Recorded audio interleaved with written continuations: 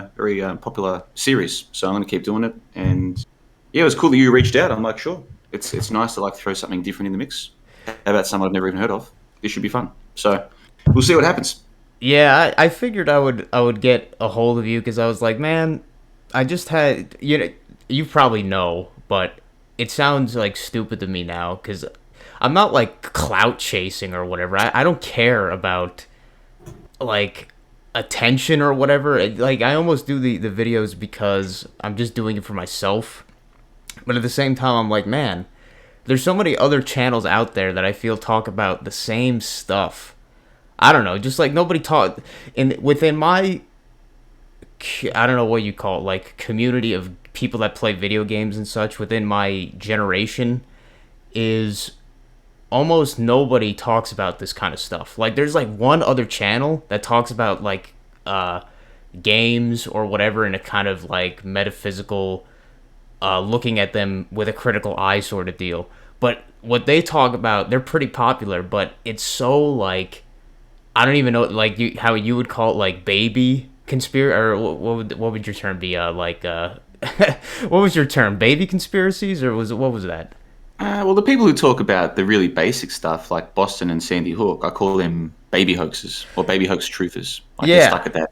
And I don't know yeah, how it is. I don't know how it is in your scene, but like the scene I came from, a lot of people got stuck there. They never progressed. Like they're still talking about the same shit 6 years later. yeah. That's how I would put it. Actually, is like imagine going to a high school psychology class and then having someone take from that and then saying, "Oh, here I'm going to then break down this game in like 5 minutes and say, oh, this is like these psychological Freudian kind of things that they're trying to say here." And I'm like, dude, I don't know. To me, that's just so low level, I guess. Like, not to try and group people or whatever. Well, I've got a notepad. I took a few notes because I watched a couple of videos, so I've got a few questions to ask you. It's all basic stuff. So I'm ready to go. So as soon as you're ready, just let me know, and then I'll get my recording software set up. Uh, is my voice too loud? Because I'm talking No, your voice somewhat. is fine, man. I've been checking the volume meter, and I've got it all balanced nice, so there's no problems. All right, that's good then. Yeah, I'm ready. All right, let me just get the recording bot into the room. And dude, if something happens, like suppose while we're talking, someone knocks on Oh, your door and you have to go and answer it. It's not a big deal because I can just edit all of that out. yeah, I So was whatever actually happens, man, I don't stress. Just be cool, and I it'll was all sound gonna perfect when I release it. I was gonna say if I disconnect, because before the router was having problems. So if I disconnect, then it's not because I just said fuck you. Oh, and by the way, which like, can you tell me like what city you're from or what state you're in? Just like a um, general location. yeah, I would probably say it. I'm from, or I would say it during the introduction, but I'm from New Jersey, United States. New Jersey, perfect. All right. Okay, let me get this bot into the room. Now recording. All right, Oh, Conversations episode number 19. I'm with a special guest here who most of you will never have heard of, but hopefully by the end of this conversation, you'll go and check out his YouTube channel. His name is Kirk, and he's coming to us from New Jersey. Kirk, welcome to Conversations. hey, John. Nice to finally talk to you, and nice to be on here. Well, we've got a lot to talk about. I was checking out your YouTube channel over the last day or so, just getting an idea of what you're into. And some of the things that came up, I'm sure a lot of the audience will be able to relate to. One thing straight off the bat, Quantum of Conscience. You're a QOC fan, I understand. Yeah, I like. I haven't been a QOC fan for that long, I guess. Like I kind of got into them more a few months. I don't even know, like maybe a few years after I started kind of wake up to certain things. And I would say that he really, his channel and the people on his channel and the people that he's recommended have really helped me in my personal journey so far. I guess it's really accelerated it to a degree. Got a lot to talk about. QOC will come back to him. You've got a YouTube channel called The Metaphysical Truth in Video Games. In 30 seconds or a minute or 2 minutes, give us an elevator pitch. What is your channel all about? I would say my channel is I mean, it's kind of a hodgepodge at this point, but the main thing the goal of it is to basically what people do. There's so many channels that break down movies, the truth that is in those pieces of art, maybe even literature and stuff. But I noticed that there's a sore lacking of people talking about this same kind of topic in the video game media, and I was like, man, this is just a damn shame. So I decided to just say screw it and just do my own thing and try it out. Because there's lots of people out there. I'm one of them. We analyze movies and TV shows and other pop culture, and we find references in there that sometimes seem way too beyond the pale to just be coincidence, to do with things like 9/11 or coronavirus, whatever. You're saying that there's not enough people doing the same thing with video games, basically. Like there's not enough people analyzing video games to find similar references or meanings. Exactly, and I don't. People sometimes talk about it. Like I think recently with this. Can I say the words, or is this going on Yeah, YouTube? go for it. Yeah, as long as you don't say anything about the school shooting Oh where yeah. supposedly 20 kids died. That's the one thing for some reason I get removed from YouTube for that event. But everything else so far I've been pretty cool. So with like this recent coronavirus stuff, is people talked about brought up at least I would say from this Call of Duty game. They had like an ad or something, and they had that character Yuri Bezmenov talking in it in the Call of Duty ad, and it was like, oh wow, what they're trying to reveal here. And then they had the Call of Duty, and people were talking about how the name had like an 11 sort of. It had like symbology in it in the name. So people do talk about this, but very rarely, especially about games that are not like the modern top of the newest releases kind of deal. Like there's so much stuff out there in this video game sphere or whatever that mostly nobody ever talks about, that I've seen, that the stuff that I care about, at least that's interesting to me, not just like the normie level stuff. And you've got this series on your channel. It's like part one, part two. How many parts are there now? 10 or 12 where you're going through some of these things, yeah? Let's see. I think I'm up to part 16 for this one game. Because I noticed with many other people, and this is just for me, I guess, is most of these videos that people do where they talk about a movie or analyze it or a show, it's mostly done in one video, which is probably the better way to do it. But for me, I have like so much of a so much to say, I guess you could say, so much of a personal connection I have, at least with this one game that I've been doing so far, and it speaks to me so much. So I have so much to say that I'm like, you know what? I'm just gonna do each little part that speaks to me in here. I'm gonna make a separate video on it. So it's like I'll have one game and I'll be talking about it for like 20 episodes or whatever so far, at least. So yeah, it's very different, I would say, in that regard. Well, we'll come back and talk about some of these games specifically, but just so the audience gets to know more about you, are you into topics like media fakery, or this idea that some events on the TV might not be real, or we're being lied to about the invisible body-possessing demon? What are your thoughts on some of these kinds of things?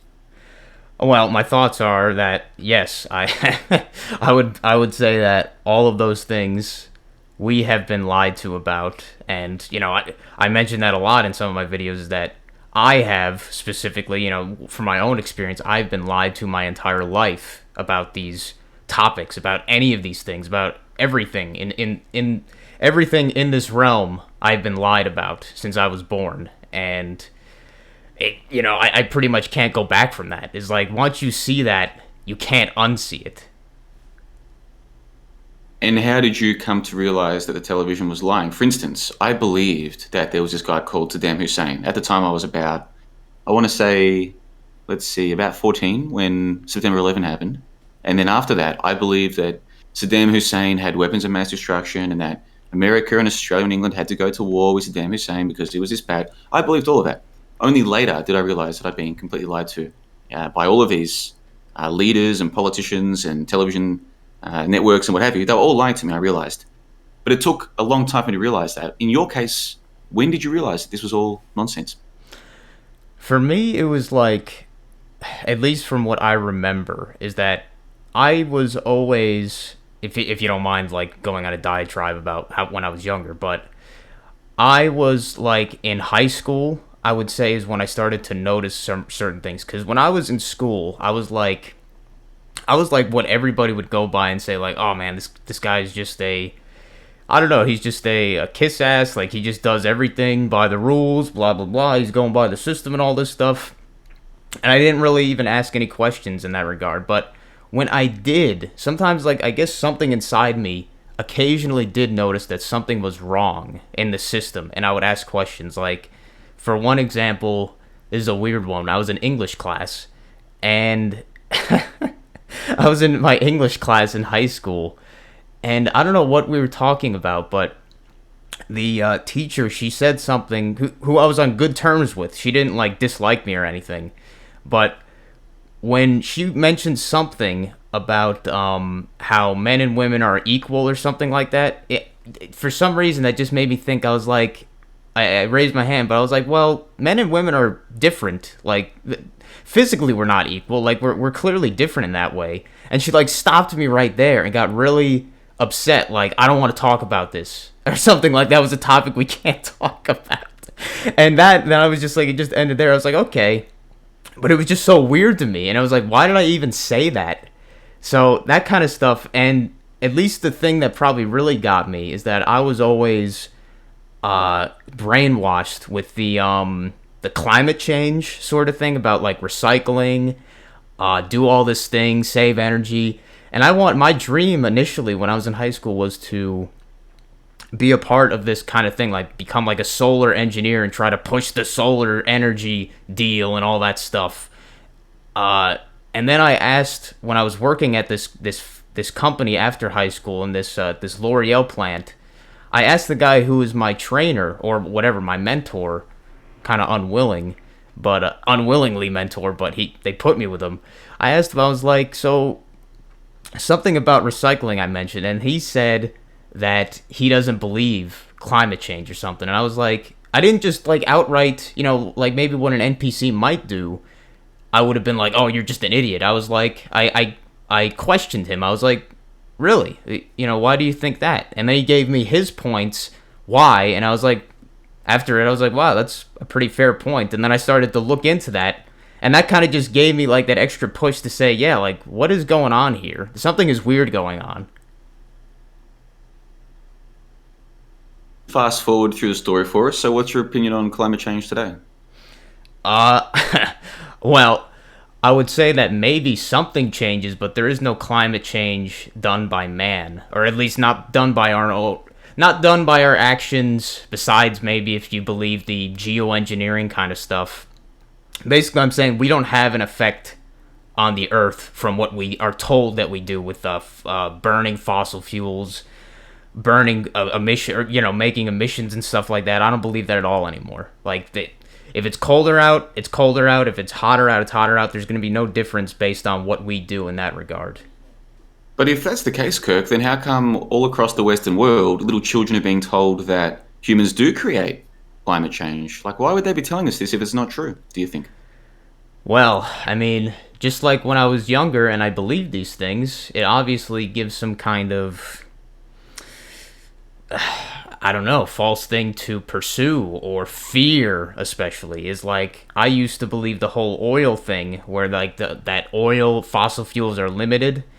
And it was funny too, because I think I was even born at this time, or I was realized this, is that like 10 years, I don't know, 10 years, what was the stuff they would say, like maybe in the 90s or like the 2000s, they were talking about we got 10 years until we're out of oil. But then it's like 10 years happened. All right, we're still getting oil. There's no changes here. We still don't have electric cars that are actually like all around the road, so we're still using fossil fuels and everything. So clearly their numbers are BS, as well as just the general idea of this limited resource of oil or something is completely a lie. And they just, they're giving it to the kids to, I don't know, just to control them, I guess you could say. Just give them a false narrative in their brains to try and control them in some way. Keep them on the same level. And also convince all of these people they need the government to solve the problem. So give them the problem, climate change. The solution is more government, more taxes, more regulations, and who knows, maybe in a year or two, maybe some climate lockdowns. Just stay home for 2 weeks to flatten the carbon curve. You see what I'm trying to say? Of course, yeah. I mean, and I think they could get away with that too. Look what they've just got away with for the last 2 years. They could easily, if they wanted to, convince the masses in the Western world, just stay home, binge watch Netflix, order in Uber Eats, just stay home. We have to reduce our emissions to flatten the carbon curve. And I'm telling you, it would work, Kirk. I would put any money on it.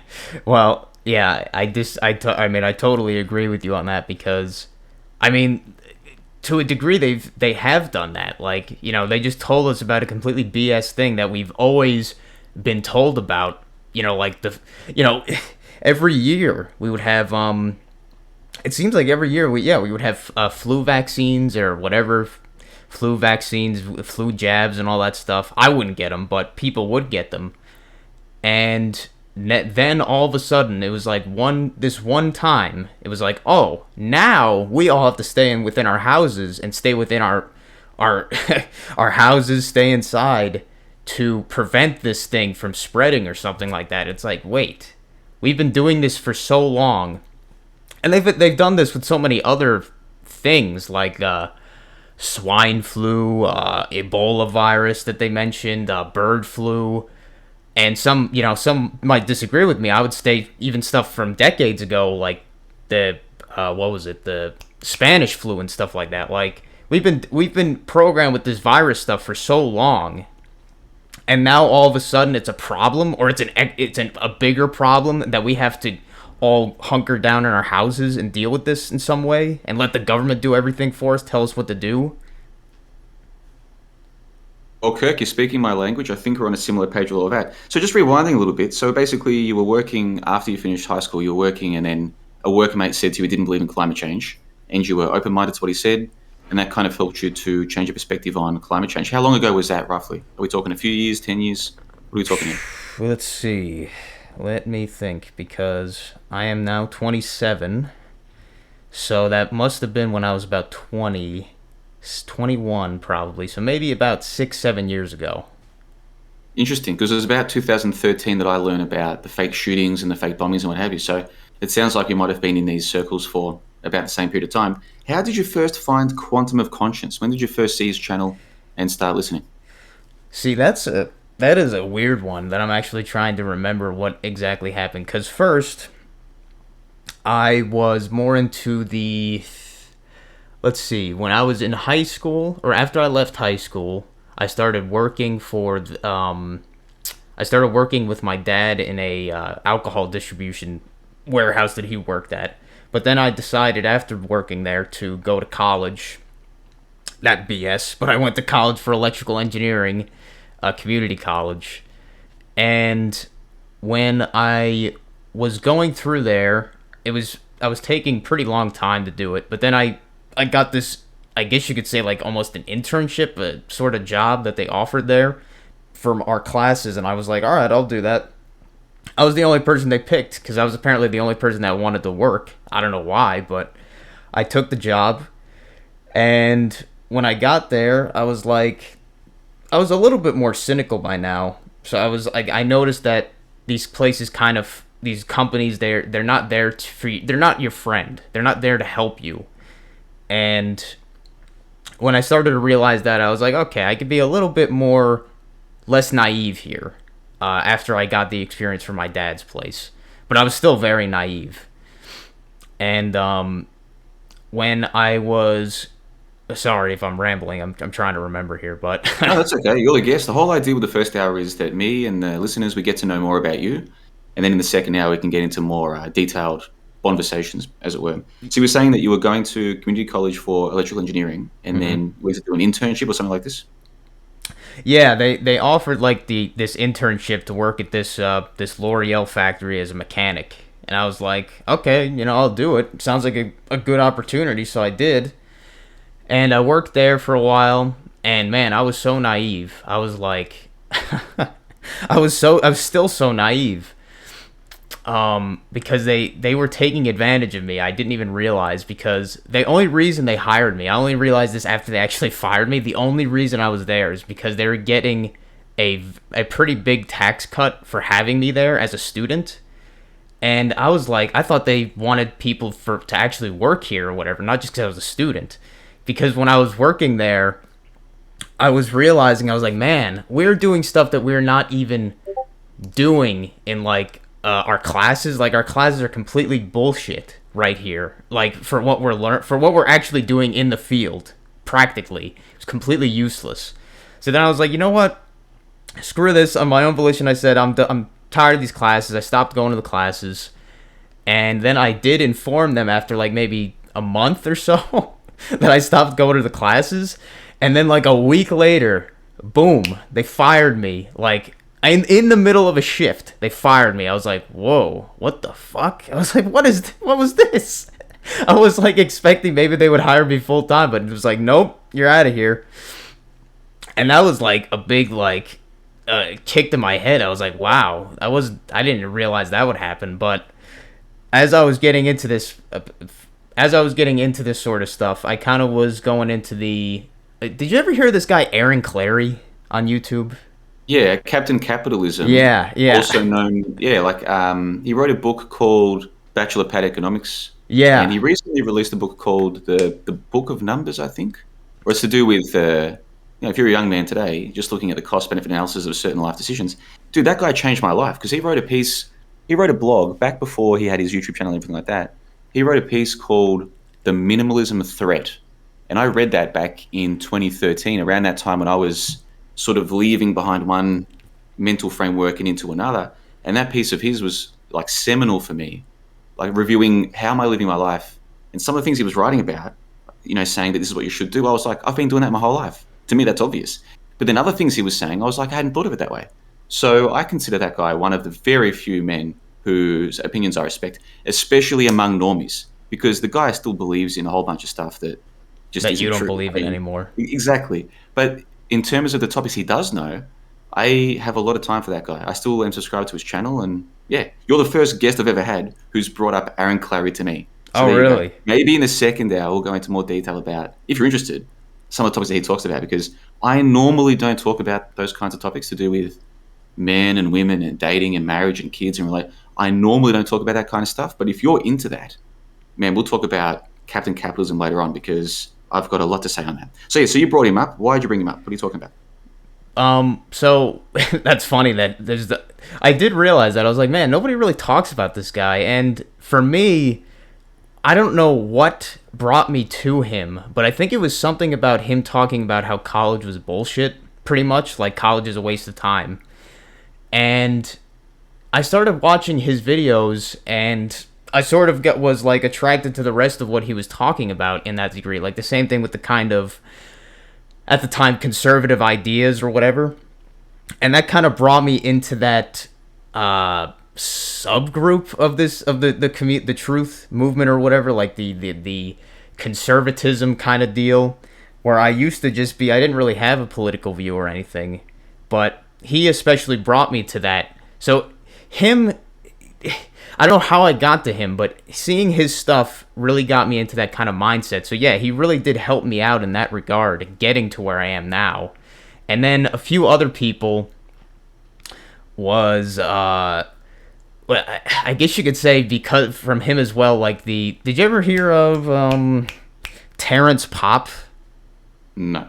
Oh yeah, he was a guy I think Aaron Clary recommended, but he was like a guy in the military and stuff. He had a bunch of stories in the kind of manosphere thing that we might talk about later, like you said. I got into that kind of thing and started listening to that, conservative ideas. So I was more into that for like a few years as I was working.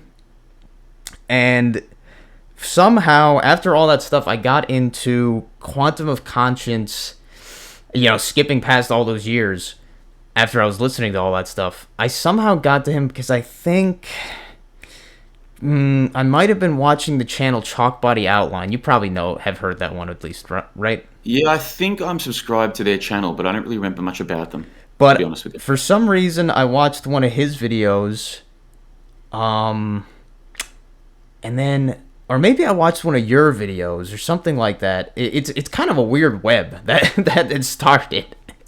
How YouTube does that, like who knows if it's purposeful or not. In a way, it kind of guides us to these people, but it might have been you, but somebody brought up quantum of conscious, and I was like, you know what, I'll watch his stuff. And I started watching it, and it was like most of the stuff he was saying like really spoke to me. I'm not saying I agree with everything he says, because I absolutely don't, and in some ways some of the stuff that he's been talking about recently I agree less and less with to some regard, but I still really respect him as a creator, and he really did help me. I will say that. Excellent. Just going back to the Aaron Clary thing, we'll come back and be more focused on it. But to listeners who don't know about Aaron Clary, it might be because a lot of people who listen to this are college educated. Clary doesn't say that all of college is a waste of time. What he's saying, this is my interpretation of what Clary says. He says a lot of the degrees that people do are a waste of time, and that is true. Oh But I think yeah, you're right. he does Actually, recommend if you go to a good college or if you go to a decent one with a decent program in some kind of STEM field, he's all for that if that's the path for you. But he just thinks a lot of people who do go there, they're not doing STEM degrees. They're doing degrees that they're not ever going to make back their time and money investment. He thinks for a lot of people it's a waste of time. But we'll come back and talk about more of that later on. but Okay, so we talked about one thing, sorry, if we could pause right there, is that one thing I will disagree with him is that since I technically was doing a STEM degree, I will say that so many of the people doing those degrees, they are there completely wasting time. Like I was taught. I was talking to people, my students in my classes and stuff, or fellow students in my classes, and some of them had gotten their bachelor's already in certain fields, and they're going for their next bachelor's or a third bachelor's. I'm like, what are you doing here? Shouldn't you be working? Like, why are you still here? Like, they're there literally just to waste time. That's the funny thing about it, I realize. But you're right, is that he doesn't say all college is a waste. He says that a lot of it is a waste. yeah, and we'll come back and go into more detail about that later. So we've got a decent idea. You found QOC somehow through YouTube, and this happens to a lot of us. We'll find one video and then we'll get recommended another one, and it is, like you said, a bit of a tangled web, but we get an idea. A lot of the listeners to this are big fans of Matt from QOC. I personally respect Matt's intelligence. He's clearly very intelligent. There's a few things where he and I might disagree, but overall, he's definitely an intelligent guy. But I don't really listen to most of his stuff because I don't watch videos. I think he might have podcasts now, but the last I checked, most of what he was uploading was still videos, and it's like, I don't have to download it, rip it to MP3. Like, I'm a podcast guy, not a video guy. So I think that's one of the main reasons I never got into his stuff. But when I heard you mention him, I thought that'll be a good way to sort of get an idea of where you're coming from, what you're into, if we use QOC as a basis for discussion. The next dot point on my little list here, this is like a word association thing. If I say fakeologist, what does that mean to you? Well, I know the guy fakeologist from you. But what does his name bring up? I haven't listened to his much. website. Have you checked out his podcast? Do you know much about the fakeologist.com? I know about it, but I haven't really looked at any of the content. That's what I would say. That's fair enough. All right, then next one on my little word association, Harley guy. If I say to you Harley guy, what comes to mind? Can I say the word without a banner? 7-Eleven job application. Do you know the guy I'm talking about? I'm going to insert a clip of him right here, which I do in a lot of my content. I include Harley guy because he's one of my favorite. I don't know if meme is the right word, but he's one of my favorite things. Yeah, what's the term? You could call him a meme. You could call him a meme, but yeah, whatever he is. A meme. I What are just they? love it. Crisis I saw actors. this plane come out of nowhere and ream into the side of the Twin Tower. I like most. The other side. I like mostly that he just goes into such a detailed, like, calm explanation of like, what does he say exactly? Like, the flames are too intense. Both towers collapse. The flames are too intense. Wasn't due to structural fate because the fires were just too intense. Yeah. I think he's the best crisis actor. Yeah, he's fantastic. So I use him as a litmus test sometimes just to get an idea of the person I'm speaking with, how much are they into the media fakery? Because that's how I got into this little corner of the internet, was through media fakery when I learned about Boston and the school shooting. And I saw Smilin, Robbie P, and Carlos A at the hoaxathon. And when I saw all of this and I realized we were being lied to, that's what led me down the rabbit hole to what I'm doing now. So for me, media fakery is a big thing. And for a lot of the listeners, we're into this idea that a lot of the media is fake. I'll be honest that really, when I was out of high school, I was like complete NPC. Like, I had no question, like, oh, these events that happened were completely true and everything. I didn't know anything about these actors because I really didn't watch the TV that closely. So until, like, you mentioned stuff with, like, those things, I was like, wow, I never even considered, like, how fake all that is. And then people like Matt bringing up Harley guy and stuff like that. I had no idea who these people were until I heard other people talk about them. Well, I heard about Harley Guy through Fakeologist when I was on a call back in 2014 or 15, I want to say. So Oh. I'd started tumbling down the rabbit hole before I actually found out about Harley Guy. And yeah, I'll never forget that day when I found out about him. It was just one of those Gruen transfer kind of moments where it's like, this is not what I expected. It's even more ridiculous than I expected. And from that point forward, you can't unsee it. So tell us, with your channel, you've got this channel called Metaphysical Truth in Games. Metaphysics. When you use that term, what are you trying to convey? What does that word mean to you, metaphysics?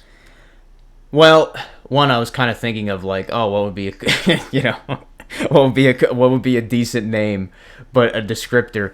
But with that word, I mostly looked at it like I wanted to talk about stuff, mostly, not entirely, but mostly stuff like on the nature of, at least if you listen to Matt, where he talks about our true selves, our spiritual selves, that which is not that which our physical bodies, if you define it as that, if you're atheist, you'd think that our physical body is everything. But I would say I completely don't believe that anymore. I believe that we are much more than this, outside of this experience, this matrix, whatever you want to call it.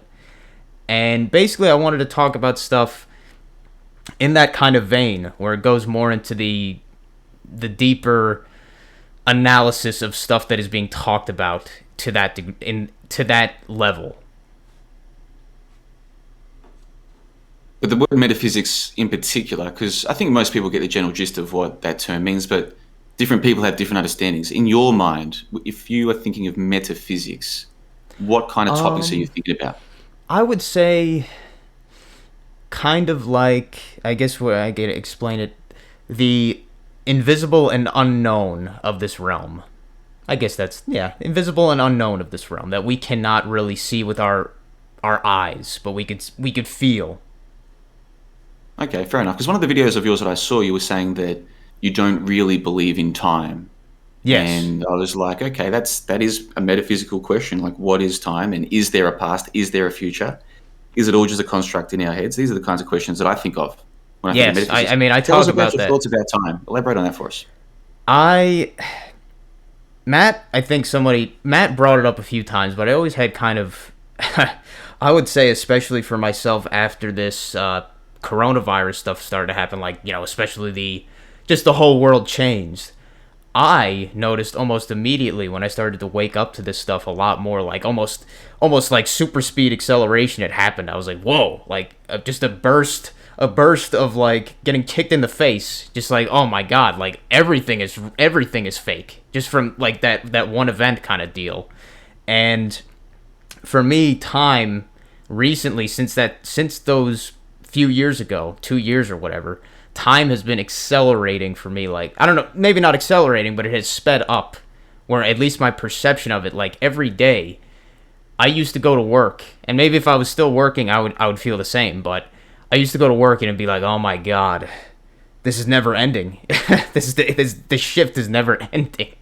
But that now, I'm like, I'll be on the computer, I'll be like, I didn't do anything today. It's been like 8 hours already? What in the hell? The time just melts away. And then I look at so many of these concepts and I'm like, wait, I really don't think time. Like, I almost think that we perceive time at a human level or whatever, in this physical level, but it is there as a construct created, just like so many other things that have been created for us in this place. By whatever powers, I don't really want to say powers, whatever entities have created it, and we've been placed in it. Time is not even a thing. We could potentially, stuff travels through it. Maybe there is no, what I'm trying to say? Like, there is no linear time that we know it. Did you used to believe in linear time, though? Yes. Yeah, because I did. I used to. And now I believed all the science. More skeptical about it. And one of the videos that I was watching, you were saying that you no longer identify with your previous self. Yes, I was gonna say my name, and I was gonna, I wasn't sure how this call was gonna start, but I was gonna say my name, and I was gonna say, by my name, I mean, some people would say my slave name or my legal straw man. So no, I don't really identify. Like, I'll identify to other people within this place as myself, as my name, But at the end of the day, I'm not gonna say that I'm a what was that movie quote where the guy was saying what his name was, Kunta Kinte. I'm not saying I'm like Kunta Kinte, but I don't identify with my personal body here that much anymore. Besides what I am here, like outside of this, I know that I'm something else. Fair enough. So that's like the metaphysics. That's like the metaphysics, I guess, of the channel. Like these are the kinds of questions that you're looking into with your videos. The video games, this idea that there is truth in games or there are remarkable things in the games. If you were speaking to someone who didn't know about this, they didn't know that video games could sometimes be just as full of synchro, um, like synchronicities or coincidences or quote unquote truth as movies. Could you give us an example of like some of the best examples? And before you do, if somebody said that to me about movies, some of the examples I would go to would be, say, Neo's passport in The Matrix. His passport expires on September 11, 2001, in a film that was released a couple of years before 2001. In and of itself, it doesn't prove anything. But if you see enough of these 9/11 references in these films before 9/11, at a certain point you start to wonder, have these 9/11s been placed there? Or if they weren't placed there by humans, how can this happen by a coincidence? What is a coincidence? What is this realm if these so-called coincidences happen all the time? That'd be an example I would give. In your case with video games, can you give us an example or two of things that you've noticed and talked about in your videos?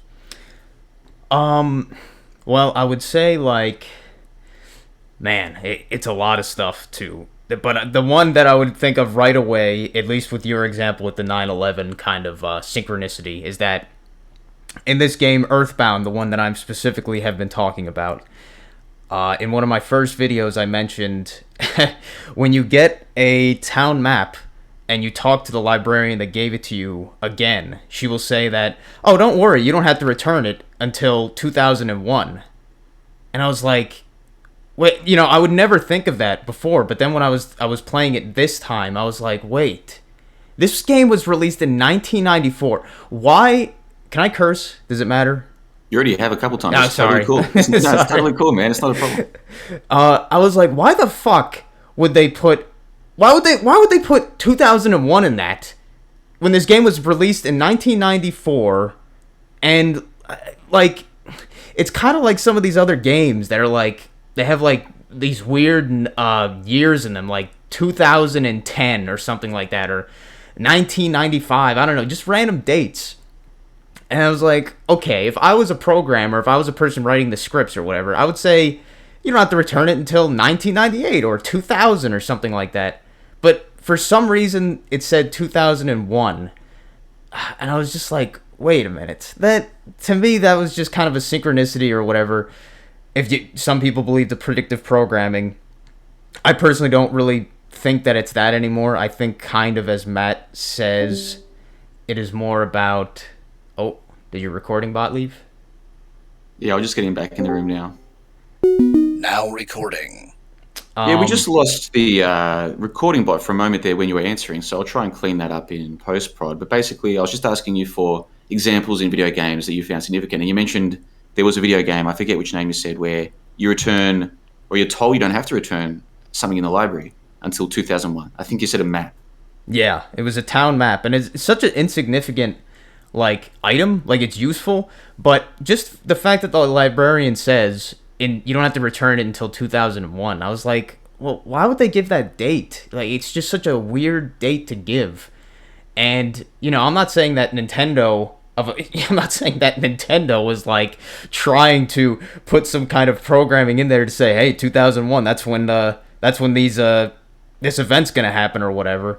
But it just stuck out to me as so strange, and I kind of look at it more as that's how I look at games or just any media in general now, is like some of it is obviously there placed on purpose by some people, but there is a lot of it that is done by these artists, probably the vast majority of it, in my opinion, that is done completely unconsciously by whoever is making this stuff. Like, when they have these metaphysical things, they might be trying to, or whatever the term, like these spiritual truths, whatever you want to say, like truth, whatever your definition of that is.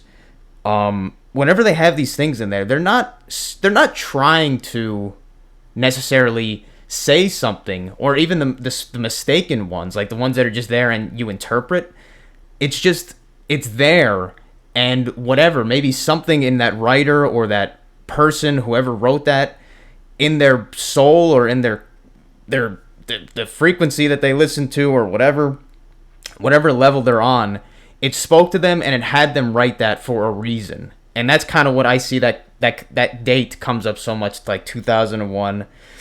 And that's how I look at it. Like, I'm trying to think of other examples exactly from the game, but that's like probably the most obvious for what most people would realize. Like 2001, that's really strange.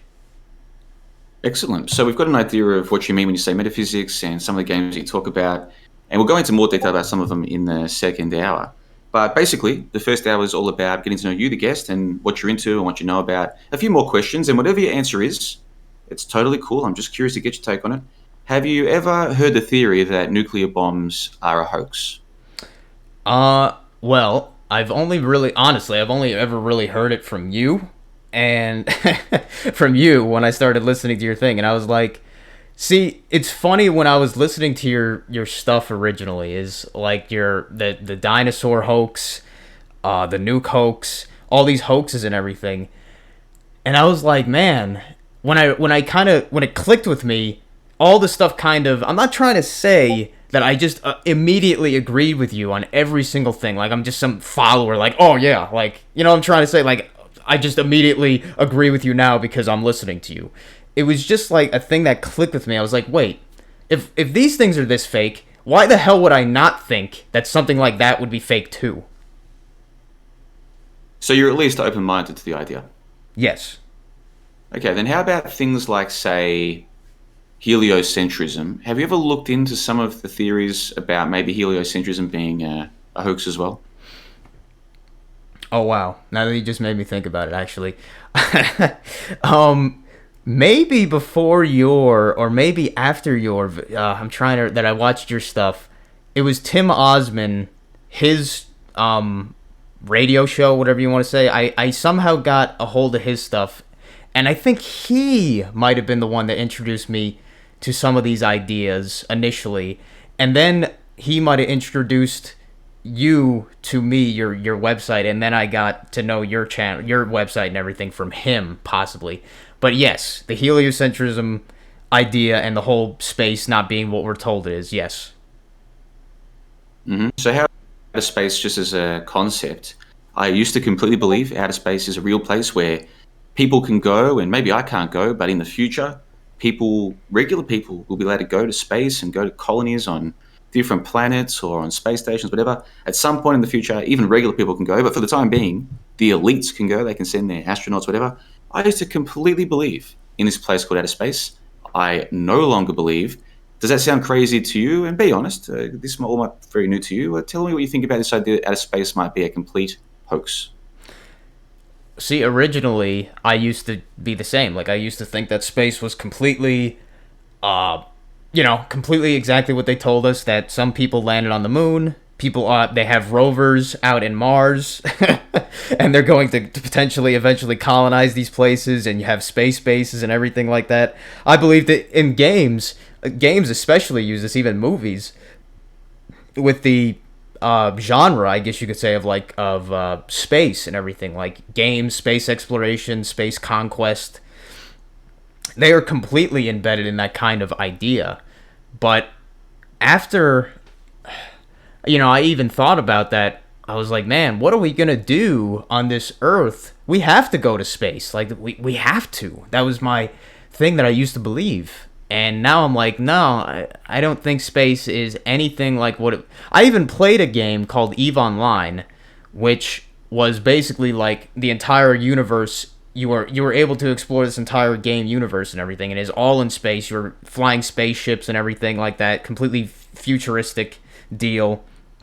But now I look at it like it's just as much of a fantasy as Tolkien's Lord of the Rings world. What's that world called? Mordor or whatever. Like, it's just as much of a fantasy as that. Fair enough. I've got one more question on my dot point list here, and then we can wrap up the first part of the call and get into the more fun part for me, is the second hour, where we just chill out and chat about whatever, see where it all goes. What's your plan with the channel? You started it not that long ago. It's still pretty young, pretty new. When you decided to start the YouTube channel, what were you hoping to do with it, and what are your hopes now going forward?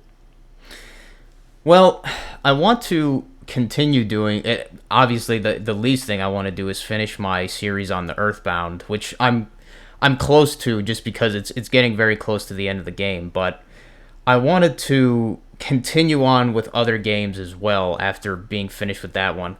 The thing that sucks is that, for me, like, if I'm being honest, is that I know I probably won't be as passionate about the next games that I talk about, because there's just something about this one specifically that, for me, even when I played it when I was younger, like before I even thought of any of this, when I played it when I was younger, I was like, man, there's just something that gets me so in my core about this game, that something speaks to me. So it was something that has always been something I cared about and got me emotional, got me to feel things and think things. But I know that when I talk about other games that I'm not as close to, it'll probably not be as good in some degree. But I still want to talk about those games. The thing I hope to do is that I'll like, this time I recorded all the gameplay on my own outside of recording, but maybe every time I do a game, I'll actually do like a live stream or something where I'm playing the game and then actually taking notes while people, if anybody watches, but just for the sake of it, one, for convenience, and possibly if people are interested just to see a gameplay or whatever. The next game I hope to do is probably the previous game in the series of this Earthbound, or Mother would be in Japan. Mother 1, possibly that, and maybe a short one on this other game, Star Fox. But it would be a really short one, just because it's basically just a analyzation of the line, trust your instincts. But I hope to go further with it, and I've been doing a lot of chats where I'm just kind of walking and talking about other topics that aren't related to games specifically. But it's kind of, it's almost for me, it's almost the thing that I don't expect to ever grow, because it's such a small community as is, this kind of truth community, whatever, people that have open minds to these sort of things.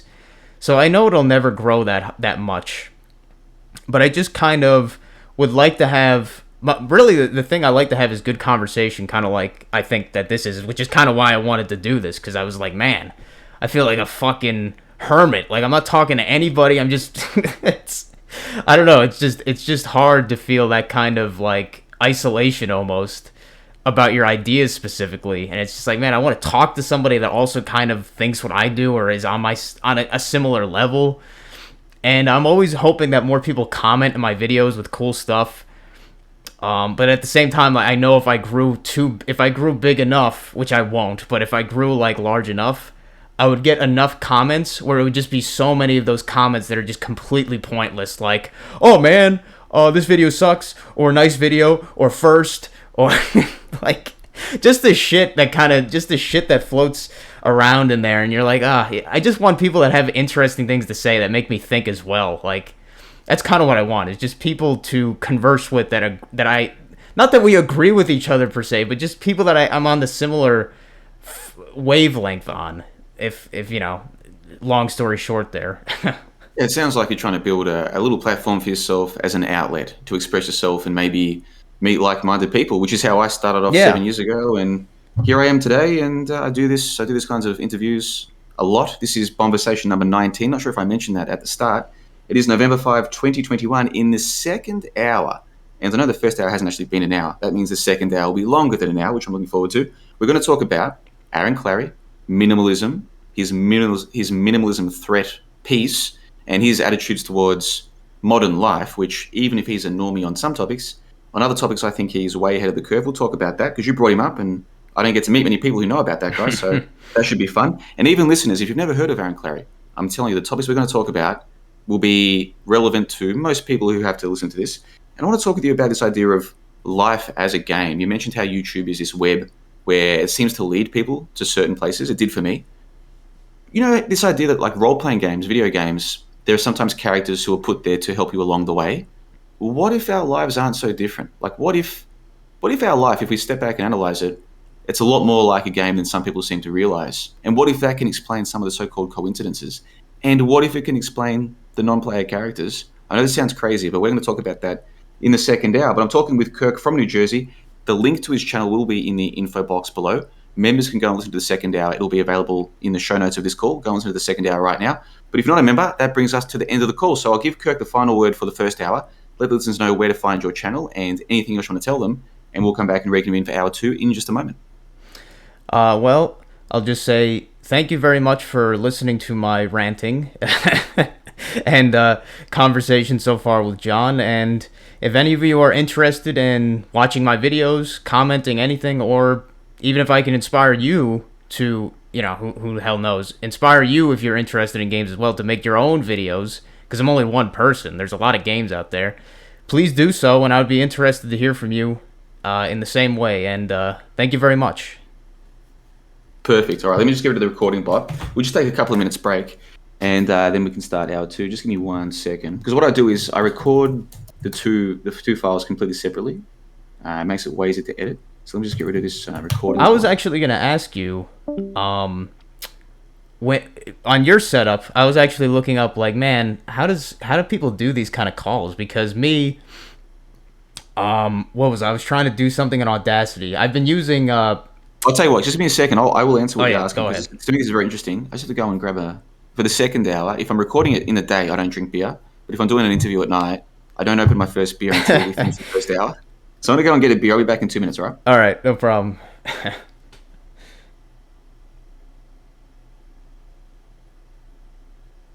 What is that? What the heck does that mean?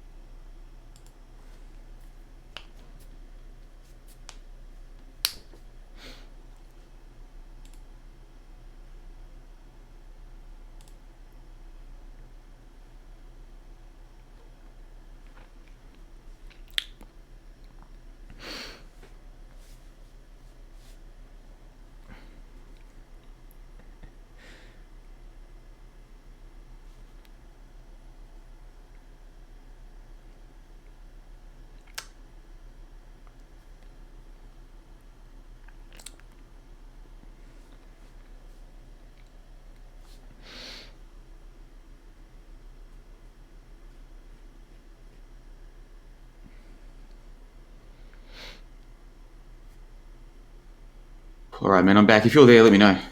Let's have a look here. Yes, I'm back, or I'm here. Yeah, man, so I edit with Audacity, but because I'm using this Craigbot, this is why I use Craigbot. It records separate tracks, so your track is separate to mine. Really? So this is really useful, yeah, because I'd sometimes have calls with 5 or 6 people on them. And back when I used to have to edit mono track, if one person was too loud or too soft, it was an absolute pain in the ass. Now that I've got multiple tracks, suppose I'm too loud and you're too soft, I just have to adjust one by 3 or 4 decibels, whatever, and we sound the same. It's so easy. Because I was looking up, I was like, man, do you have one of those, what do they call those things? The splitters or whatever, where because Windows doesn't normally allow you to, or I don't know if you're using Windows, I'm pretty sure, but Windows doesn't normally allow you without some kind of hardware to record 2 channels. You can only basically record 1 channel. Mm-hmm. And I was like, I wonder how the hell he's doing it. So in that case, with this bot, it's actually recording in separate channels. That's definitely pretty handy. It's an absolute godsend, man. And if you were to ever listen to the original, because our first season was called Member Skype Calls, and I didn't have a split or anything for that. It was just a mono track. If you listen to any of those calls, even though the conversation was awesome, the sound quality compared to the Member Discord call, which came straight after Member Skype Call series, it's chalk and cheese. Because there's only so much you can do with a mono track. So I'm at the point now where it's like, there's one guy who I called because he doesn't have a computer. Like, I had to call him on his phone. So I was like, okay, I'll interview him. There's one other guy coming up where I'll have to do that. But I generally avoid, like, if people can't talk to me on Discord, I'm like, they've got to be special. Because, like, otherwise, you know what I mean? Like, it's just... No, I know, because I've been doing, man, I'm a lazy motherfucker, because... when I'm doing video editing, like, you've probably seen my videos, I even told myself when I was doing these videos, I was like, man, I cannot be a perfectionist because if I even wrote down on like a Google thing, I was like, do not be a perfectionist because if I did, I would never get anything done. So I was like, fuck it, if it's shit, if it sounds like shit, I'll try my best to edit it if it looks like crap. And you'll see the videos, they're not that high effort. Like I've seen, people that put so many hours into editing. I don't hate editing, but I don't really like doing it. I like the actual content part where I'm talking. The editing part is just kind of a necessary evil. So I just am like with the audio thing, I have this little bit of a drone. My PC is right here. I have this little bit of a droning noise in the background. So I always use Audacity. I wait like 30 seconds to get a sound sample of just that. And then I noise reduce that out of the entire track pretty much. And I can't imagine doing a podcast like this. That's why I was like asking, because I was like, you have to have 2 channels, right? Yeah, and you're 100% correct. And I totally get what you're saying about the editing. Like, I am a bit of a perfectionist. What I do is the first hour of the conversations, I edit a lot. Like, for instance, and don't take this the wrong way, a lot of times when you're speaking, you'll pause and then do what we call a lip sync. Yeah, I know. I edit those out. And some people and ah a lot. You're not a problem with that, but some people do and ah a lot. Some people clear their throat a lot. All of those things I edit out of the first hour, but the second hour, not so much. And so, like, I used to edit all of that shit out for the full 2 hours. And then I was like, fuck this, it's a waste of time. Like, anyone who makes it to the second hour probably doesn't care. Yeah. And it's just wastes so much time. No, I do the same thing with my videos is, I tried to, if there's a long pause and I'm just thinking and there's like an I'll just edit it out, even though it looks really shitty on the camera footage or whatever, just because it'll be like a quick jump usually. I'm just like, fuck it, because I figure people will be way more annoyed at me if they just hear and that kind of thing, and the lip, that kind of thing. I'm sorry about that, but it's. No, it's okay, man. It's totally cool. Like, I don't know why my mouth right? does it. Yeah, this is my first. Like, this is your.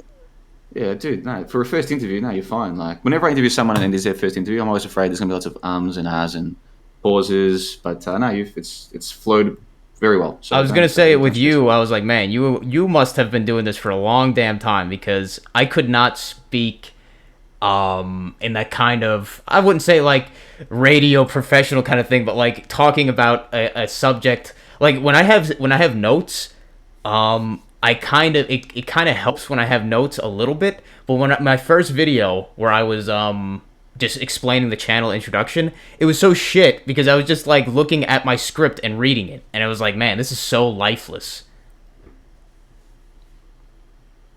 Yeah, well, you do get better. Like, I listened back to my first ever podcast from 2014. I listened back to that a couple of weeks ago, and I was like, holy shit, I didn't realize how crap I was. Like, I remember myself being a lot more smooth than this, but this is trash. That's what I was thinking to myself. And yeah, it is what it is. Like, you do this long enough, you're bound to get better. It's like anything. You do it enough, you're bound to get better. I've gotten so much more comfortable. When I'm not on script, I'll be doing more and thinking kind of like deals. But it'll feel so much more natural because I'll just be like, I'll be laughing and stuff, or chuckling, whatever. I'll be having facial expressions. That's one of the things I wanted to say about the podcast thing is like, maybe, I don't know, maybe this would be an interesting topic to talk about, but like in the second hour. But with the masks and everything, I was like, man, we have so little nowadays. We have even less facial reading or recognition, I guess you could say. We don't really look at each other's faces that much anymore, and I see that as so much more important than I used to now. And I'm just like, that's why I like Matt's videos when he is on camera, because it gives a little bit more of that human side where you can kind of read them, even though I'm like, some people would probably look at me like, man, this guy's fucking autistic or something. Like like I read that stuff and it gives it so much more of a human feel. Like my dad, he listens to he's like one of those Q people, I guess, at this point. Like he's more of I'll tell you what. How about we get the second hour started? Because a lot of this stuff would be good. And by the way, the second hour is only for members anyway, so it's kind of like it's a much smaller audience here. Yeah. So you might notice I talk about a lot more stuff in the second hour. The first hour I try and be a bit more broad, vanilla, a bit more wide, like a wider audience can access what I'm saying. Yeah. Like access is in their mind. Whereas in the second hour, I can say whatever the fuck I want, and I Yep. do. And you can as well. All right, so let me get this Craig bot in the room. Just give me 1 second.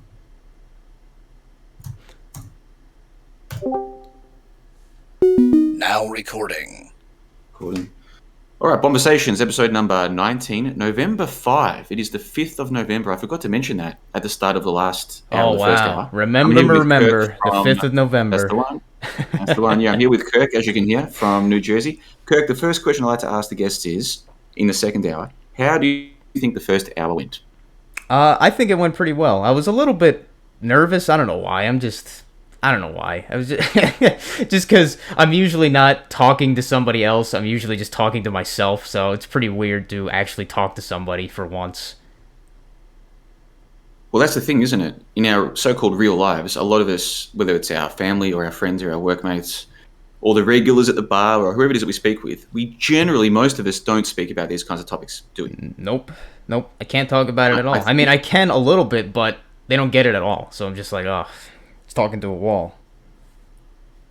sometimes it is. And I think that's one of the reasons why this Discord server, and not just my server, but other servers as well, why they are popular with the people who use them, is because, hey, you can come here and talk about these things, and it is almost like a weight off your shoulders if you have spent all week or a month or whatever bottling this stuff up, and then you can talk to someone, and whether they agree or not, they can at least hear what you're saying. There's no people getting triggered and getting angry or, turning into Agent Smith and defending the Matrix.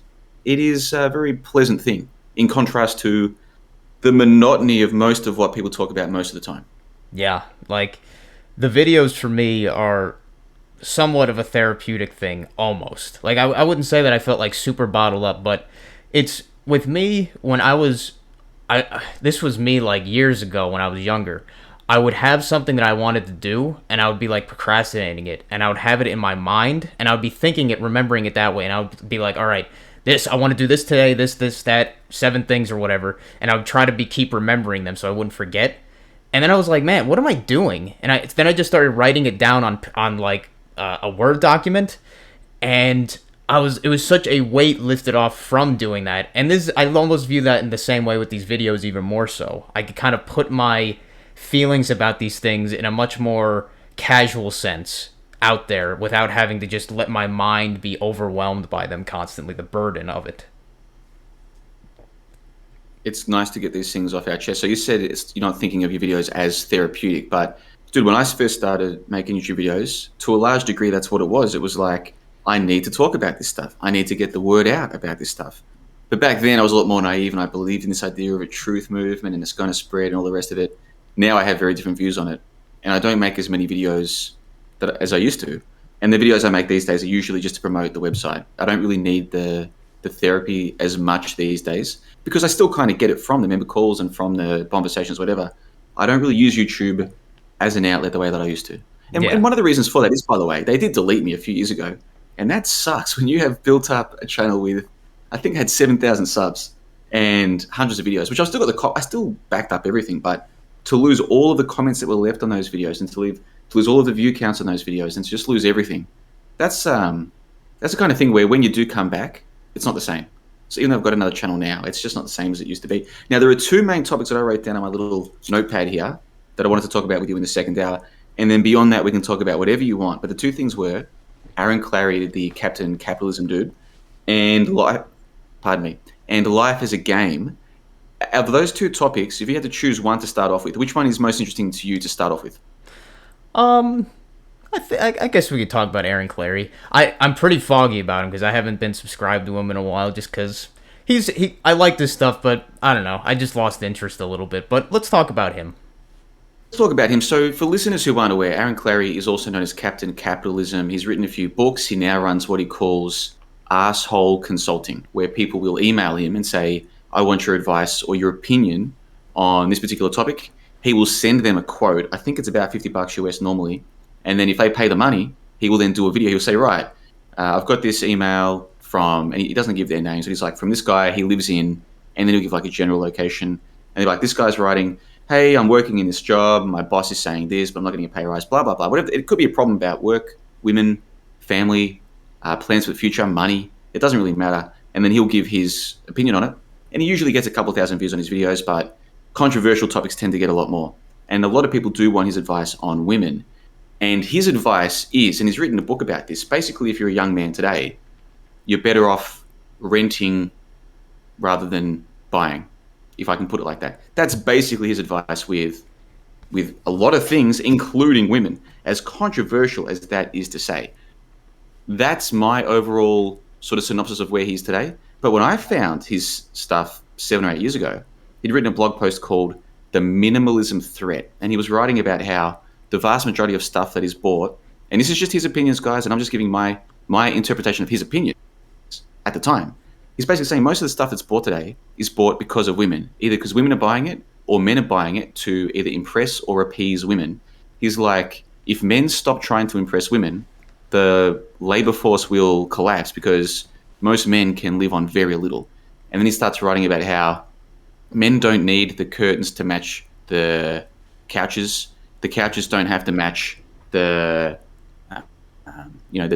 drawers on the wall or whatever. Like, I can't remember his exact words, but think of what's in a house. He's like, none of it has to match. And that's why in a bachelor pad, you'll see couches that don't match. You will see only 4 or 5 bowls instead of 10 or 20 bowls and 5 different sets of bowls. No, you just see 4 or 5 bowls. That's all you need. Same with the cutlery, same with everything, right? And he's going on about how most guys could live working less than a half of what they're doing right now and still be comfortable if they weren't paying for women or paying for children or trying to impress women, buy nice clothes and go down on dates and all these rest of things. And as he was saying all of this, like I'm reading all of this and I'm looking around my house at the time, my apartment at the time, I'm thinking, he's right. I do have, like, the couches that we've got, I found them. They were being thrown out by neighbors who bought new couches. I just picked them up and brought them here. That's why they don't match, right? We do only have 4 or 5 bowls in this house. And like everything he was saying to me was so true. And at that time, I was still in my, I think, early to mid-20s. I was like, I don't want to work 40 hours a week like all these people who seem depressed, but I thought I just had to. So I was expecting to.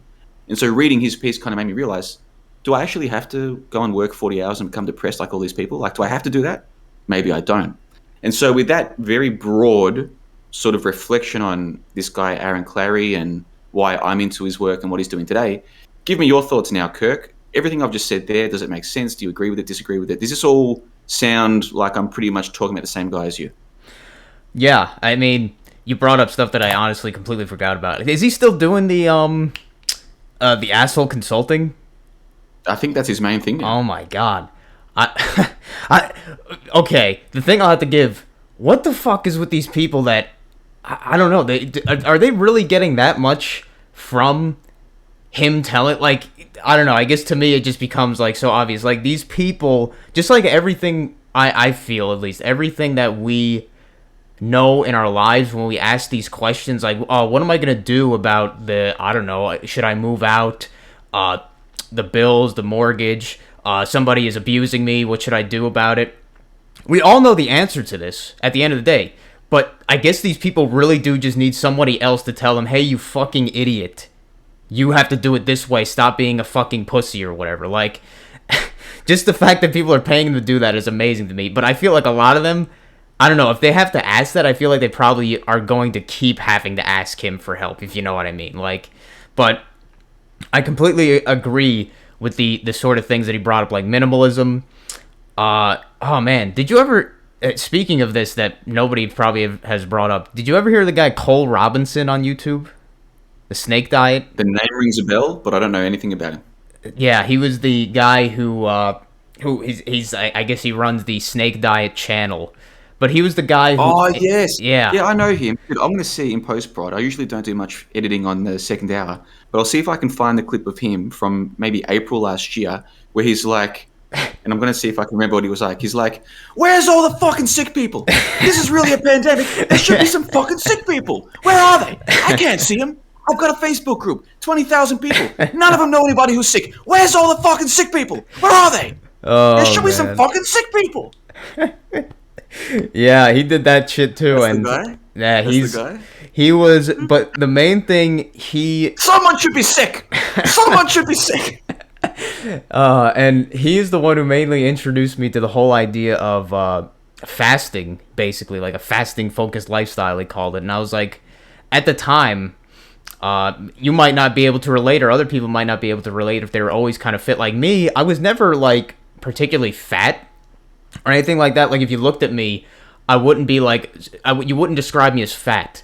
But if I took like my shirt off or whatever, it would be like you'd see like I was like skinny fat, and I'd be like, let's see, I'm like 5'4" height, like so pretty short for a guy, manlet, whatever.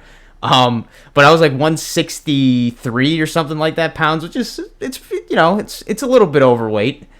But then I started listening to his thing, and I was like, man, I gotta try this, and I started doing it. It did completely change my way of looking at things, especially health, bodily health, just so many perspective, willpower, and what was it? It took me like maybe a year or something like that, maybe a year and a half, and I lost like 43 pounds just doing this pretty casually almost. Like the longest I fasted, completely dry, no water, no food or anything, was like 5 days, 120 hours or whatever that number is. And it was such an eye-opening experience, and I was like, man, this guy, he knows his shit in this regard. That's how I looked at it. And similar to Aaron Clary, I don't know why I got on the snake diet, but is that Cole Robinson, nobody mentioned him. I'm enjoying a little starter ramen from Prague, and yeah, man, we can talk about whatever you want. So I've actually written a note here. We'll come back to snake diet and the rest of it, because a lot of people are very into this idea that alternative diets are better for us or better for them. Whether it's this diet or that diet, people love that topic, and maybe the snake diet, people might want to hear about that. So we'll come back to that one. Oh, that's getting why. Getting back to Aaron Clary. Yeah, Aaron Clary with his minimalism thing. Sorry, but that's right. That's okay. It's a second hour. Like, honestly, not only do most of the listeners prefer the second hour just jumping around like it does, so do I. I'm totally with it. But I want to discuss this Clary guy because, like I said, his blog post, I think, changed my life. And that sounds dramatic, but like lots of things have changed my life. I'm not saying this is like one turning point, but if I had to list maybe the top 10 most influential things that I ever read, that post I think would be one of them. Seriously.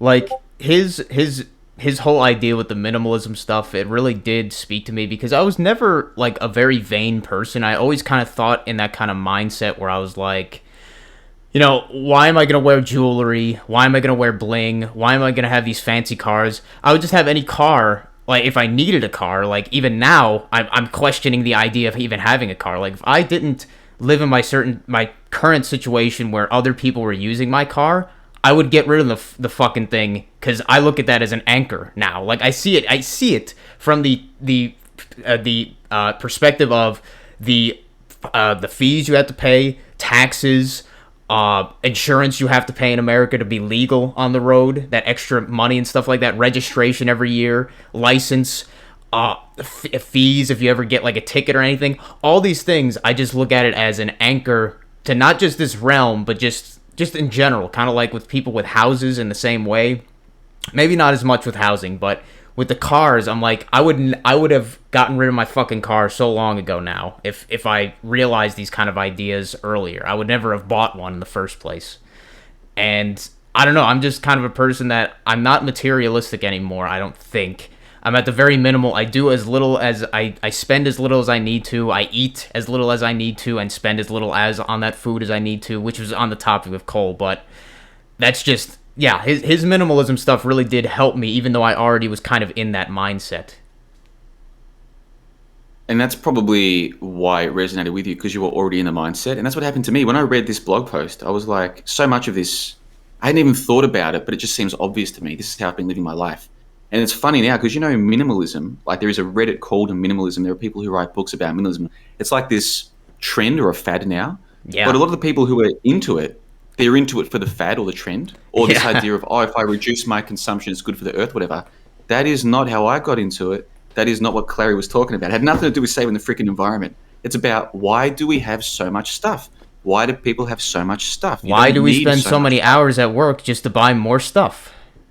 And then those same people will complain about work, or they'll go and find a doctor to prescribe them antidepressants or whatever. Why are they depressed? Because they're spending the whole day inside at a desk surrounded by people they don't even like to make money to waste on stuff. Yeah? Like, I would say that I was talking about my work, but I didn't really give much of a description. I don't want to make the entire call because I could talk about that, but the last job I was at, it was full-time. I was working in a a paper or a corrugated cardboard factory where they made like boxes, like pizza boxes, just all these kind of boxes made out of corrugated cardboard. And let me tell you, and this is like almost every job I worked in a way. Maybe I'm just a fucking, as Claire would call it, a fucking millennial piece of shit. But I would just go to work, and the hardest part when I would wake up, I would actually almost have like a PTSD trigger from hearing my phone alarm going off when I had to wake up. Some days I would actually wake up, and I would be like, man, if I had a gun right next to if I had a loaded gun next to my bedside here right now, I would fucking put it to my head and blow my brains out. I fucking do not want to go to. I don't not want to go to this place right now. I know exactly what you're saying. Let me read you a portion from the Minimalism Threat. This was published July 11, 2012. Now, July 11, 7/11, those numbers come up a lot. I didn't really notice this was July 11, but I read this in 2013, which was the year where I went off alcohol for a whole year. Not a single drop of alcohol. And that whole year changed my life in many different ways. But anyway, I read this in 2013. So we're talking 8 years ago now. Let me just read a quick portion from it. He writes, "Women want stuff, men hate stuff. This is no better highlighted than by comparing a bachelor pad to a bachelorette pad. A true bachelor is sparse. It's functional. Nothing matches. Nothing goes with anything else. All items were a potpourri of hand-me-downs, goodwill purchases, and charitable donations. The couch is for sitting on, not looking at. The table is for eating on, not looking at. The bed is for sleeping on, not looking at. And if you're a really good bachelor, you'll eat, sleep, and sit on your couch, making the bed and table obsolete. Sure, there may be the occasional nice thing, like your TV or projection screen or your computer, but for the most part, a true bachelor spends no more than $2,000 on non-electronic stuff. Women, on the other hand, have to nest, a term a psychological friend of mine was trying to explain. This means no consideration is given to functionality or price, only aesthetics, which ultimately supplant functionality and price. Is the couch for sitting on? God, no. It goes with the drapes. Are the drapes to keep the sun out? God, no. They go with the hutch. Is the hutch for storing things? God, no. They go well with the dining table. Is the dining room table for eating on? God, no. It goes well with the couch. Women will also buy crap and trinkets simply because they want crap and trinkets." And he just goes on and on like this. Now, of course, he's not saying, and I would never say, that this is all women. Just as I would not say that all men have proper bachelor pads that are sparse. I know guys who have as many pairs of shoes as women. And it's like, why you got so many shoes, man? Like, this is not a simple men do this and women do this. But in general, I think most listeners will agree, this is pretty much spot on. This fits in with my own life experience and what I've seen of other people. This fits in very well. Have you ever gotten on this topic on one of your conversations, specifically, like this kind of topic? Not on a conversation, and dude, I've probably done about 100 plus member calls now, and probably about 100 plus member videos / podcasts, because most of my videos are also audios as well. I've never really spoken about this topic in much detail because where it leads to is questions, and this is what Clary talks about a lot, questions about, is a man better off having a family or not? Now, there are some men out there, and they have got a wife and or kids, and they're very happy, and I am envious AF of them. Men who have loyal wives and good children, like I can't even imagine how wonderful that life would be. Like, that would give you purpose and joy and pleasure. It's almost too good to be true to me. Like, it's just wonderful. And some of those guys are listening right now, Kirk. However, I realized at a young age that is the minority of situations. Most men are depressed as shit because their wife ain't loyal and the kids ain't good and they get treated like shit. And that's if they don't get divorced and have the kids stop. I mean, it's just a complete shit show in the Western world. America, Australia, England, New Zealand, all the same. Canada as well, all the same. And I was smart enough as a young man to realize, well, why would I think that I'm going to be in the minority? Do you know what I mean? Why would, come on, man. Like, what makes me think I'm so special that I'm going to be in the minority? So I didn't go down the path a lot of people go down. And the reason I don't normally talk about these topics is because a lot of people find them very triggering. And I don't uncomfortable. And I especially don't want to trigger the members of my own website. Like, what benefit is there to me from doing that? Is what I'm trying to say? And then there's another element to this. The whole so-called manosphere, there are people like Clary who I think if you listen to enough of his stuff, you'll realize he doesn't hate women at all. He's not jealous of women. He has no insecurities or anything like that. But a lot of the so-called manosphere are full of men, full of resentment and full of envy and jealousy and anger and bitterness who actually do maybe not hate women, but like truly resent them. Yes. And that's not a healthy way to be. That's not a healthy way to be. And so And the last thing I want to do is like attract those kinds of guys to my website. I don't want to be anywhere around those guys. I will say that is I kind of went down that path for a while, actually, was when I was listening to people like Clary and stuff like that before I even got into any of this kind of quote-unquote truth movement. I'm sure you know the term, MGTOW. 100%. And I got into that for a while. And I did get to that point where it was funny because I really don't believe I've ever really truly had what people would describe as hate towards somebody. If you ever heard that story with the computer hate. I don't think I've ever gotten to that. Go ahead. What story is that? No, what story is that? Oh, what was the story name? It was, I have no mouth, but I must scream. It was a short story. Yeah, it was a short story, basically post-apocalyptic thing, but that was the supercomputer describing what he felt for the last remaining humans that he kept in permanent kind of isolation, immortality, but tortured them. He was like, I hate. And I've never felt that kind of hate towards anybody, I don't think. But I always noticed with these guys in this MGTOW groups, especially like the subreddit that they had for a while, I was like, man, these guys are just being victims. Like, I don't know, they're like blaming. That was the thing I always had a problem with, is that there was no self-reflection. It was always them. It was always somebody else to blame their problems on, instead of looking at themselves and maybe being like, maybe I should change something about my life to make myself feel less miserable about this shit. Or maybe I should just stop ignoring these women anyway and stop talking about it. Like, me, I would say that I'm more in that group where I don't want to get married, because I've seen that there's obviously good marriages, like you were saying, people that, you could be envious of them of that. But I've seen mostly shit show marriages where it completely falls apart for both parties, or at least for the one party, the guy, most of the time. And I'm like, why would I want to get involved with that? But the difficulty there is that now it's like, as you said, it takes away that kind of automatic, I guess you could say, automatically assigned purpose you might get when you have a kid and you're like, I must now cherish and take care of this child, this creation that I made in this place. But I still have the thing that annoys me is that I still have those thoughts occasionally, you know what I mean? Like, just when you're not thinking about anything particularly, it just comes up. You're like, it'd be nice, but then at the same time, you're like, man, there's a lot of baggage that'll come with that, and most of the people to get involved with, just like with anything of most people in this world, generally, is that, like, I look at my parents, and I would not call it particularly like a happy marriage. Like, my dad, I look at him, I'm like, man, this guy could have had so much more to him if he didn't get married here.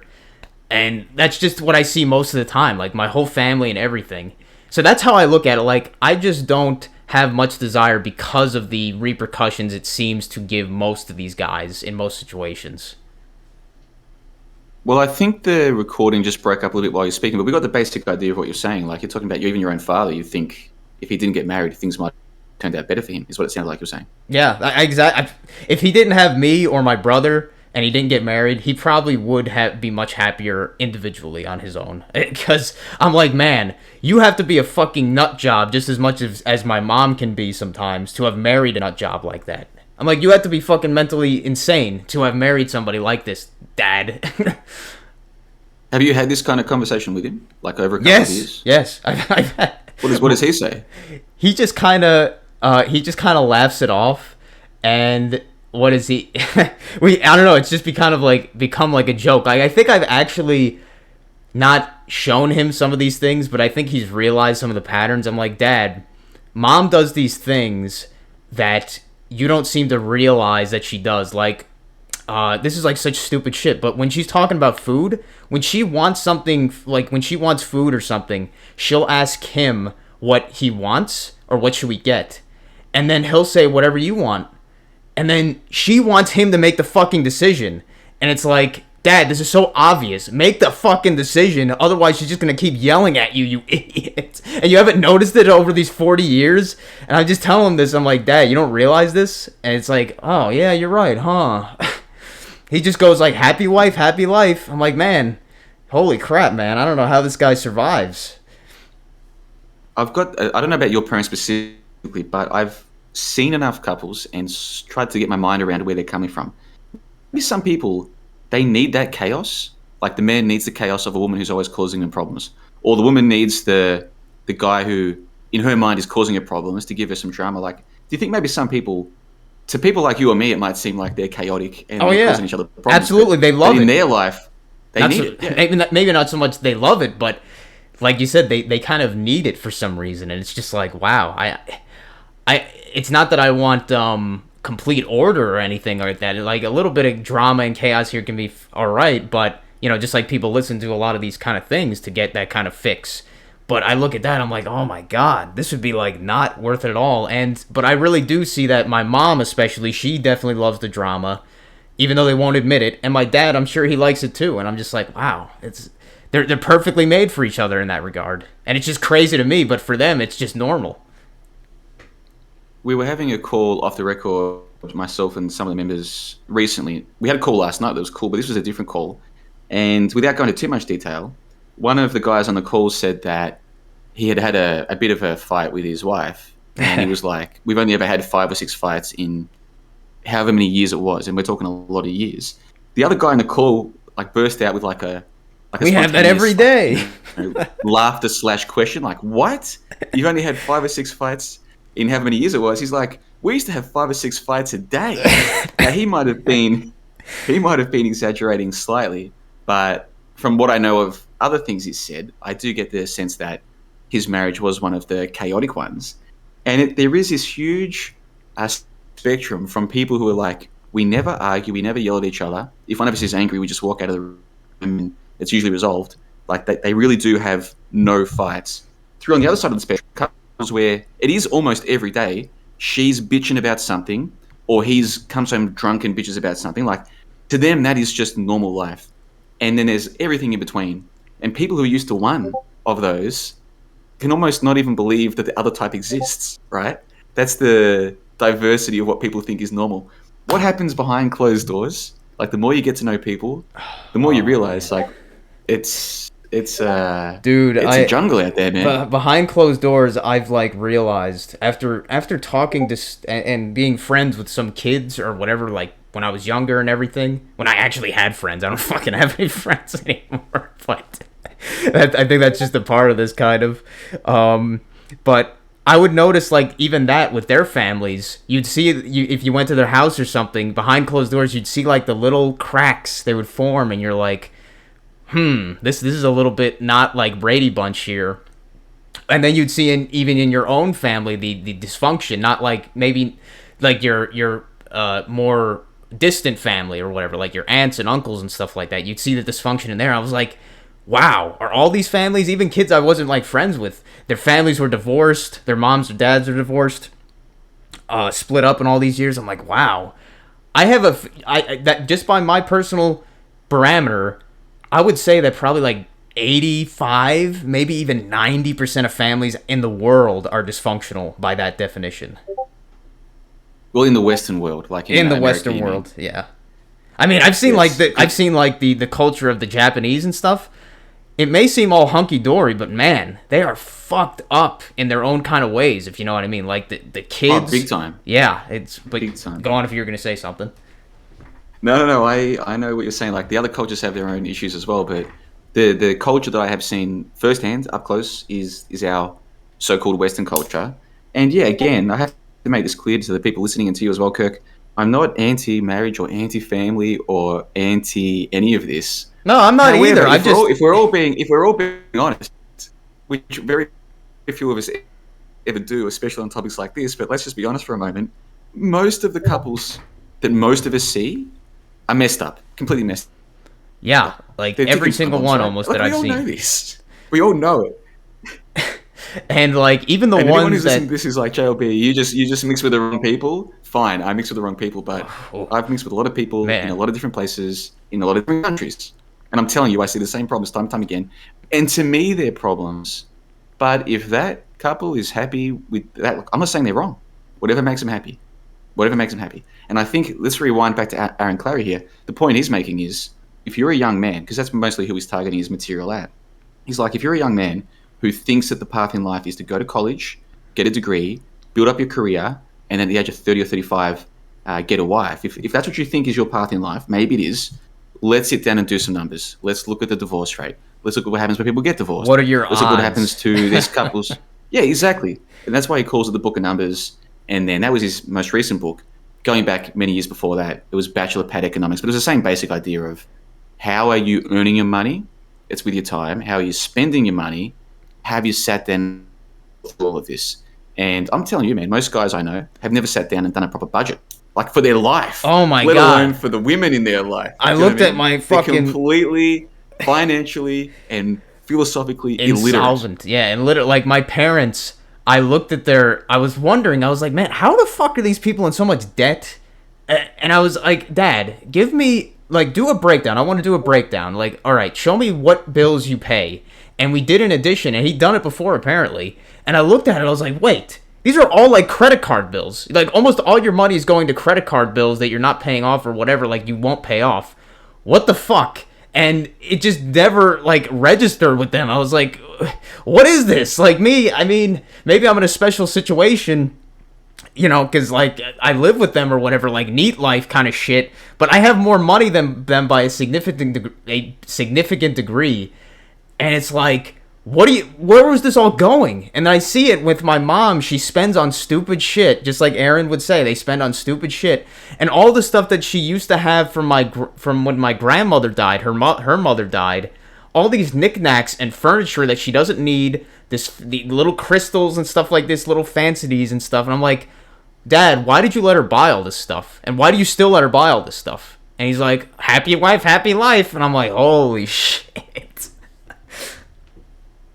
Do you talk, since, like, I don't normally ask guests about their family, but since you're being so forthcoming with your own family situation, do you speak with your brother about these things? Oh, man. Oh, fuck no. Because my brother, oh, man, I don't know what happened to him, because he moved out and started working with this guy that was his friend, and they started making, like, phone games and stuff, but that didn't really go anywhere, so they started making, like, porn games, actually. Like, stuff that you'd put on, like, Patreon and stuff.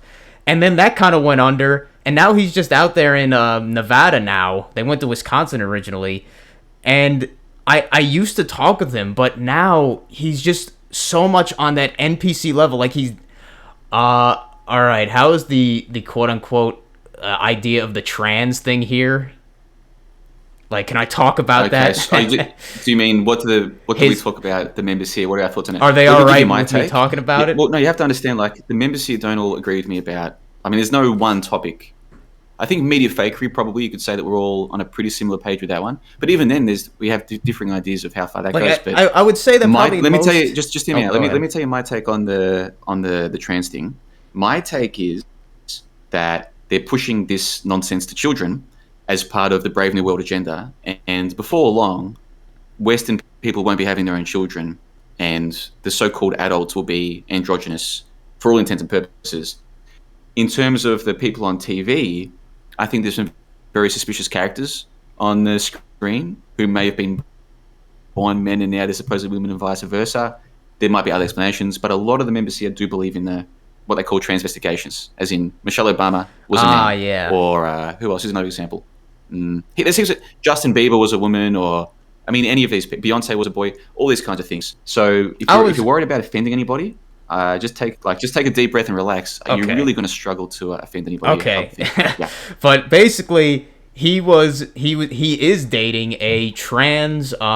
He was originally a guy and now he's a girl. So he's like, my brother's basically gay. Like, you know what I'm saying? Like, he's dating a guy who has a dick, but he just says he's a girl kind of thing. Takes hormones and shit. Oh, hello. You are breaking up a bit.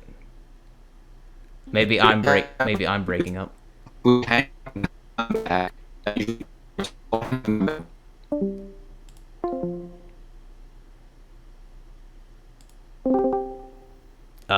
Hello? Maybe it's better? Hopefully it's not my internet, but I'm not sure.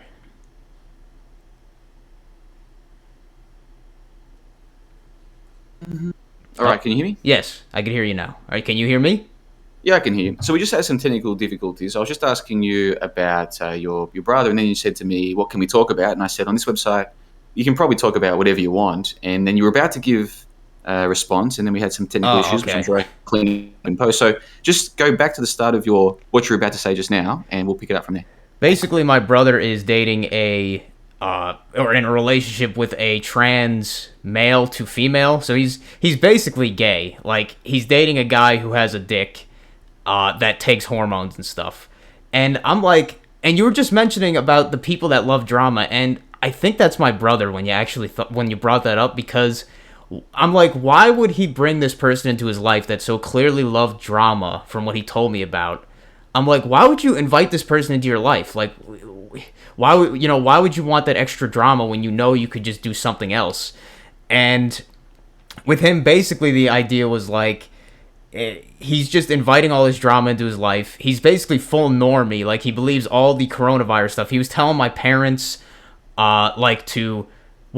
have a cat, and he was telling us maybe to get rid of it because they were talking about the cat spreading the coronavirus or some shit. And I was like, man, what is this fucking guy on? So I basically, like, he calls me, but I don't want to talk to him, so I don't answer the phone. I just let it ring because I don't have anything to talk about to him. Like, it's just, it was, and we were never really that close anyway, but it was just like, man, I can't talk to him anymore. At this level I've gotten to, it's just too much. Too much of a gap. So I'm not going to ask too many questions about this because it does seem a bit personal, and I want it to pry. But this topic of traps, like the boys who do try and pretend to be girls, if they get onto the hormones early enough, You think it'd be convincing? it can kind of develop female bodies. But then there are others who reach full adulthood, then try and do it, and it's very difficult for them to pass, as it were. In the case of your brother, is this one of the ones who started relatively early, or is it like a late? I think they started kind of late. I mean, he's got at least my mom says he's got a fucking big Adam's apple. He's got a big Adam's apple. But I guess very you should have a very, if you let me say this, like a positive attitude towards life. Like you seem well adjusted to all of this. Like, a lot of people in your situation might sort of be negative or down, but you seem like you've got a very positive disposition. Yeah, I mean, if anyone listens to my videos, I think generally when I'm not being too serious trying to, like, get my point across, I'm generally, I laugh a lot, and maybe that's like a nervous laugh. I don't know. I don't feel that nervous right now. I just kind of... No, it seems genuine. You seem to, like, actually have a good attitude towards life, despite the fact you've got some of these issues in the background. I like that. And in the world the way it is now, the way things are going, if you can't do that, if you cannot laugh at the absurdity of it all, then you're going to be in a lot of trouble, because things are only going to get worse, my friend. No, I mean, they're only like, going to get worse. If I... they're jibbing pregnant women now in Australia. They're jibbing pregnant women. They're jibbing children with this jibby jabby. Now, this jibby might be okay, or it might be dangerous. But if they're going to start jibbing the kids with this stuff now, and it's very obvious they want a population of androgynous lemmings, epsilons, how long until they do start making that part of the jibby process? Like, it's only going to...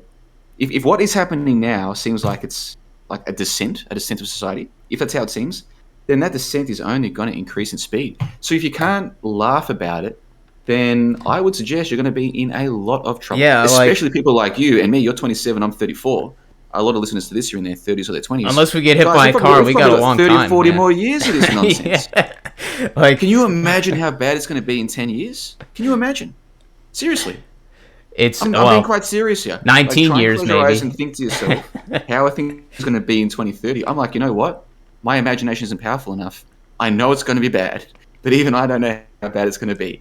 But I'm going to see it with my own two eyeballs. You know what I mean? And so I almost view it as kind of like with 9/11, where it was like it was a very sudden thing that caused a lot of stuff at the beginning, just like this one did, especially. And I feel like the hold that they have, quote unquote, the power that they have from this event is going to over the years wane, but then on their next whatever the fuck happens, their next astrological event 19 years from now, they'll do something else that'll have the power back up kind of deal. So I'm like, maybe it'll wane, just because it kind of seems like that. But the thing that gets to me the most, like, I could laugh at almost anything, and maybe some people would say I'm a fucking psycho or some shit, but with these, when I look outside and I take walks sometimes, like especially when I want to do a talk video just walking, I'll see people, and at the beginning of this stuff, I was seeing a lot of people with masks, and it's gone down by a lot when I see people. But when I look out my window and I see these younger kids, like maybe like they're 10, 12, 14, whatever, and their parents are forcing them, like they're on their bikes and they're all wearing masks, I'm like, oh my God. Like that gets to me a little bit more than anything, I think. It gets to you as in, like, it pisses you off, or it makes you feel... It makes me feel like, oh happening. my God, these kids are not... They're growing up in a fucked up kind of system kind of deal. Like... Didn't we? Like, it's worse for the kids now, and it'll be worse for the kids after them, but didn't we kind of grow up in a pretty messed up system? I mean, okay, your elementary school is what, 4 or 5 years in America? Yeah. 5 years, I think. Do you 6. remember your 5 or 6 teachers that you had? I can remember their faces, but not their names, no. Well, that's all that matters. How many were men and how many were women? Well, let's see. Fuck. I don't think I had any men. I think it was all women teachers. Yeah, and that's the case for most of us, either in our 30s or in our 20s, or even, like, there's a couple of members on this side who are early 20s, for them especially. We all had mostly women as our teachers. That's fair enough if you're a girl, but what if you're a guy? Why the hell are you spending all your time with a female as your authority? Why is that? Yeah.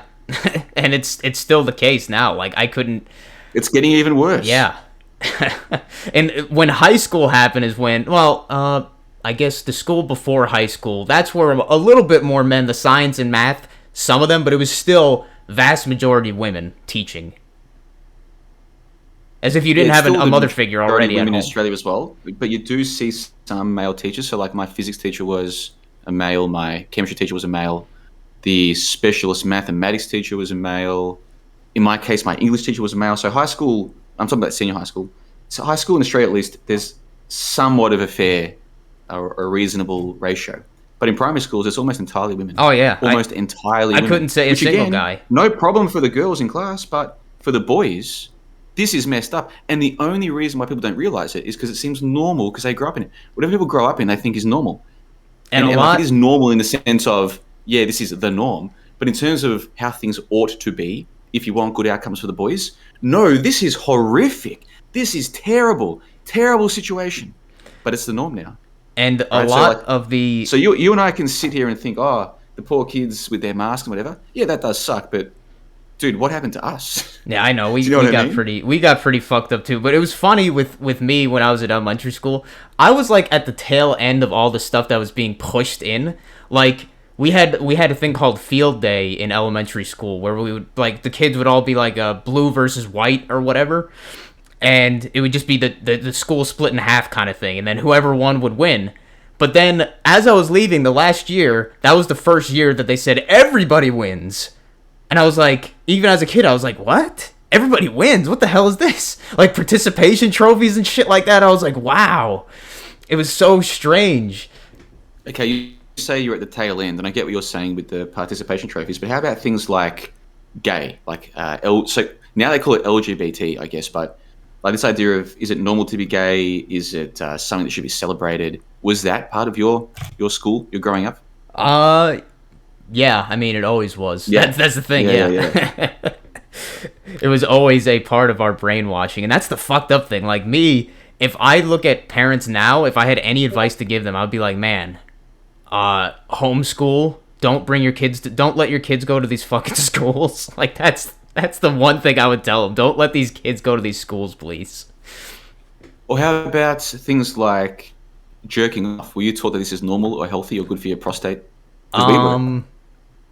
Let's see. They did sex ed. They did have the sex ed. We weren't stuff, just taught that it was okay. We were actually taught that it's good. Like it's actually doing yourself a favor. Yeah, I remember one of the videos, and a kid fainted because there was in the class. One of the kids fainted. I was like, wow, what the hell is this about? It was so awkward, but yeah, they did push that.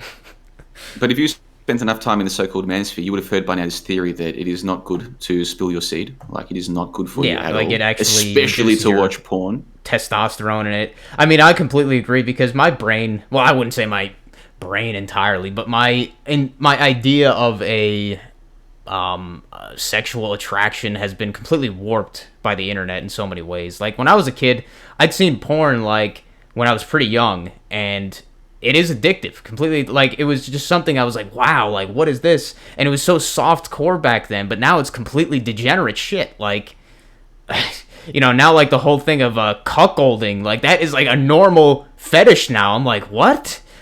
Now, hold on. Is that a normal fetish, or is that just what's been presented to us in the hope of normalizing it? But when I say normal, I mean like that's the trend. I guess you could say like that's the trend. It's trending. Yeah. But is that trending sort of down up where the makers of this stuff are giving people what they are already doing, or is the trend the other way? Like they're being told, "Hey guys, this is normal. This is cool." Of course they're being told. Like just like the trans thing. Like my brother, he was into the whole transgender thing, like people like women with dicks and stuff like that, and that was his porn. And I guess that's why he got involved with this person to a degree, because before I I remember he had a torrent, and maybe I'm getting too personal here. He had a torrent of this hentai Bible Black, and the whole thing was like having dick girls and shit. And this is like hentai being a cartoon porn, right? Yeah. And this was like a torrent he had so many years ago, and I saw it and I was like, wait, Bible Black, I know what that is,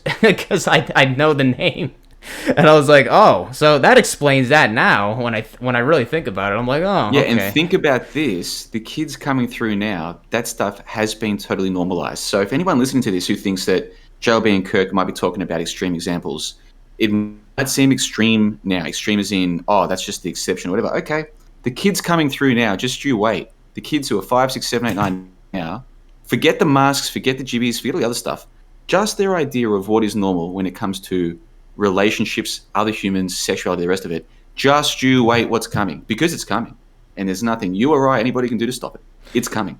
I mean, there's so many things that I'm sure I haven't been able to think about. Like, I even just thought about this sort of recently, was like seatbelts is like we would always be thinking about the mask being like or the jab or the jibby jab being a thing that's being forced on us. I'm like, wait, what about fucking seatbelts? Like, there was a time nobody wore seatbelts, and then all of a sudden it became a thing that now everyone has to wear it legally, or you get a ticket. Like, what the fuck? We've all been programmed like by this stuff, and we still are programmed, even though some of us might be able to see through it more if it's brought to our attention, such as like seatbelts. All right, let's think through this one. Do you think seatbelts are good for you? Like, do you think seatbelts in general do save lives? I would say that I would say no. I would say no. Really? Yeah. Why would you say no?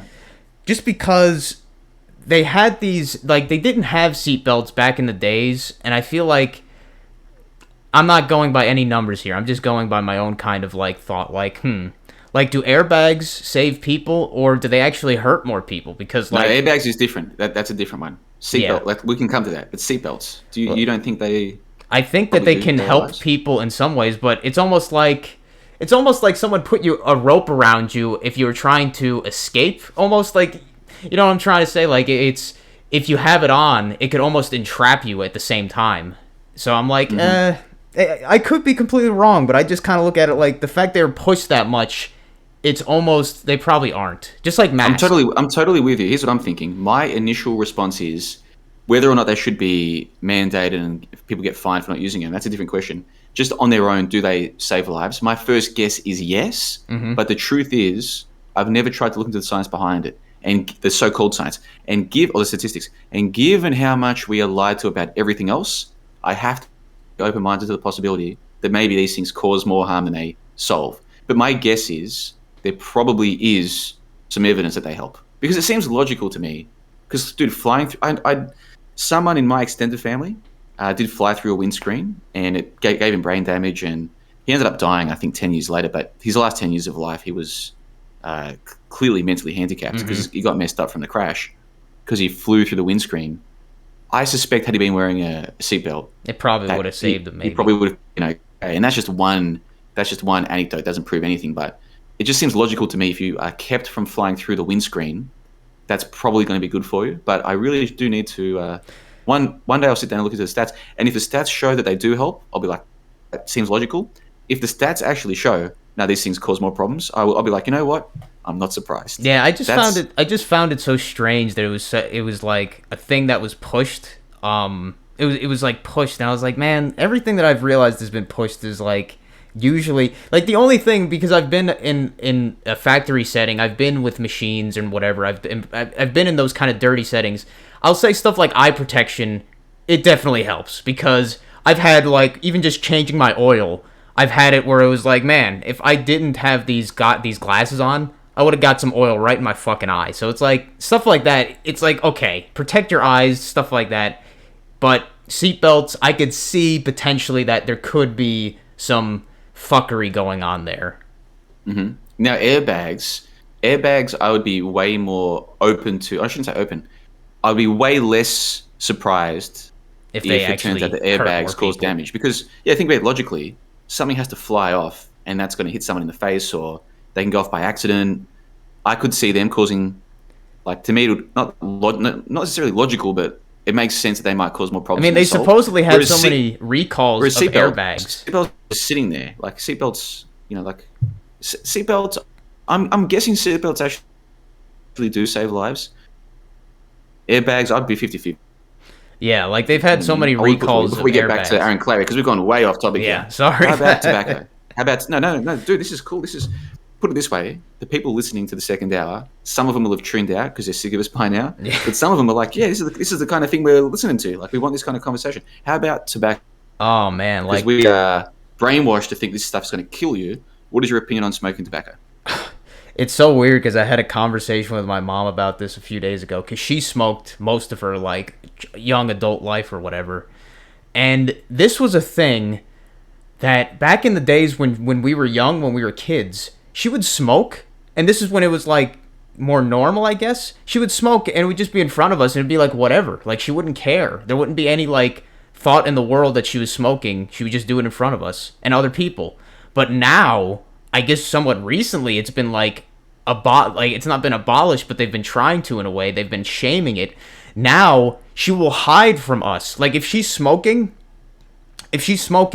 and we come out while she's out with a cigarette or something, I've done this. I surprise her, not on purpose, but I go out there and then she like throws the cigarette to the ground, sprays it with the hose, and I'm like, what the fuck you doing? Just smoke your cigarette. No one gives a shit. Like, and I'm not trying to say that smoking is good, but I think it has been completely bullshit what they've been doing to it, trying to make it like it's this thing that's killing you. Because these people that have been smoking their whole lives, some of them, like this one guy I worked with, Fook, he was a heavy smoker. He looked healthier than a lot of people I've been with, and I was like, this guy'd smoked his whole life. So I don't know. I really don't think they have as much of a negative effect as they've been pushing.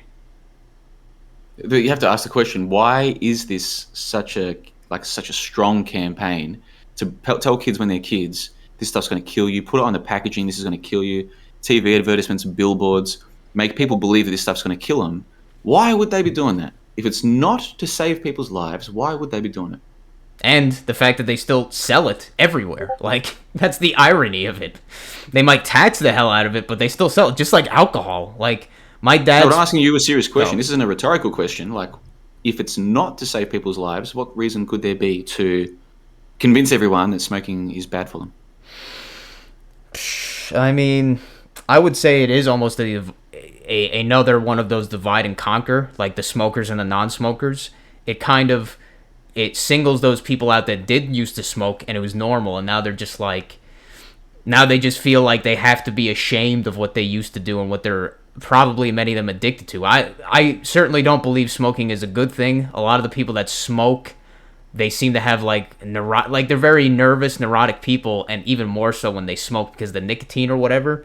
So I don't think it's a positive, but why they would do it, I would see it more like a divide and conquer sort of thing. Like, kind of flip the script. Like, hey, at one point, just like they say coffee and all this shit was healthy, But now all of a sudden it's gonna kill your ass. So it's almost like add to the chaos in a way, to the confusion constantly. Yeah, I think that's one possible explanation, like to confuse people or to divide and conquer them, or the previous generations where it was normal to smoke, basically turning them into demons in the eyes of their grandkids. That all makes sense to me. I also think maybe there's an element of to make people sicker, because if people are going to smoke anyway, which they are, convince them that doing it is bad for them. So every time they're taking a puff, it's like a psychosomatic response, like a subconscious thing. Oh They yeah, actually man. are killing themselves by doing something that they enjoy, but now it's killing them. That I think, I know this sounds crazy, I think that might be part of it, actually make people sicker. I But it's a mean, very clever trick because they're not forcing anyone to smoke, but what they are doing is putting the ideas in. It's like a magic trick. It's like magic with a K.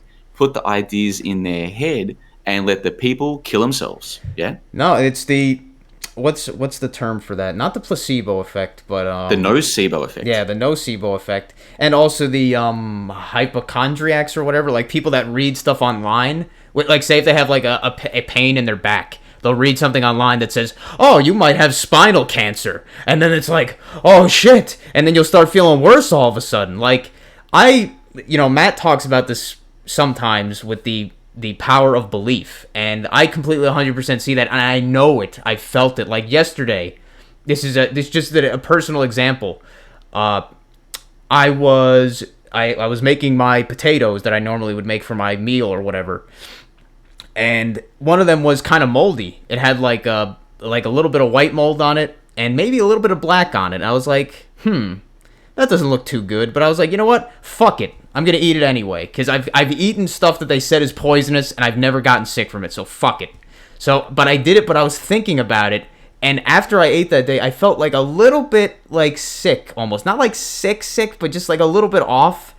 And I guarantee if I didn't even notice that quote unquote mold was there, I wouldn't have felt that at all, if you know what I'm saying. Like, I 100% believe that belief actually does affect your bodily health no matter what. If they tell you that touching a pink plastic Barbie doll is going to make you get hives, you're very likely to possibly get hives if you actually touch that and believe what they're saying.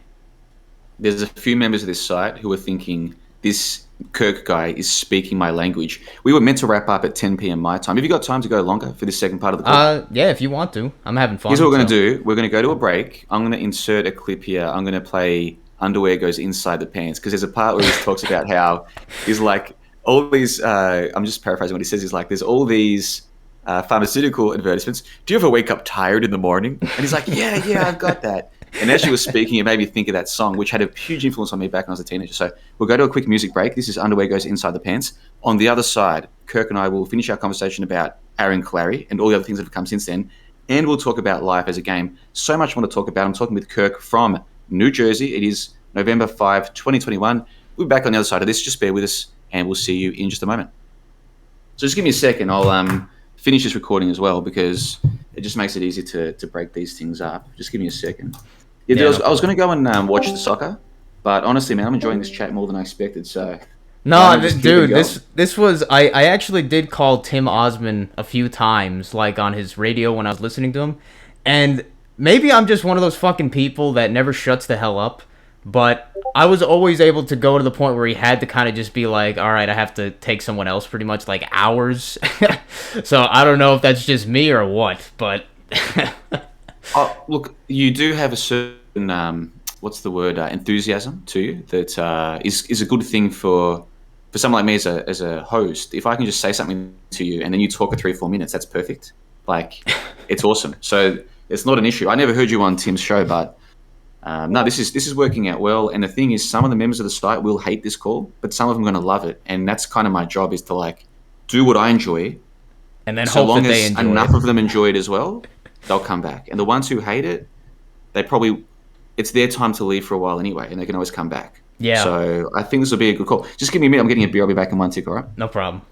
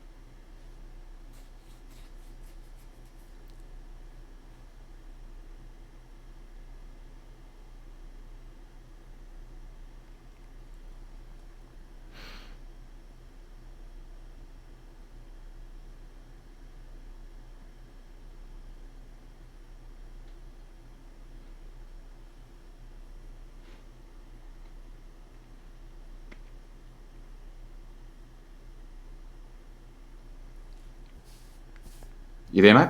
Yeah. Yeah, so I'll just get the Craigbot going. Just let me quickly look something up. What was Underwear Goes Inside the Pants by Lazy Boy. That's who it's by, I'm pretty sure. Inside the Pants. I think it's Lazy Boy.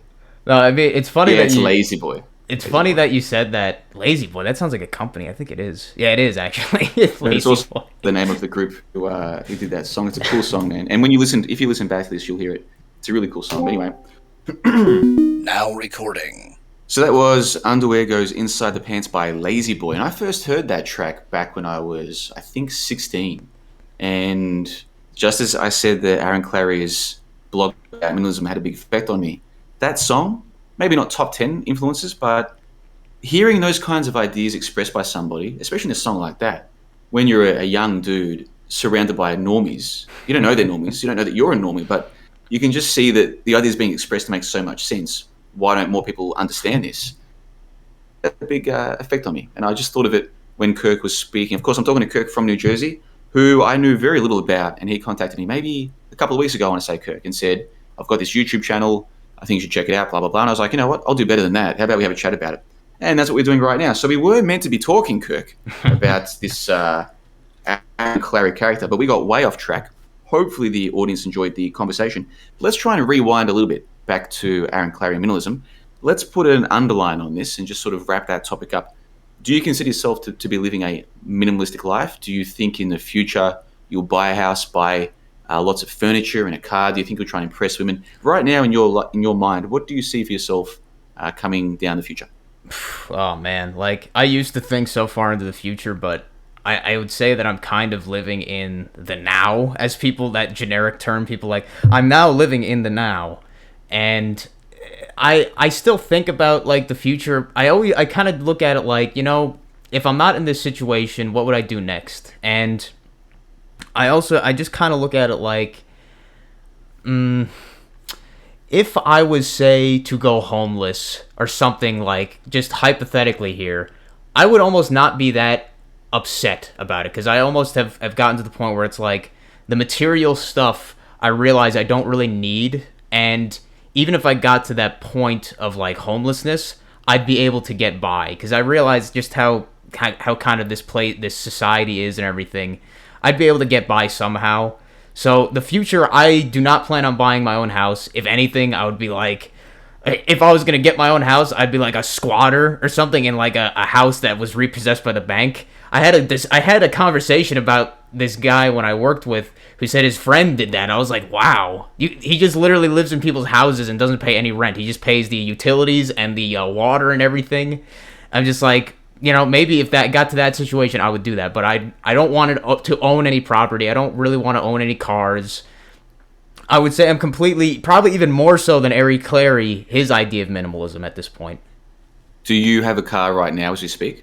Yes, and unfortunately I have one, but it's because at this point I barely drive it, but because other people use it, so I'm like, all right, I'm obligated for their sake to let them use it, so fuck it. But if I didn't have that obligation to them, I would have gotten rid of the fucking thing and I would just be walking and biking places. Man, I haven't owned a car in 10 years. 10 years That's it's been nice. since I've owned a car. That's nice. Can you believe that? And I come from a part of Melbourne where the public transport is terrible. And so Oh, the most US is terrible too, man. Most families, you can tell how many adults are in the house by the number of cars out the front. So if Yeah. it's mum, dad, and 2 kids over 18, there's 4 cars. How is it in you're in Bulgaria still, right? I'm in Bulgaria now. I'm in Plovdiv, which is the second largest city here. It's in the middle. It's sort of south central of the country. Do they have And- decent public transport there?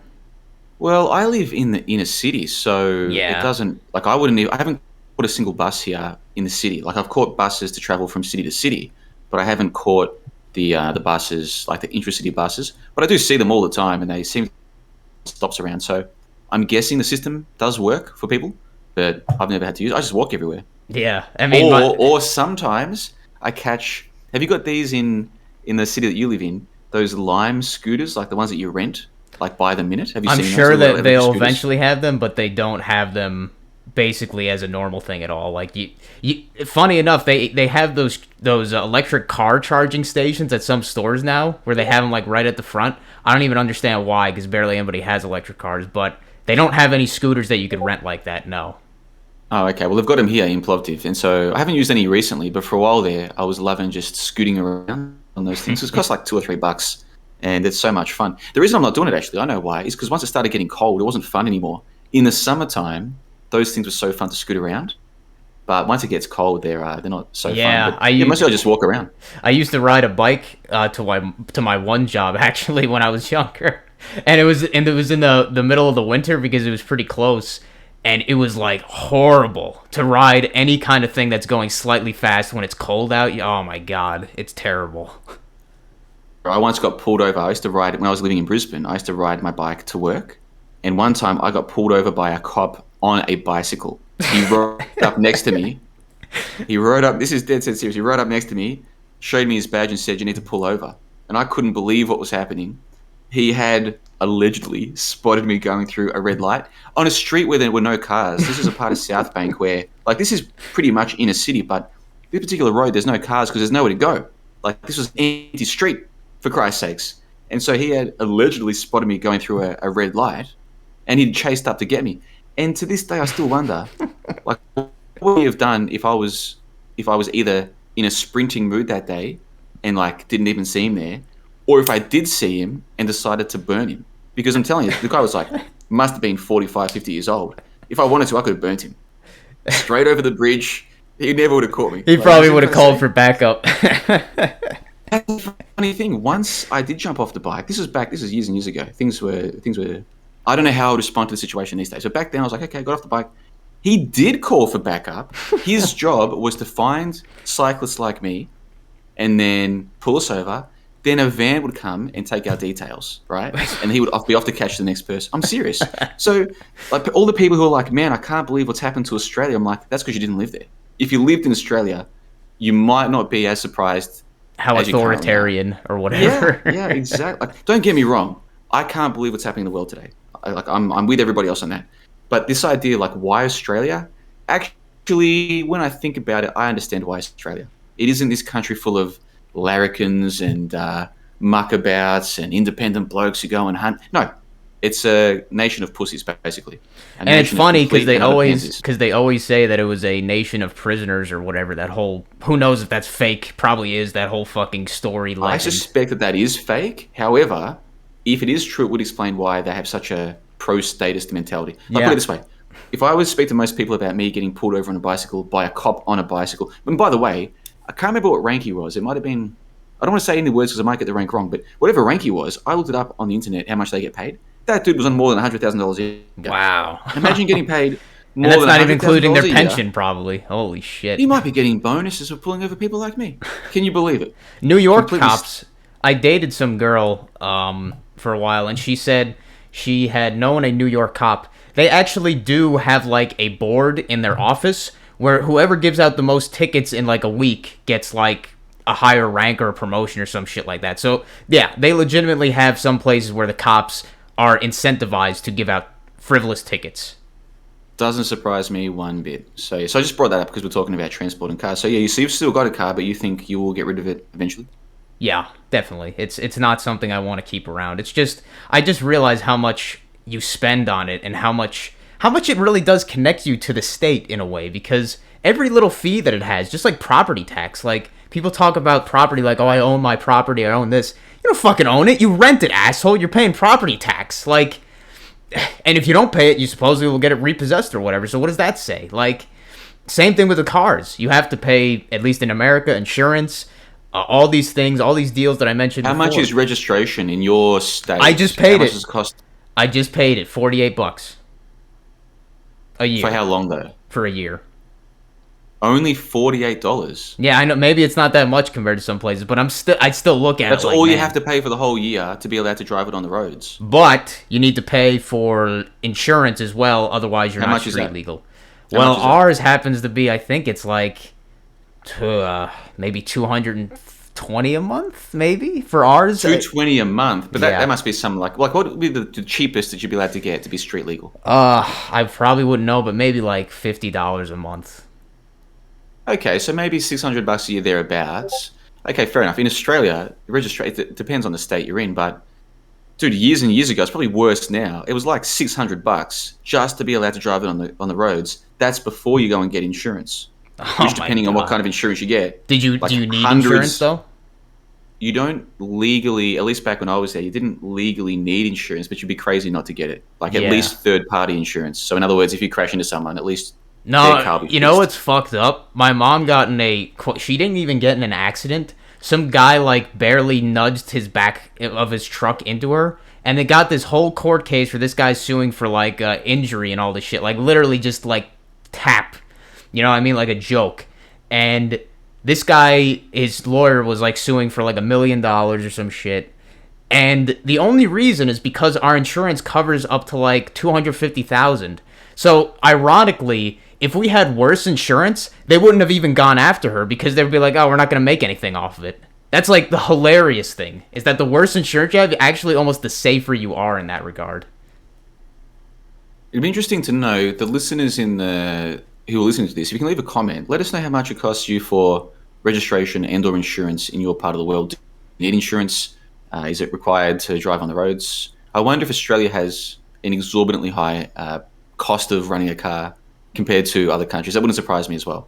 So we'll see what the commenters have to say. Getting back to this minimalism thing, so you're going to get rid of your car. You think, like, obviously right now you're still living with your parents. Do you plan to move out of there soon? Like, I'm not trying to pry too much here, but if you're 27, that's a long time to live with your parents, bro. Oh yeah, I know. A long time. I've just been like, You know what Aaron Clary would say? oh yeah, he would tell me, "Get the fuck out of that house, you fucking pussy, and be a man." Pretty much in those exact words is what he'd say, yeah. And me, I just look at it like, you know what? Or this is definitely a thing in America, at least, if I want to rationalize it. Like, you know, in other countries in like South America and stuff, that's kind of like a thing is that you live with your family, almost like that, like multi-generational houses and stuff. And same thing with like in the Eastern countries, like in Japan and stuff, you take care of parents and that kind of deal. I just kind of look at it like that. Like, why in America, in the Western world or whatever, do we look at it as such a bad thing? Are you going to take care of your parents when they get older? Because here's the thing. There's a lot of people now in their 20s and even their 30s in Australia and in your country as well who are like, oh, no, it's good to stay with them. I'll look after them. But it's like, that only works if you're actually going to look after them when they get old. Like, it doesn't work if then when they're old, you're like, okay, you're going to a home now. That we see that's not like the other cultures. In the other cultures, you don't just put them in homes. Yeah, I mean, oh, well, I don't know. I mean, fuck. Dude, if in our countries, because people tend to get dementia, which I think is an environmental thing, not a genetic thing. Like, have you been around people with dementia? Oh yeah, it's messed up, dude. It's not fun. I think my grandmother has some forms of dementia, and my uncles and dad they decided to just put her in one of those. Basically, those places are like fucking prisons now. Those old folks homes, whatever the hell. They're worse than prisons. They're death camps, man. Yeah, they're fucked up, man. And I'm like, wow. I don't think it sounds fucked up. It sounds fucked up, and maybe I am fucked up. Whatever. I think I would take care of my dad, but my mom, I don't know. She's quite the handful. I don't know. But she's a handful now. Imagine what she's going to be like in 10 or 20 years. Yeah. Like, I think, if I'm being honest with myself, I think if I got to that situation, I probably would. But if I want to say it now, I'm like, probably not. So, yeah, I'm being kind of a leech. But at the same time, I do help them if I want to rationalize it with shit. I do stuff. I don't want to get into that rationalization bullshit. But, yeah.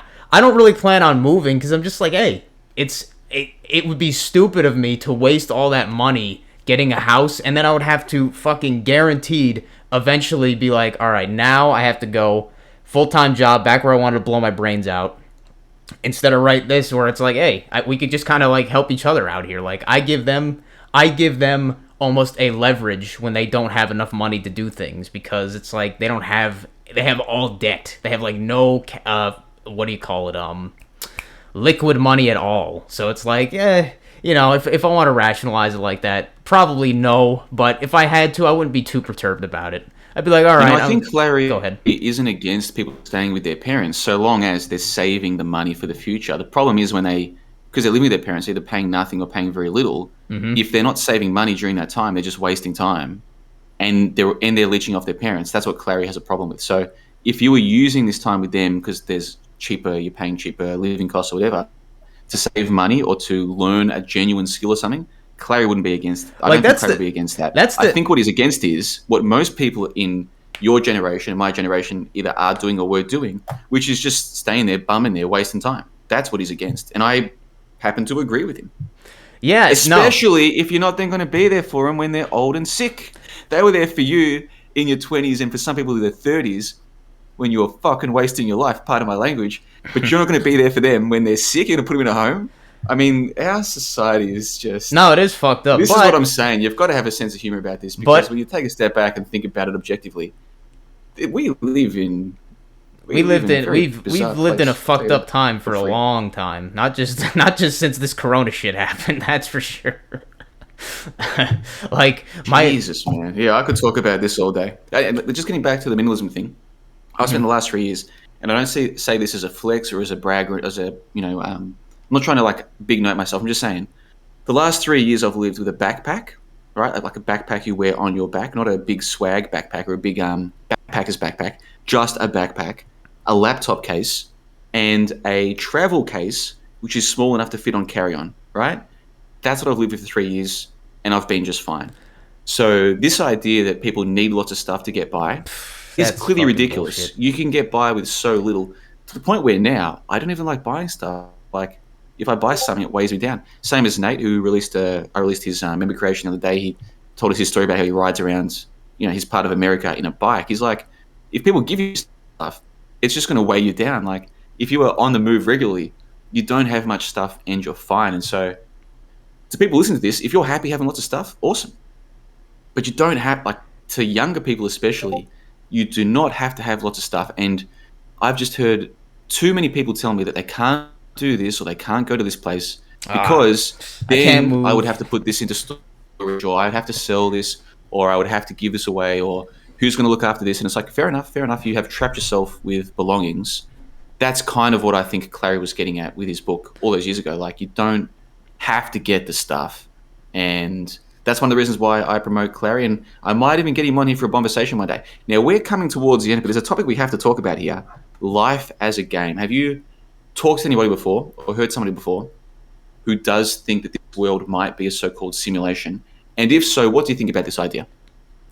Yes. Well, I mean, many of the people that I've listened to have brought this idea up and have maybe talked about it, saying, they believe it kind of deal, especially someone like Matt and many other people. I'm not trying to blow Matt or anything like that here. That's not what I'm trying to do, but he talks about this a lot. And I've always kind of thought this to some degree, like, hey, when I was gonna make a topic eventually for a video, specifically since I talk about video games, where I'll just talk about it like right here. With RPGs, where you're playing a role, you're playing a character in that RPG, in that game, you are essentially doing what I think that we are doing to some degree. You are playing some kind of role as some character, some avatar, as they use that word.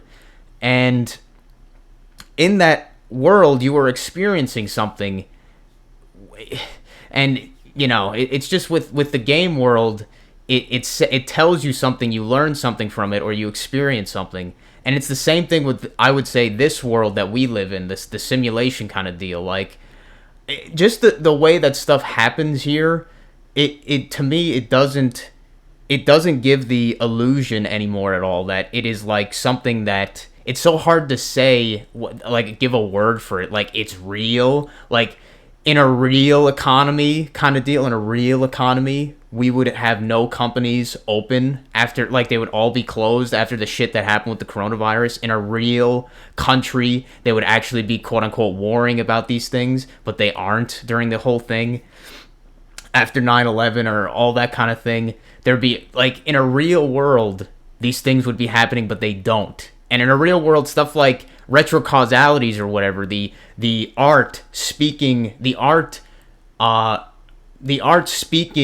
through the artiste without their conscious, like, without them consciously knowing it, that wouldn't happen. That kind of stuff. And that, to me, that just says that, one, the world is as fake as it is in even more ways than we could ever have imagined. And it is, some could call that a potentially some kind of simulation in a way. Like, what else could you say a fake world is? Like a simulation, just like a video game or whatever. So with all of that being said, how do you view this place? Like, do you view this place as being what you call a real place, or do you think you're in a video game? I mean, this is the end of the second hour of the call, so you can say Um, whatever you want, and there's a very small audience. Yeah, like, honestly, how do you see this place?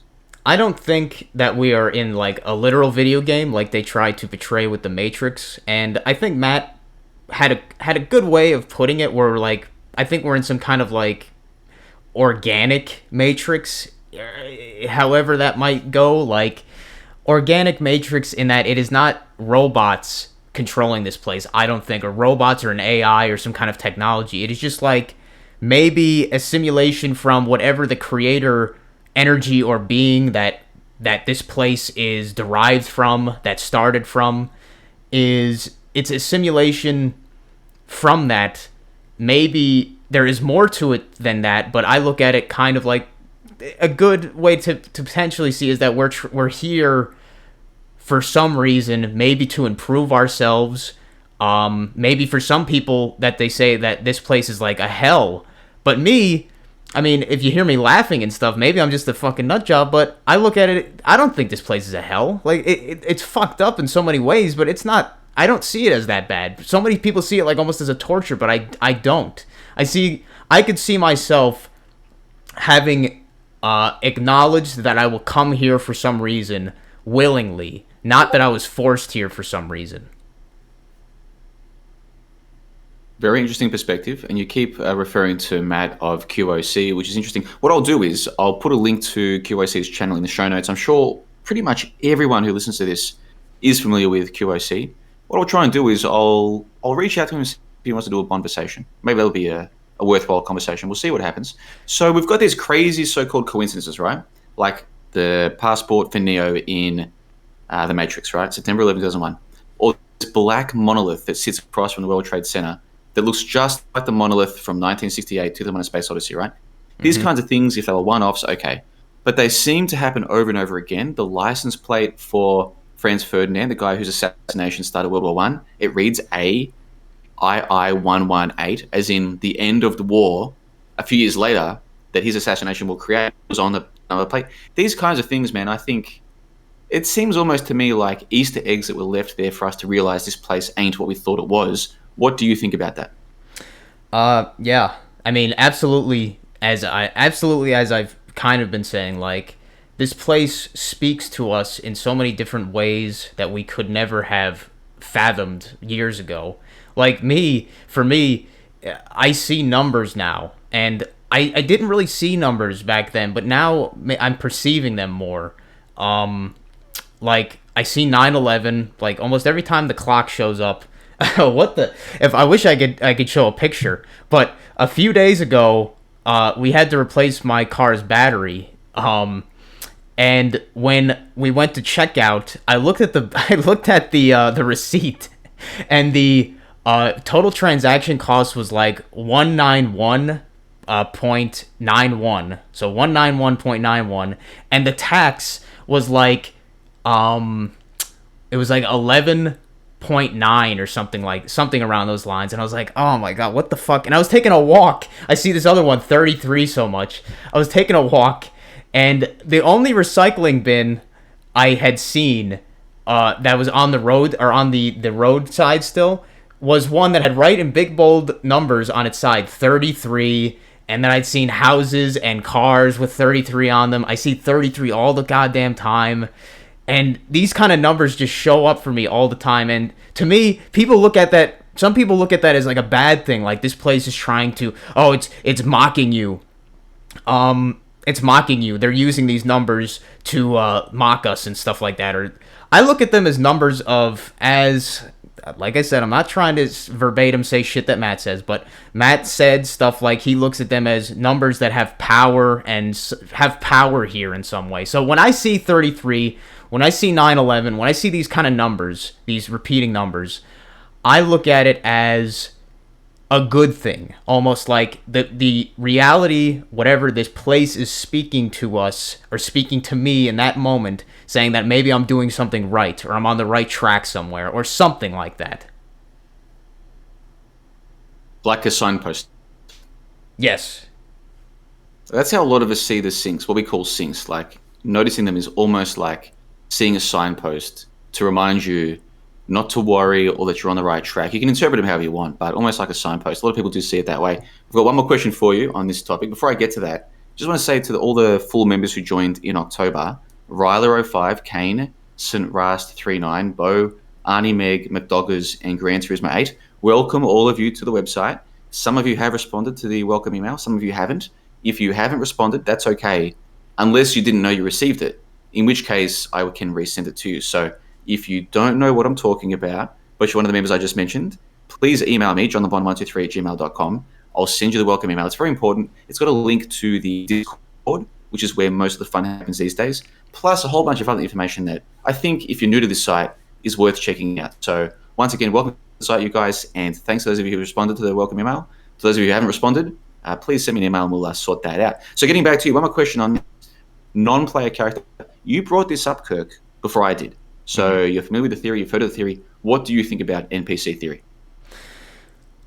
Well, my ideas on this have been kind of like brought here and there. Like some people say, and I agree with them to a degree, is that I don't want to look down on people and see myself as some kind of greater thing than these people might be, or that they, like, maybe they are what people might say as, like, they're just young souls. Oh, that was one thing that weird enough, that my English teacher told me, the same one that told me about, I don't want to talk about that with involving men and women being different.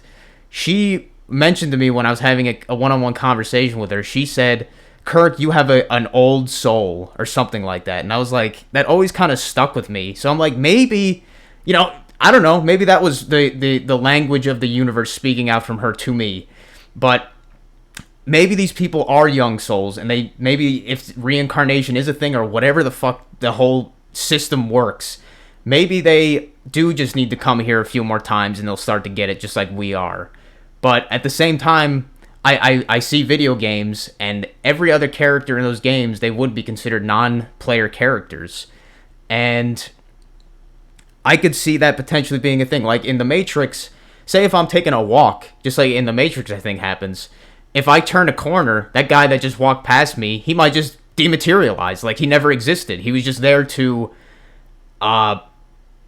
give some kind of realness to the place that is here, this simulation in a way. Like maybe that guy never even had a real family or anything like that. It's just all kind of like fake. So it's so in the middle for me. Like I don't really know what the answer to that is. Like I feel that some people do have some realness to them. They have soul, but at the same time, maybe they're just not as quote unquote developed or experienced as others here. But I also, like I said, potentially that they aren't actually real people, like we like to give the term for. It could be both, you know what I mean? Like young souls, old souls, not real people, aliens, whatever the fuck. Like it could be any of those things within that range. Well, you started off your response by saying that you don't want to look down at people. Is it looking down at people to accept them for what they are? If their nature is bot-like, whether they're literal bots or that's just a nice way to approximate their behavior, either way, if that's what they are, is it looking down at them to acknowledge it? Or is it actually the opposite? Is it kind of respecting them for what they are? This guy's a bot. I don't expect any more from him or from her than what this thing is. Like a cat. Like there's a pet cat in the house, in the apartment I live in now. This pet cat is not a very well-behaved cat, okay? It is what my housemate calls a piece of shit.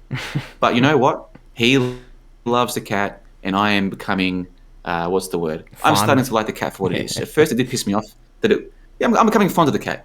At first, it pissed me off that it.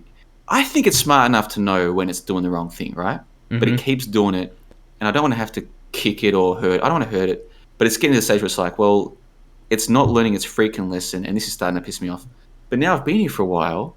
I find this thing endearing for what it is. It's just a stupid cat who I think wasn't raised properly. Like by the time my housemate got it, I think it was already a pretty messed up cat. So I think he's done his best with it. But like, if you just appreciate it for what it is, it makes it a more beautiful thing, right? So it is with the bot people, with the NPC people. I'm not looking down on them. They are what they are, and that's all they're ever going to be.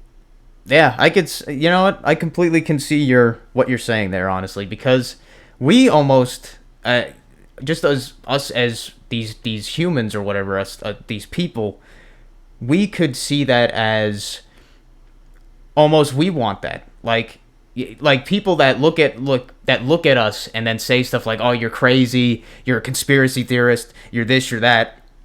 We would almost crave that they would just be able to accept us to some degree. Like maybe it wouldn't be enough for us. Like we'd want to still be able to have conversations that are interesting and stuff, but we would want them to be able to accept that fact instead of insulting us. And it could be the other way for the positive thing. Like people that have disabilities or whatever, is that so many of them would say, we just want to be accepted for who we are. We don't want you to cater to us. We don't want you to be like, oh, are you all right? Do you need help with your wheelchair or whatever shit like that? They just be like, hey, I know I'm independent. I know what to do. I don't need your help. Thank you.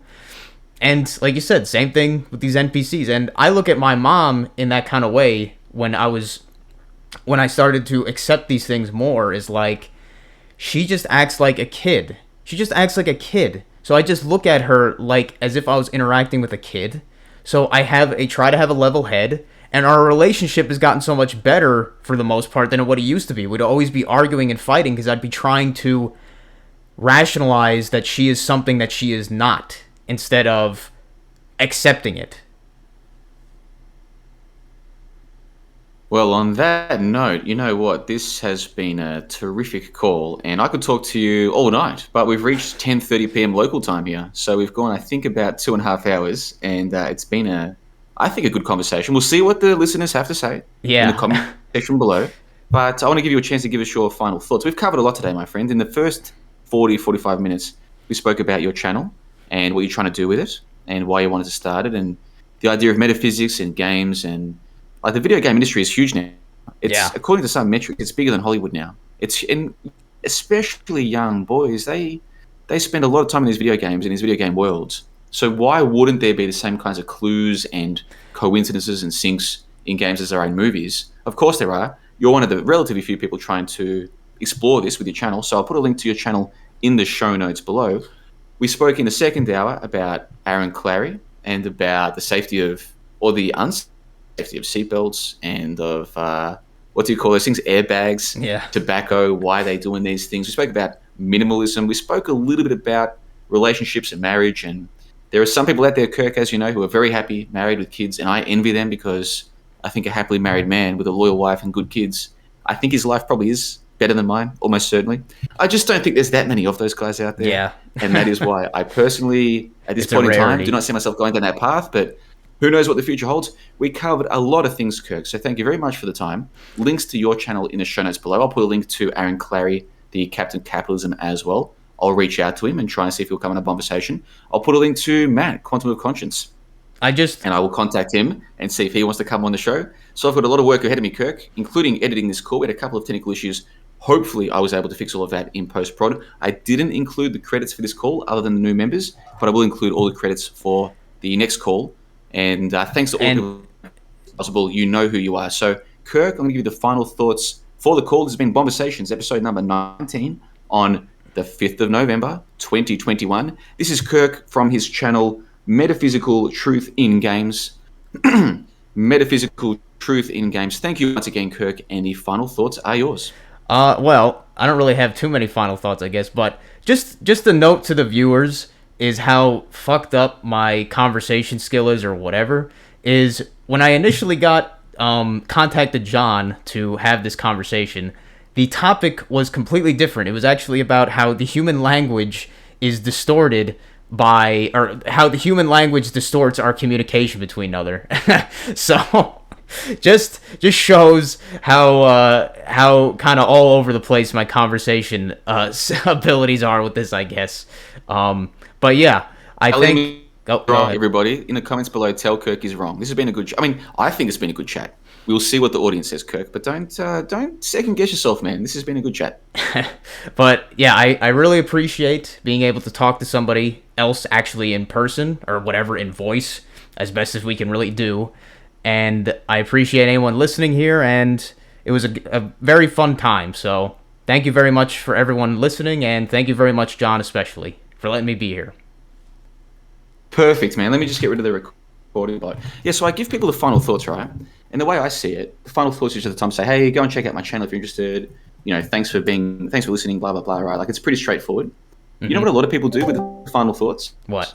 Buy? They want to give advice. No, they want to give advice. And it's like... Advice? To who? Yeah, like, be good to people or blah, blah, blah, blah, blah. And it's like, I get where they're coming from. They're trying to be positive. But it's like, dude...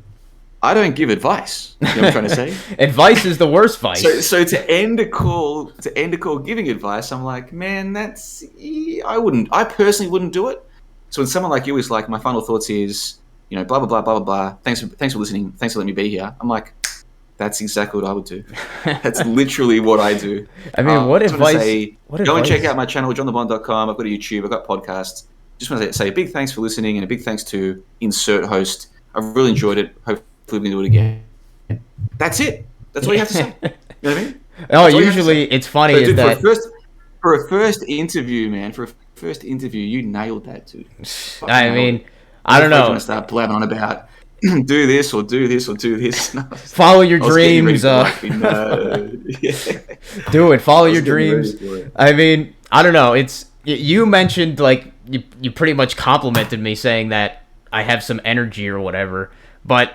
I don't know. I always look at it, and I don't doubt myself. I try not to apologize anymore, even though I say sorry. I really, I even in one of my videos, I was like, I'm not sorry. Like, I said sorry, I'm not sorry. And it just kind of, it's weird. Like, there was this one girl that I did go out with, and we went to the mall. And in our malls, it's, I don't know how Australian malls, it's probably the exact same shit as in America. It's the exact same, not just in Australia, but I'm in fucking Bulgaria, the shopping malls are the same. In Vietnam, the shopping malls are the same. Like, when we were having a conversation. Same everywhere, dude. Sorry, you're cutting out a bit. It's infected everywhere. You're starting to cut out a bit, unless it's just me. Oh, it could be because it could be my VPN. Give me a second, hold on. All right. No, it's not my VPN. I don't know why it's doing. Oh, I can hear you now, actually. Did you ask if I had a webcam? Dude, I'm on camera. Yeah. Maybe it's because I went on camera. It's using too much bandwidth. Yeah, I can see you now. I can see you. I can hear you now. Is that better? Does that make a difference? Yeah, it's a little bit less choppy. All right, I'll just leave it off camera then. Yeah, we had a call last night. Me and the members of the website. There was like 10 of us there. We were not all of us were on camera, but most of us were having a beer, just talking shit. Man, it was so much fun. Like, can you imagine how lucky I feel to be doing this? Where the website I run, people just want to come and talk about this stuff. Like, no, I mean that's why none of us can talk about it in so-called real life. That's why we come here and talk about it. That's why That's why I came to you, just because I was like, I don't know. When I see other channels, they don't really have the same, I don't know, interpersonal thing. Like, they're just kind of doing their thing, which is fine. But I was like, you know what? I don't know. I want to get my channel out there, so hopefully more people can converse with me or something. I'm just like, hey, it's fun enough to jerk off, but sometimes it's like, hey, you want to talk to other people, have them comment. So I was like, hey, I'll go to John. He has his email. Fuck it. I'll just see if he wants to have a conversation about some topic they might find interesting. But it's funny with me is that I'm always with the one-on-one conversations kind of person. Like, let's see, my friend, if you're all right continuing talking here, but my friend... Yeah, dude, this is what I normally do. We have a call, and then... Like an after party, almost? This is usually the most fun. Because, like, even in the second hour, there's still stuff that I try to, like... I still have to do a show, do you know what I'm trying to say? End of the day, I'm still an entertainer, right? Yeah. But once I stop recording, I mean, I still want to be entertaining, but I can just do whatever the fuck I want, including get drunk, which is exactly what I did last night. But like what I was saying is my one friend that I would go out with sometimes, he would always want to go out and like drink and stuff like that. I was never into drinking myself. I was always one of those kind of like sober guys. I always like to be in a sober mindset. I've been really? Buzzed. Yeah, I've been like buzzed and drunk like really? Twice. Drinking, dude, it's my favorite thing to do. Yeah, yeah. I don't know. It's just maybe I should do it more, but Just at the same time, I guess I never really feel I'm the not saying desire. you should do it. I just find it weird people who don't like drinking. I'm like, fuck, man, it's literally my favorite thing to do. I I guess like alcohol more than women. Like, I'm serious. And I love women. I guess love it's them, just but it's I'll harder take for alcohol. the hardest thing for me is finding the right people to have a conversation with. And that what I was saying before is that this one girl that I went out with, we went to the mall and we were just gonna have a drink or something like a coffee or some shit. And we sat down at this random chair in the middle of the mall. It was like 2 p.m. or something. And then, literally, the next time I checked my watch, we'd been talking the whole time or whatever. I'd mostly been doing the talking. It'd been fucking 6.5 hours. The place was almost closing. I was like, what the fuck? I What was were like, you talking about? I don't know. We were just talking about, like, our lives or just, like, things like... I guess maybe I'm good at that, is just kind of keeping the conversation going kind of deal, where I try to have the back and forth where I don't try to be too selfish. I say, if they say something, I try to be like, hey, you know, what about that? I don't know. It's just like the basic things about conversation. I try to do that. And if you're not doing it out of force, it just kind of flows. I don't know. It's like, with my friends, I would hate it because I would used to have Discord calls with them, and it would be like multiple people, and it would always feel one-sided because I'd be putting like all my effort, whatever you want to call it. Like, I wasn't doing anything. I was just talking, and that was all I was focusing on. And they were like playing games while half talking and shit like that. And it just felt like, didn't feel right. And when my one friend brought me to a club, the first time I went to a club, I was like, man, immediately I did not like it because, one, you couldn't talk because the music was so fucking loud. You had to be screaming into the other person's ear. And it just the vibe for me wasn't the kind of vibe that I liked. I'm more of a one-on-one talk kind of person. Like, if it was a room full of people, I could still converse and have fun and everything, but it probably wouldn't be nearly as enjoyable or something I would like volunteer for, if you know what I mean. Like, I'm much more of a one-on-one kind of person. Have you ever heard of a book called How to Win Friends and Influence People? That was Aaron Clary's book, wasn't it? Was that? No, it was No. by a guy called Dale Carnegie. It's 100 years old, 120 years old. How Is to it? Win Friends and Influence People. Yeah, I've heard of that. I've heard of that. I never read it, actually. Larry probably talks about it because he's a smart guy as well read. He must have brought it up. Fundamental books, do you know what I mean? Oh, he would have read it 100%.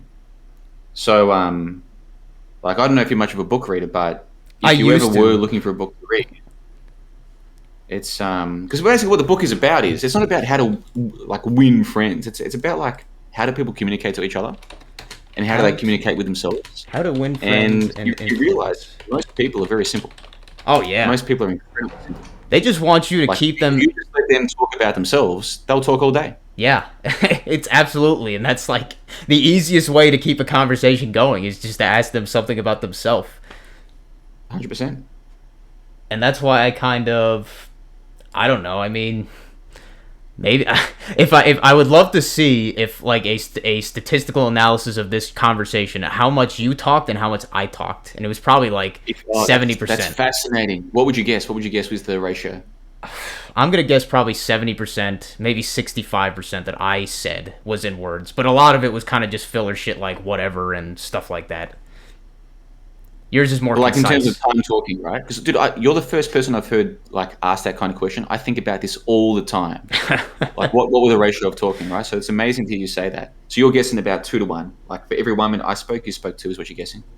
Yeah, but yeah, I would guess that probably. At least it feels like that. Like when you're talking, when I'm making a video and I'm talking, I'm like, wait, what? It's been 35 minutes. What the fuck am I talking about? Like, I'll have to, like, that's what my videos, you'll see them. Probably nobody watches them because they're so fucking long. But I don't know how to make them more concise. Like, I've cut out parts and I'm like, well, it's like, I don't know how people keep this stuff concise. It just goes on forever with me. And Dude, almost, go ahead. I think for the second hour, so probably I was talking a bit more than you remember, but the first hour would be like 3 to 1, which is what the first hour is meant to be me not really talking. It's meant to be, let's get to know the guest. And then the second hour is meant to be a bit closer to 50-50. So the ratios in this call were pretty much perfect. Like pretty much. Wait, If you actually anything, checked? I haven't checked yet, but here's the thing: when I'm editing, I can see the waveforms. Like, you know what I'm going to do? You can count the waveforms. Oh, you're there. How's this for an idea? This is fascinating to me. What I'll do is I'm going to download this podcast I just did, and then I'm going to put it into my editor, and then like show you an image, and like let's find out, because I don't know. Also, like maybe I spoke more than I remember. Like I've got a brother. I've got 3 brothers, right? One of them, I love him to death. The motherfucker never shuts up. When you're talking to him, he does not shut up, right? Seriously. And I honestly think if you were to ask him, suppose I speak to him for an hour, it's him talking for about 50 minutes, right? Right? Like easily. If you were to ask him after the call, how much were you speaking? He'd probably say, oh, but even maybe I spoke a bit more. Like I honestly believe that's what he'd say. He has no self-awareness at all. In some ways, he's a smart guy, but in this sense, he's hopeless, man. I'm serious. He's hopeless. I guess it wasn't. Hopeless. I guess the ratio. I think a lot of people are. I think even smart people can be hopeless. I guess the ratio wasn't too bad, because if it was that bad, you would have been saying something right now, saying that I talked way too much. It's like, and I think it's different for some people, because some people talk slower. No, dude. Like I just said to you. Now you've got a good speaking speed. Some people do speak slowly, and man, and they can be hard to interview, because it's just like, like, you know, that the wheel motion with your hand, like hurried up, you know, like that motion. Sometimes I'm actually like behind my laptop, like, come on, man, come on, like, come on. Oh man, I'll look at of the essence. I'll look at my waveforms on when I'm doing my editing, and it just becomes like. It becomes so weird that I have points where I'm thinking and there'll be so little words going on, and I'm like, all right, that's like way too much space. But then I'll be talking and I'll be like, holy fuck, like rapid speed, blah, blah, blah, blah. And I'm like, can people keep track?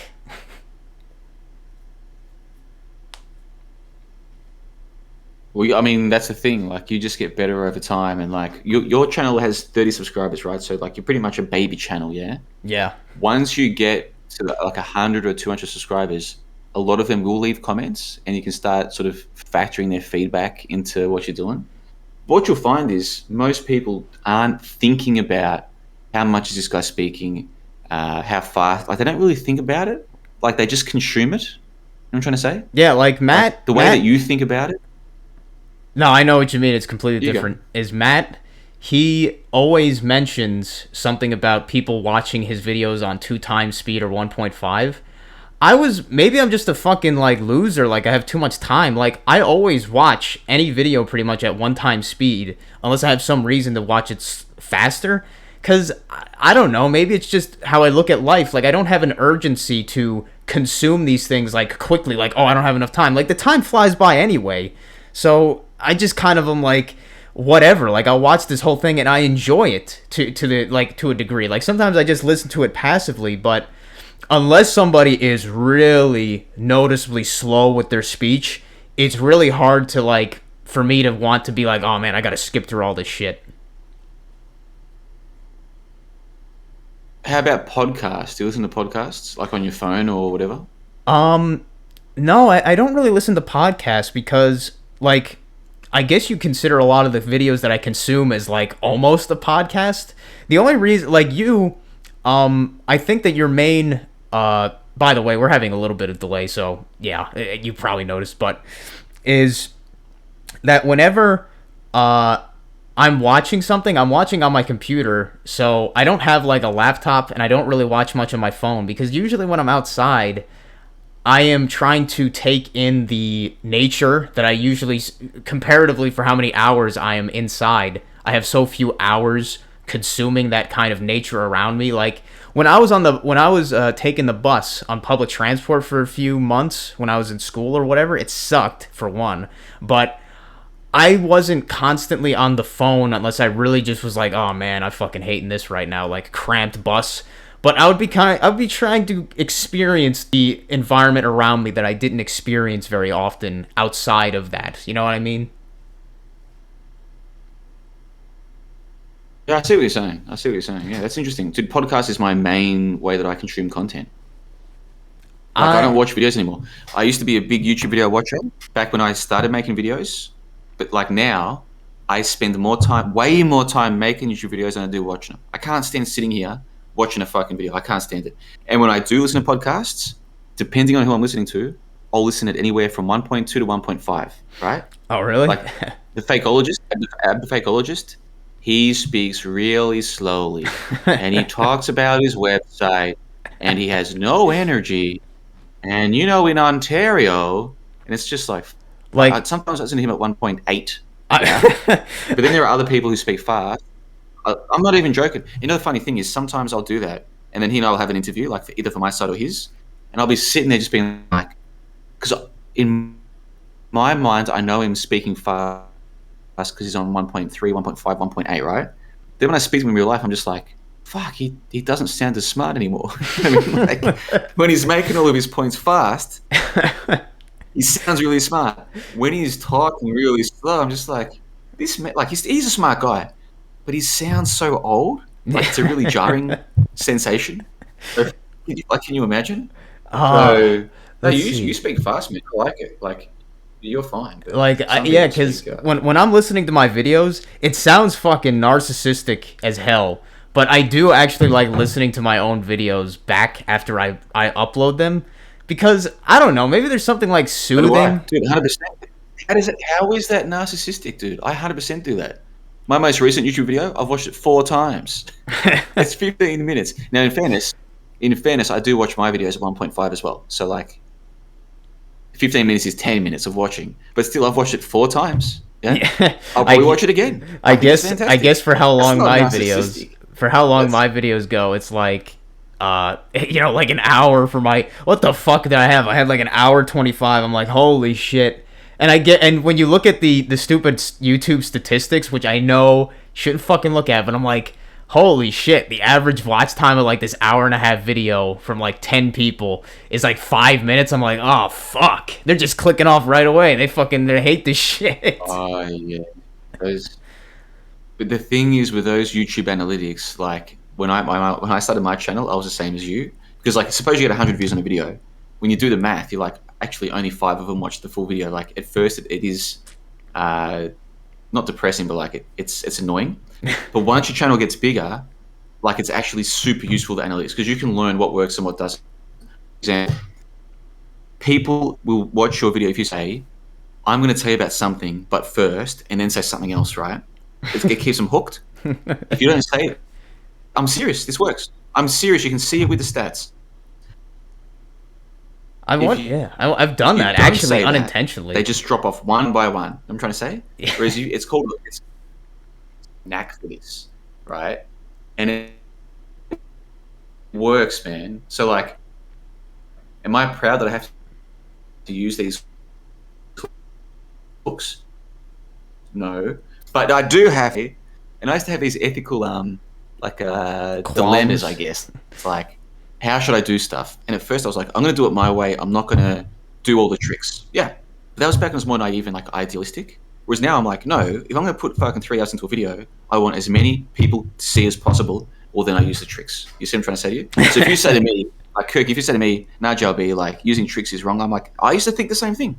So maybe in 7 years we'll have the same conversation. You'll be 34, I'll be in my 40s, and you'll be like, JLB, I still not using the tricks. I'm like, good for you, brother. But I think honestly, you'd be like, JLB, you were right. You've got to use the tricks. They work. Nah, They work for a reason. the thing that people do all I know you said you don't really watch many YouTube videos anymore, but the thing people do all the fucking time now is they put in the middle of the video, "Hey guys, remember to click thumbs up and press the subscribe button and the bell," and all that shit. And I'm sure it works, but it makes it feel I don't so do that. weird. Yeah, okay, yeah. I don't do that trick. I haven't gone that far yet. I think I've made like 800 YouTube videos. I think in one of them at the end I was like sarcastically, be sure to like, what's the word? Be sure to thumbs up. No, be sure to like, Press the bell, subscribe, like, and thumbs comment. up. That's it. I think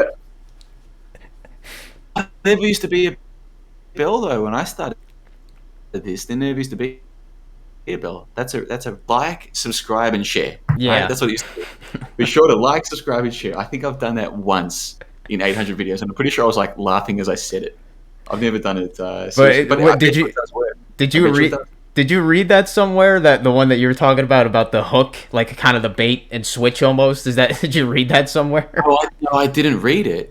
And by the way, it's not a bait and switch. I live in Bulgaria where they do bait and switch you with real estate properties, and I learned that the hard way. Oh fuck. I never want to be a bait and switcher. No, the hook thing.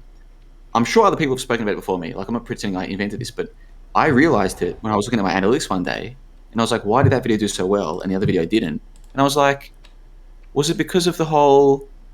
I'm going to talk about something, but first I want to talk about something else, and then that's why I practiced a couple times, and yeah, the ones where you say blah blah blah blah blah. I want to come back to that and show you something that you're not going to believe. But first, so then I cut to the other thing, right?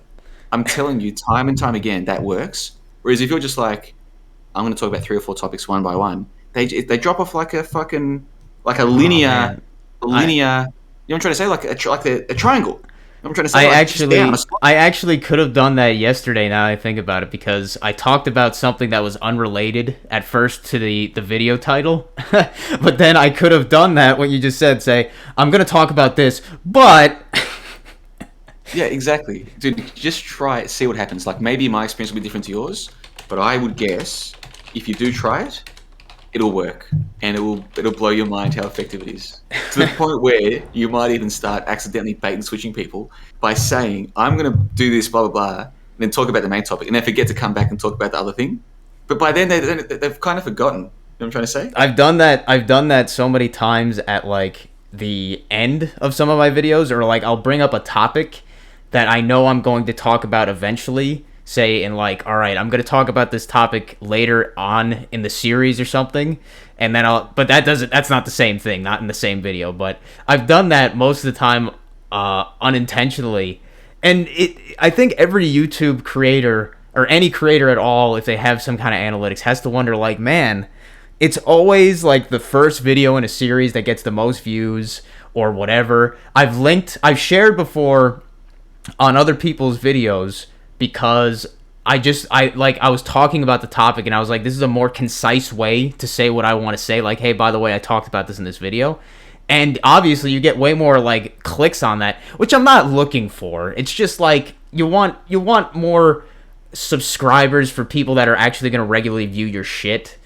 Uh, Even though I don't expect to make any money off this, it's such a weird thing to explain. I'm sure you know what I mean.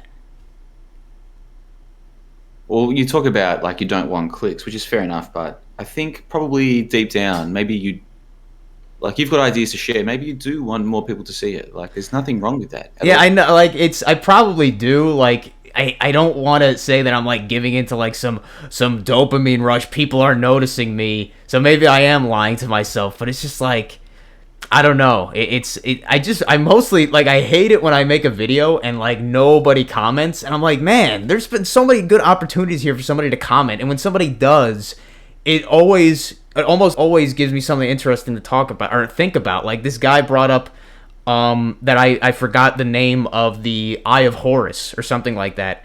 And then it made me go down like a little rabbit hole that I went into. I was like, oh shit, the Eye of Horus is actually, if you take a cross section of the brain, of the human brain or whatever, the Eye of Horus actually makes up the shape of the things surrounding the thalamus, and then a medulla oblongata or something like that. It looks like a bird, and that's what the hieroglyph for the Egyptians. And I was like, I wouldn't have never thought of that unless somebody commented about that. It does make you feel good, man. There's nothing wrong with admitting that. And like when I get good comments, it makes me feel good. And like like YouTube these days, all my videos get comments because now the channel's big enough. At the start, I didn't.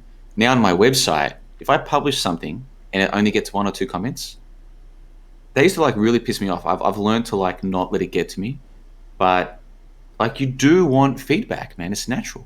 Of course you do, especially when you put time into it. It's a natural feeling.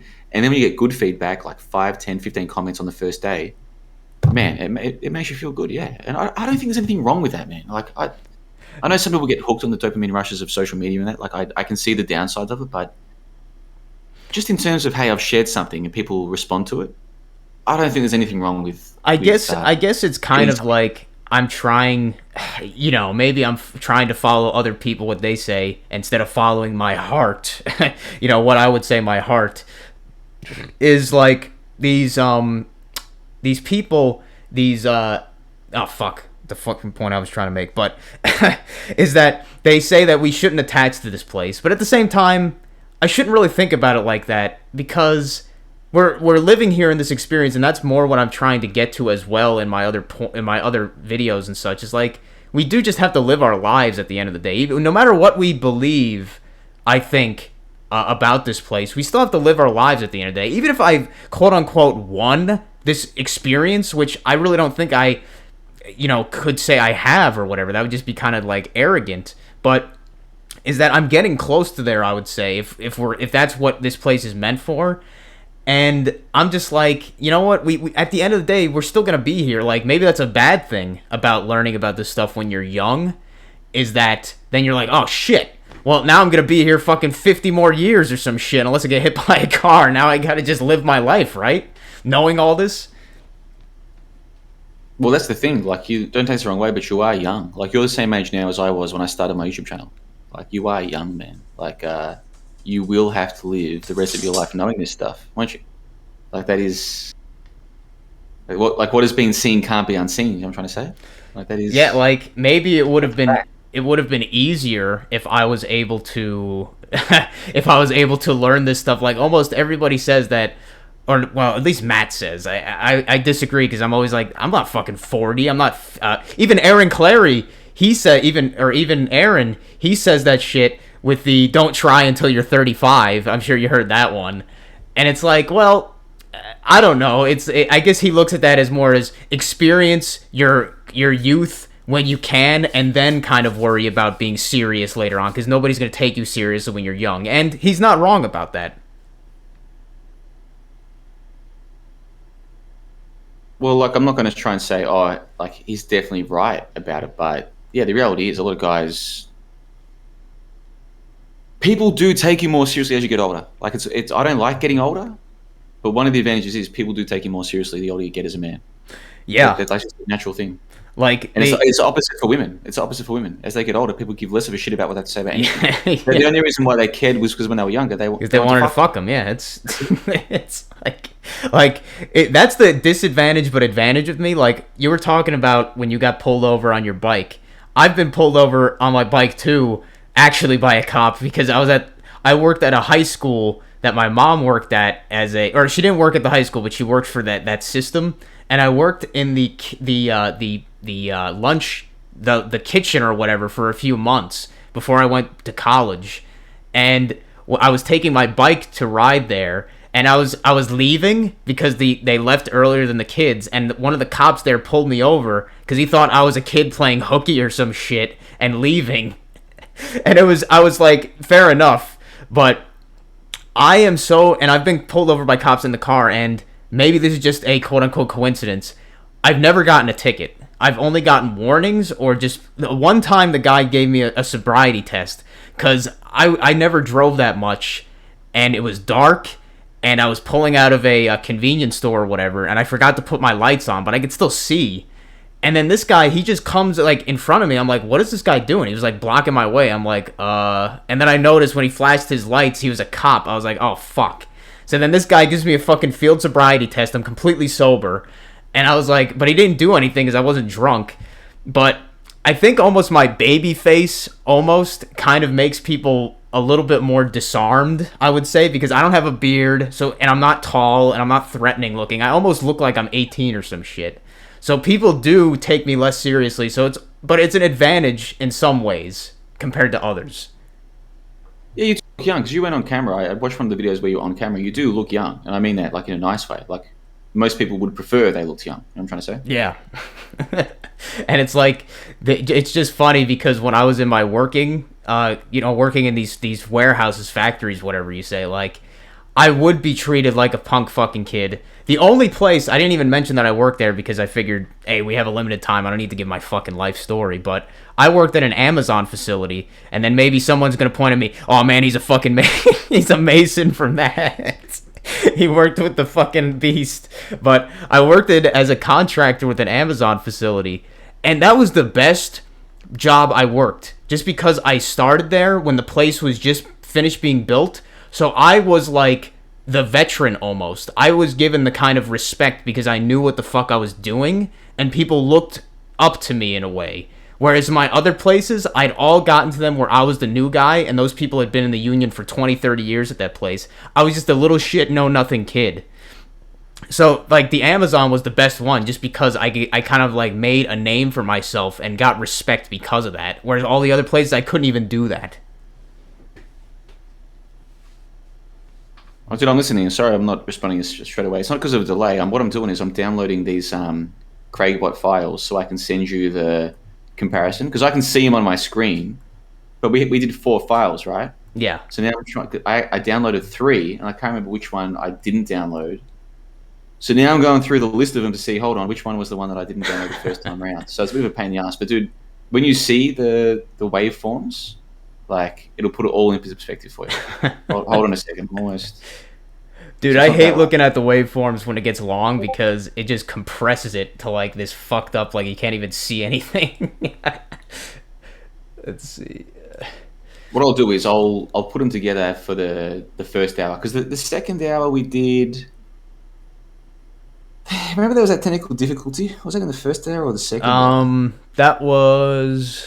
Did we have 2 technical difficulties? No, we had 1. I think that was the second hour. So that would mean that there was 3 recordings for the first hour, for the second hour, right? Yeah, I think so. In all, there's 4. In all, there's 4. Yeah. Like, I've got them on my screen here. Like, there's one. I think the technical difficulty must have been in the first hour. Like, let me just listen to this. Hold on. You won't be able to hear it, but hold on a second. No problem.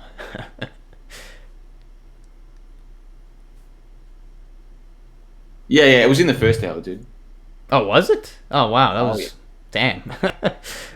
So 6.0 is... I mean, does it... Because I know that the files, they love to... Or some of these files, they're not allowed to be over a certain size. Because when I was... No, that's... Yeah, I know what you're saying. Like, some programs do that. No, that's not an issue for...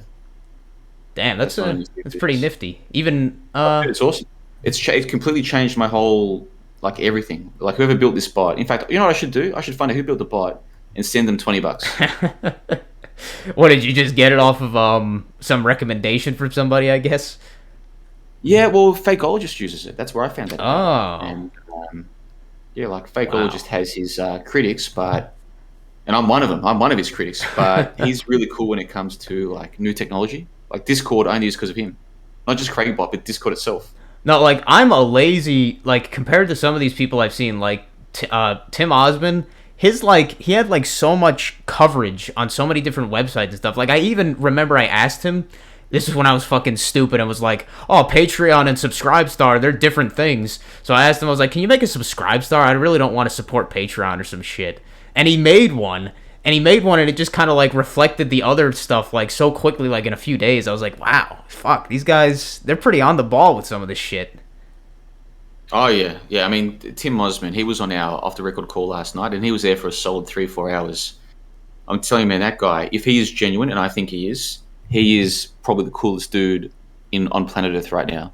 Like, if he is genuine, and I think he is, the dude isn't just smart. He's, like, he's making things happen, like, behind the scenes. And I love the guy. No, I like... Do you know how old he is? Do you have any idea how old he is? Him? Oh... I'm going to guess, just to be conservative, 35? Dude, I thought he was about my age. I'm 34, right? I found out last year he's 40. 40? Like, he comes across... Dude, he's too tech savvy and, like, he's got too good a sense of humor to be as old as he is. A boomer. Yeah. I couldn't get over it. I could say that I'm, like, tech savvy just because I've grown up with the shit. But at the same time, I guess I just don't go that extra mile to, like, I've even tried to make my own website just to think, like, all right, if I plan for the future, if I wanted to do side stuff, I would be like, oh, I'll do web design. But I was like, oh my God, the modern web design is such a fucking pain in the ass now. It's like, it's not fun to do at all. Like, the most fun stuff I do is when I was making mods for games, that kind of programming, and just doing these kind of videos and I guess enjoying video games and watching videos. Like, I'm not one of those, like, I'm not a carpenter at all or something. Like, the places I worked at, the only thing I was really good at was doing the tech savvy kind of stuff and electrical kind of work. Everything else, like, I was completely fucked. Like, if they told me to make a wall out of some, like, board that they have, I would be like, what the fuck do I need to do here? Well, you said you did community college, right? Electrical engineering. That's meant to be 2 years, yeah, or 3 years. Yeah, what was I doing? I think I was taking a few less, what did I do? I took a few less classes or a few less credits each semester than I was, so it did take me probably like a little bit longer. I got to the tail end of it, like the later end of it, and I was just like, man, I'm working in this factory now that as actually producing things, and I'm working with this electrical stuff. None of the shit that we were talking about in the classes was anywhere near what we were like doing in those classes or in the actual field, and I was like, man, this is such a waste of time. And I worked with a guy that in the Amazon place, he was actually getting paid more than me. He was a higher rank than me. That when he joined the company or whatever, when we got in the company, he was a really nice guy. Yeah, he was pretty awkward, but I knew more than him about the stuff because he had a bachelor in electrical engineering. I had no degree technically, but I had experience, so I got the job. But he was getting paid more, even though he knew like nothing about like any of the stuff because he just did the theory. That tends to be how things go, though. Like in a lot of fields, the piece of paper is given a lot of Yeah, it's a lot more weight than it gravitas. really deserves. Yeah. Like, hey, I give the people credit for doing it, man. College, I don't know. Did you do college? Because Yeah. oh, Yeah. man, what did you Can you do? guess what I? Can you guess what I majored in? Um, fuck. I don't know if this is gonna be a really surprise or if I'm gonna be on the ball. Liberal arts. I don't know. Yeah, I did, and then that was my degree. But like the major, like can you guess what the major was? um, shit. English? No, that'd be stupid. My friend actually took an English degree. It's like, dude, you know English. What was it? Philosophy, Philosophy. Oh which man, Aaron Clary would say is a complete waste of time. But yeah. you know what? He's mostly right. But It the gives thing you is, it gives you the a site that I'm good running now. perspective on how to think about things differently. Well, it can, but a lot of people don't use it for that. So they come out, they still can't think about shit. Yeah. I was lucky. The logic courses I taught completely changed, like they had a massively positive influence on me. But a lot of people, they are wasting their time, 100%. But the website I'm running now, I wouldn't be running if it wasn't for that philosophy. Not the philosophy degree, the logic courses. If it wasn't for those logic courses, I wouldn't be running this. It's funny that you said the logic courses. I guess the more so the in a conversation, like how you'd be like, this person is using like flawed logic kind of thing. I had to do digital electronics, which is basically pure logic in that ones and zeros, like that kind of deal. Like digital logic compared to the human logic, funny enough. I would guess, I don't know for sure, I would guess that is still useful. But the point I'm making is, like, Yeah. Clary would say, "Oh, you wasted your time," blah blah blah. The thing was, I was on a scholarship; it didn't cost me money. Like, it did cost me time, 3 years, but it didn't cost me money, and I don't regret it for 1 second. It's one of the few things I did that actually worked out well. But I can see where he's coming from. Most people who do it are just wasting their time, getting drunk, smoking bongs, and getting into debt. And for what? Like, what's the gain? What's the No, benefit? it's the thing that I've found that they're doing is like they're just kind of, even my dad had that kind of idea. He was like, they're just kind of there to kill time. Like it's almost like extending your childhood or some Yep, some shit like that. You're just 100%. extending it. Yep, 100%. And that's what my one friend who got an English degree, his parents said that they would kick him out of the house if he didn't get some kind of degree. So he went to the same college his mom did for psychology, and she didn't even use that degree. She got like a master's or some shit. She was a housewife her whole life. And my friend, he went and got his bachelor's in English, and he was telling me about these courses. I'm like, wait, they're just having you read books that you could have just bought. Why the fuck are you paying all this money just to read a book you could have just bought anyway? And it was shit like race studies and stuff like that. Like this, I was like, wow. Like, I'm not trying to say that my course was more useful, but even if it was useless in many ways, it had some more useful stuff than that. I was like, wow. Dude, I totally get what you're saying. Yeah, so like I'm one of those people who I went to what you guys call college, we call it university. I went to uni. I'm glad I went. If I It's had a usually son called though, if I had university a as son well. today, suppose I had an 18-year-old son and he was like, "Dad, what should I do?" I'd be like, "Are you good at maths and science?" If the answer is yes, okay, and do you want to go to university? Like, do you want to be stuck in an office? Like, do you want that? If you do want it, sure. But unless you're good at maths and science and you want to be stuck in an office, you want to get the fuck away from college as far as you can. Go and learn how to build. Go and learn how to clean, like how to fix toilets as a plumber. Like, go and learn a trade. Get as far away from university as you can possibly get. Is what I would say. Dude, Seriously. the most fucked up thing I realized about our school system is, I don't know if they have this in Australia or other places, but in the US, you they actually send these kids that are doing poorly in their primary school, whatever you want to say, like high school, if they're doing poor on their grades, if they're like quote unquote trouble students, like kids that are always getting in trouble and shit, they'll actually send them to a vocational high school or college, whatever you want to call it. And I'm like, wow, they're actually getting like a better treatment for doing poorly than we are, because all we're doing is getting more indoctrination bullshit in these schools, in these primary schools, and they're going to learn something actually useful, like how to fucking weld. I was like, what? Dude, it's the same thing in Australia. Like what you just said, it's the same thing. Like a lot of schools will have both the proper high school and then the vocational. They'll have different rooms where they learn, but we all go to the same school. The kids who like were hard to indoctrinate, they're the ones who are like, okay, just go and fucking learn to do something useful then, right? Whereas the rest of us, we get stuck getting more bullshit, right? That's the whole system. And maybe it's a bad thing, but maybe not, because I don't know. I've got out of the bog somehow, but I was like a complete, for the most part, conformist before besides the occasional times that I spoke out and I was like, hey, wait a minute, that's weird. Why are we saying this? But when I got out of high school, I learned real quick how fucked up this place is, how it works. Like, that was a good thing I worked at my dad's place, because I learned quickly that these older people, especially, they're not like someone that you should just trust just because they're older and like quote unquote wiser. If you're a young asshole, you're gonna be a fucking old asshole. I'm with you, dude. I'm totally with you, dude. I think most so-called adults are just children in adults' bodies, and Yeah. that's why they still get so defensive. That's why they still get very territorial, especially about women. Why they get so offended if someone insults their appearance or their job or their like whatever it is. They're just high schoolers.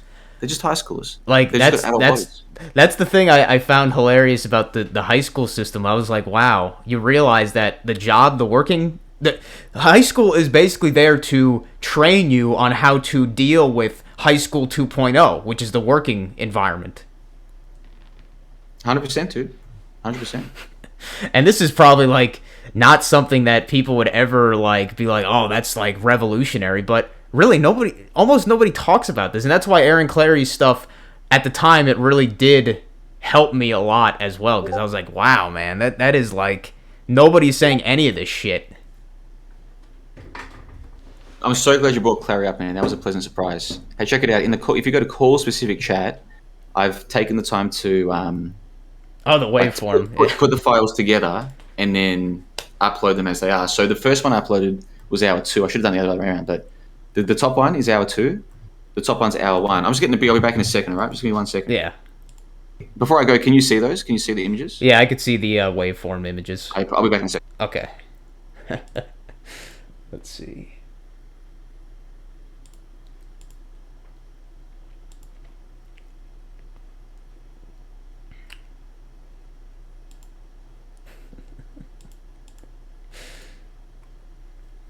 Oh, that's weird.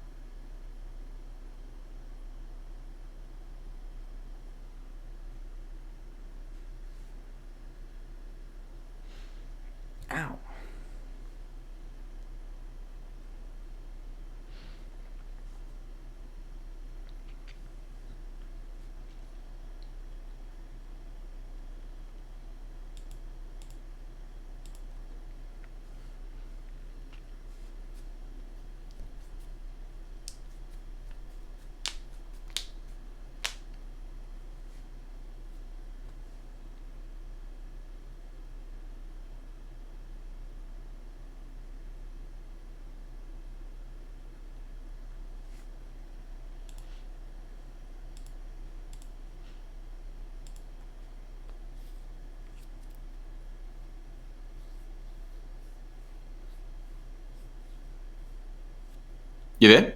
Yeah. Yeah, so what do you think of those waveforms? So that was not what I was expecting. Actually, I was like, wow. So hour one, it to me at least, just eyeballing it, it almost looks like at least 75, 80%, maybe even more, like 85 maybe, that I was speaking, and then call two was almost like 50, maybe like 55 on me speaking, and then you 45 or something. That is actually Which is pretty surprising. much exactly what I said, right? Yeah. And it's also what I said is what is meant to happen. And the funny thing is that That's this what I is said, like, right? Like, I'm not making this up. I literally said that, didn't I? yeah, you did. It was somewhere around there, and it's like the people would say about how to properly podcast. If you've heard podcast, I'm sure you've heard the joke where dead I'm air. a professional podcaster. What are you talking about? If you've heard the term dead air and stuff, it looks like we didn't have much dead air. It almost goes right over both of each other where there's any silence. That's the thing. We had almost no dead air. The only time it did happen was in the second hour when you stopped talking, but I was taking a sip of my beer, and I can easily edit that out. So, wait, there was dead air there? Wow, I didn't even notice that, actually. only a split second, which I usually do get rid of. But no, dude, like, honestly, like, the only constructive criticism I have for you is the lip smacking. And then when I did mention that to you, you pretty much stopped it. Did I actually? You didn't have the long pauses. You didn't, like, veer off mid-sentence. Like, you did change the topic, but it wasn't mid-sentence like some people do. Dude, I've got no, like, this worked out. Like, the content of the conversation worked out well, but even just you as a person speaking worked out better than I expected. Whenever I talk to someone and it's their first interview, I'm always like, this is going to be a fucking... with those people, because you said that most of them you got in contact with initially, right? And so what were those people just kind of, what was their... Yeah, that's how it used to be, but you, and because you're Bonversation 19, Bon 18, Hiram Jones, who I sent to you, he got in contact with me, and he wanted to know if he could use one of my images on his website where he was writing about me. I'm like, yeah, you can, go for it. But and thanks for asking. But also, just come on a fucking podcast. You know what I mean? So he was, like, he contacted me, but I was the one who suggested the podcast. Same with you. You contacted me and said, hey, here's this channel, blah, blah, blah. I was like, dude, let's do a Bonversation. Like, it was, in both of your cases, it was you contacting me. I didn't know about you until you contacted me. But it's worked out well. His call worked out really well. I think this, I don't want to count my chickens before they hatch, but I think this will work out really well. I'm happy for people to do that. And, like, when I checked your channel, I think I was drunk when I got your message. And so I checked your channel and I'm like, what? And it just hit me out here. I'm like, what? He's only got 30 subscribers and he's contacted me. And I was like, in my mind, I was like, who the fuck is this asshole? And then the next day I woke up and I checked my emails again and I was like, no, hold on. Let me check out his videos. Like, let's be sensible. I was like, actually, no, this guy might be cool to talk to. That's when I sent the email, and now it's all happened. So, I'm happy for people to do this. Have you ever heard of a podcast called The High Side Chats? Yes, I believe. He's the biggest podcasting conspiracies, man. Because Joe Rogan's not conspiracy. Okay, he's not. And Alex Jones isn't either. He's mainstream media, as far as I'm concerned. In terms of real independent, Carlwood's the biggest, right? Greg Carlwood, High Side Chats. Yeah, I think I've actually subscribed to that. I know the name. I don't know why I subscribed to it, but I was. He's just got a like, YouTube channel where he uploads the first hour, but his second hour is members only. It costs $8 a month. Mm-hmm. Yeah, dude, he invited me onto his show. He contacted me. Right? I was like, he's like, do you want to come on the show? I'm like, you fucking kidding? Fuck yeah, motherfucker! I want to speak to all of your audience. Let's do it. And when I did that, my website went from like 50 members to like 80. So, like, it took my website from being good, but I still had to work a job, to I still did work a job for another few months, but I was like, this is enough to go overseas. Oh, this was that far back? Yeah, we're talking 2018. Wow, holy shit. Yeah, it's always like, I hate the idea of, like, shilling yourself, but at the same time, like, I put comments on, like, Matt's video, and I'm just like, you know, does anybody want to, basically, like, I say, like, hey, if anybody's interested in stuff like this, I do stuff with video games. I maybe got a few subscribers here and there, like, not many. And always the time that they explode is when he personally says, like, I recommend this person. And all the people he recommended pretty much, except this one lady, Lavette, I didn't really get it. She seems like a cool lady, but I didn't get a good vibe from her. I was like, eh. But all the other ones that I like, those channels almost more than his, almost. This other guy, Uncanny Deduction, Danny Mindley, he talks about so much other shit that I've thought about. I'm like, wow, man. It's always a recommendation from somebody else that you get these like really interesting channels. Or just people in general. I don't even want to say channels, like they're not people. Dude, that's how the game works. So when I first started my channel, there were people who had weekly shows, and I tried to get on good terms with them, and then they would invite me onto their show, and then my channel would grow. Like that is how the game works, man. Not just conspiracies, but any niche. That's how the game works.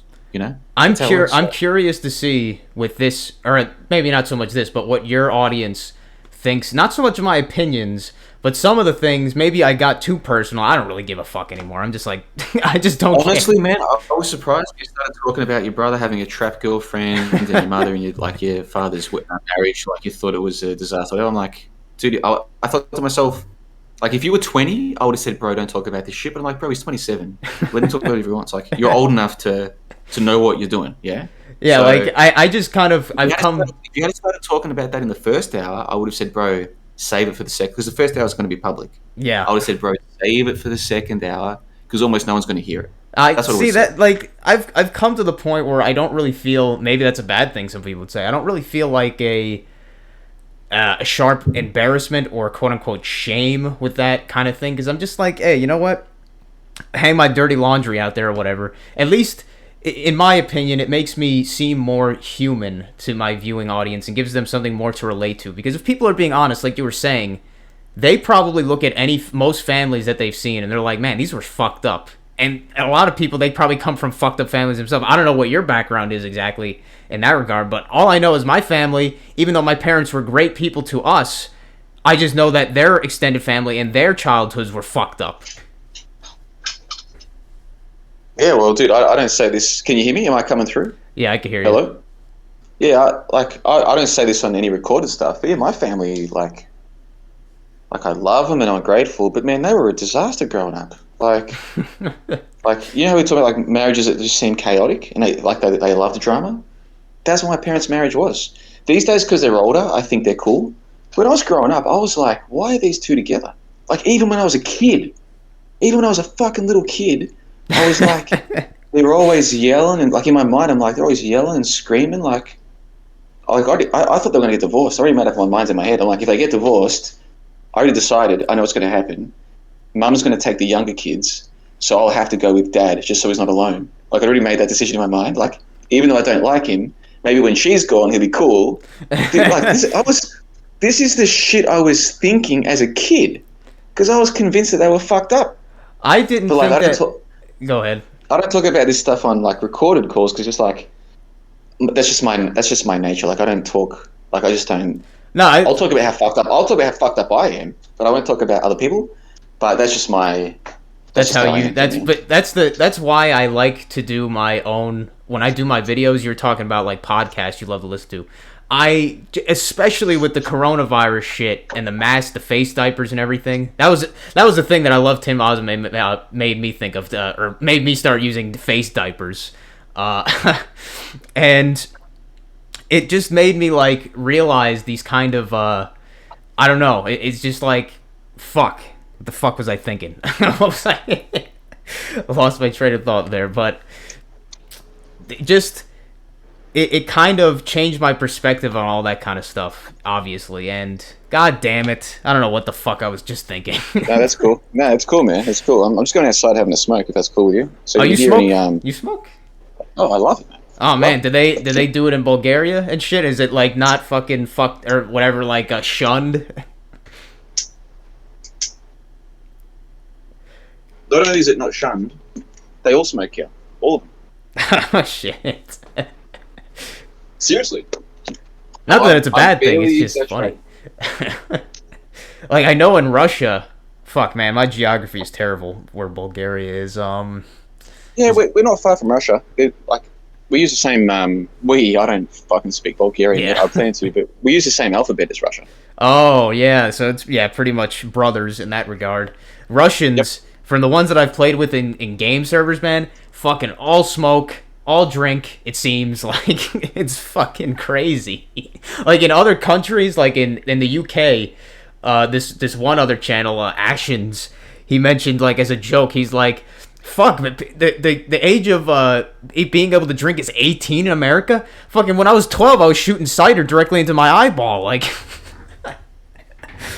Yeah, well, I mean, when they say stuff like that, they might be like exaggerating a little bit. But it's true. Like, you see, like teenage girls here. Like, I'm talking 14 or 15. They look to me. They'll just be sitting there at the front of a front of a convenience store at a table, like they're full-grown women having a smoke, just chatting with each other. And I'm like, if I came here 15 years ago when I was brainwashed, I would have been like, oh, this is so wrong. Whereas now I'm like, that's cool. That's cool. Like, they are young ladies. Let them act like it. You know what I mean? Let them act like it. Yeah, I guess, I don't know. I think it was always my family's... Fuck, I'm surprised I didn't get into that shit. Fucking my family's... My mom's side especially, fucking... so many of them died from alcoholism and shit like that. Just like all this shit, like almost all alcoholics besides my mom. And I don't know, I kind of learned from that myself, where I looked at that and I was like, I don't want to be like that. That's how I kind of looked at it. Even though it's nice to have a drink and probably a smoke every once in a while, I just never got into that. Like when I started listening to Cole's shit. I don't even think we got into Snake Dive. We forgot about that. Hold on, let me go inside really quickly. I want to do something. Hold on, let me go inside. I can't do this outside. No problem. Someone should be sick. Someone should be sick. Where's all the fucking sick people? Stop fucking eating, fatty. Oh no! Like, I don't know if he yells all the time. Like, does he do that all the time? Nah. Well, that's like his shtick when he's on videos. But if you actually see him in some of his more chill stuff, he seems like legitimately one of the nicest guys you could have like a. No, I'm sure he is. But I mean, shtick is in. So when he's in videos, because I've only seen one video of him, and it was when he was going off on where all the sick people. Which, by the way, I agree with. Right? Like, I don't know if you know this. I think the whole thing's a hoax. Right? Yeah. It's a complete hoax. The whole thing. Seriously, I believe that. So when I saw him saying that and just yelling, I just thought he was passionate about this topic, but now you're saying that's actually what he does all the time. No, his videos get so many people, dude. Like, if we're just gonna be like, that's the funny thing, is that he's got such a magnetic personality with that kind of shtick in a way, like just that kind of energy, is that he literally kind of attracts people to him because of that. And he even talks about that. It's like people fucking come to me. I'm not looking for them. They come to me. And it's true, like, when you have a magnetic personality like that, good energy, people do actually come to find you and shit like that. Like, that's how you would make kind of friends in that regard. And, like, women on his channel, like, I guarantee, like, 90% of them, they probably want to suck his cock, but he would be like, no, I don't want you to, because I don't need that shit. Like, that's the kind of personality he's got. I believe you. The thing is, content creators, once they get a big enough audience, women are attracted to that. It's natural for them. Oh yeah. Jeez.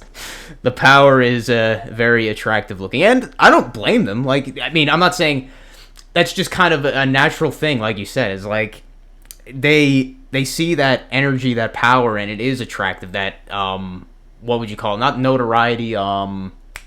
It's what we call social proof. Social proof. Women are naturally attracted to men who've proven themselves socially. And so if you have tens of thousands of followers, I mean, even just me, I've got 100 members on my site. I'm a very small fish. But even that, it's proof. It's proof, hey, this guy's got something, he's doing something right. They're naturally attracted to that. And I didn't get into this for that. No. What you said about Snake Guy, yeah, 100%.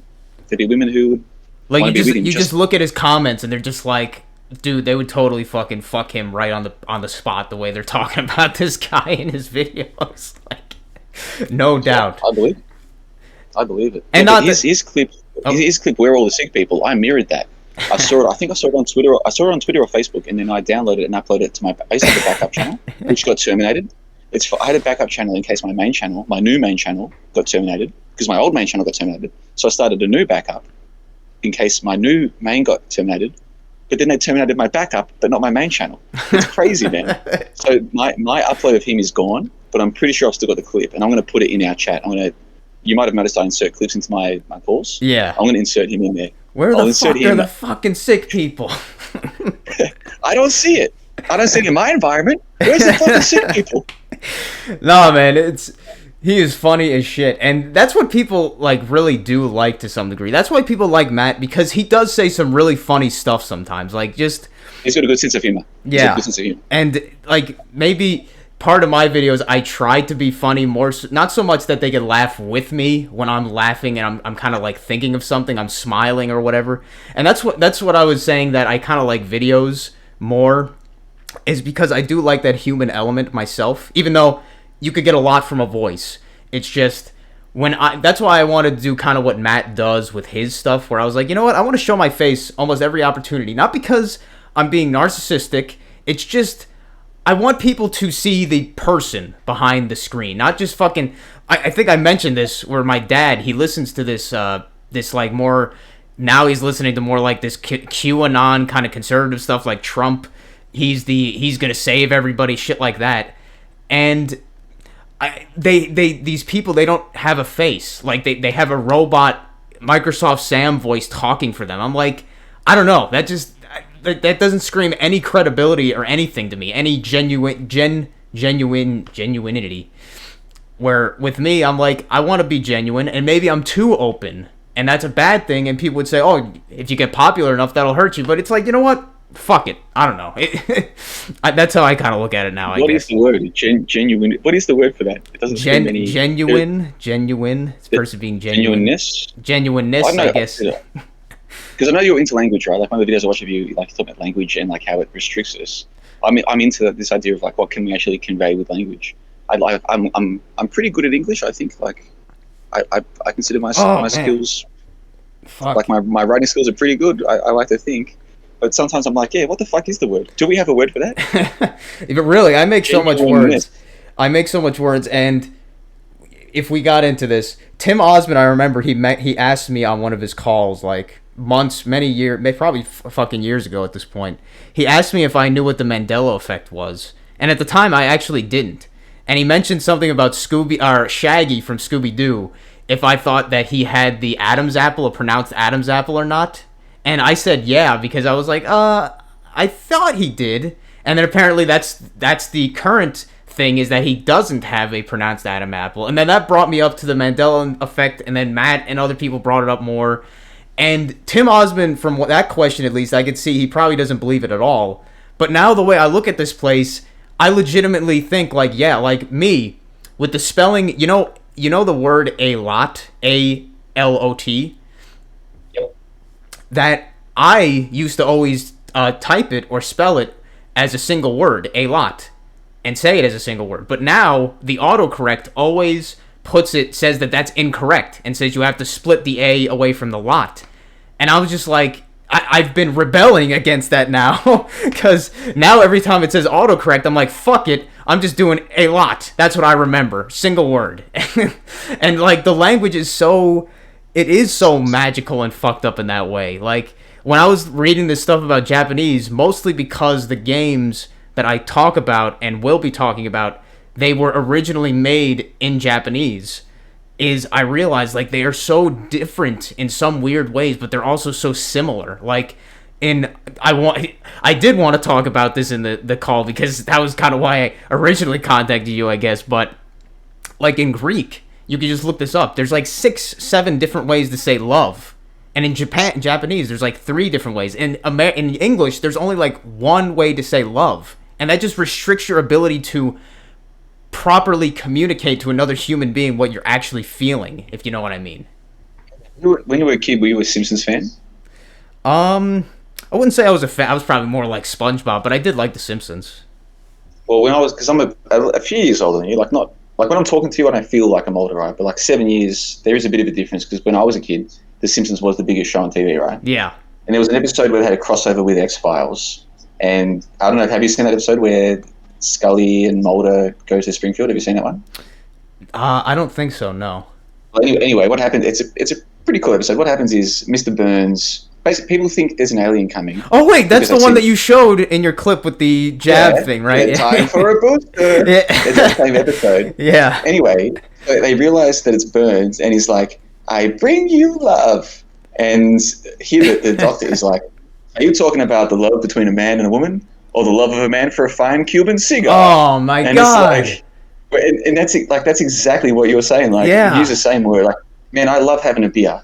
Oh, I love you, babe. It's the same fucking word. Yeah, and- Very different things we're talking about. And like fucking in Greek, something like agape would be completely different from shit. I have it up on my computer right now on Wikipedia. Eros. Eros is the erotic, passionate love. Agape is like brotherly love for God, like such things. In Japanese, they have suki as the like I like pizza or I love pizza.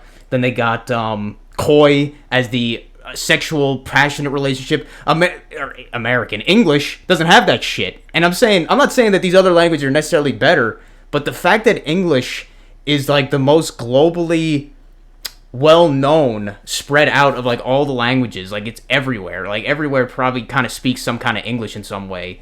That it is there purposely. Almost, I'm sure you've read 1984, just like with the Newspeak. 1984 is like one of the main books we talk about on this side, because Yeah. it's like people think they've read it. A lot of people claim to have read it, but they clearly haven't. Like in that book, Orwell speaks about dinosaurs being a hoax, missiles being a hoax, war being a hoax. Does it actually say? Does it? I actually never caught the dinosaur all of these thing. topics. It speaks about all of these topics, man. Like he doesn't. Orwell doesn't literally say dinosaurs are a hoax, but he uses the interrogation scene between Winston and O'Brien. Oh, yeah. Where O'Brien's like, we control everything. We control what everyone believes. There is no objective reality. We control the whole lot. And then Winston's like, but how about the old fossils? And then O'Brien's like, a bunch of old bones. We put those there. We made them up. And it's like that actually is what they did, by the way, in real life. Yeah. So a lot of people they think they've read 84, but it's like maybe they've read it, but did you get what was being said? Because it's in there. It's all in there. I think I got a lot of stuff from 1984, even though I read it when I was so naive, I guess you could say. But it did show me a lot of shit. Like maybe this is just me.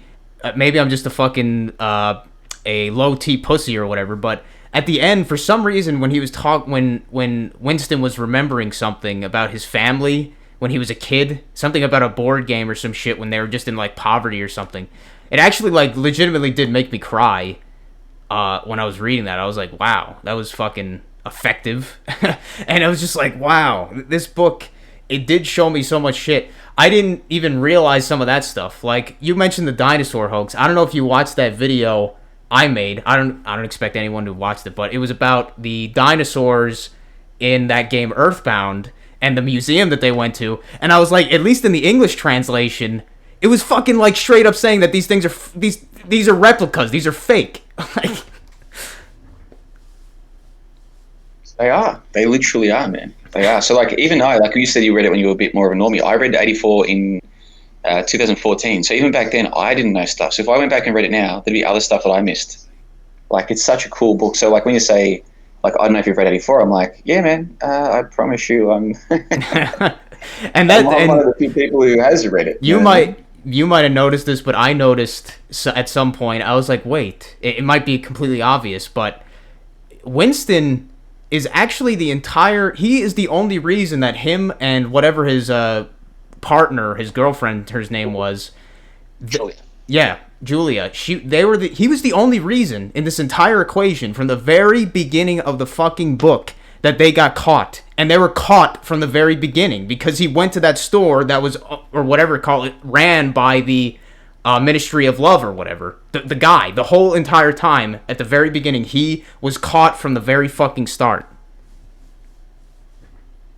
Yeah, it was him. You're right, but like, you know what got me was at the end. Look, I think that book is like a big black pill.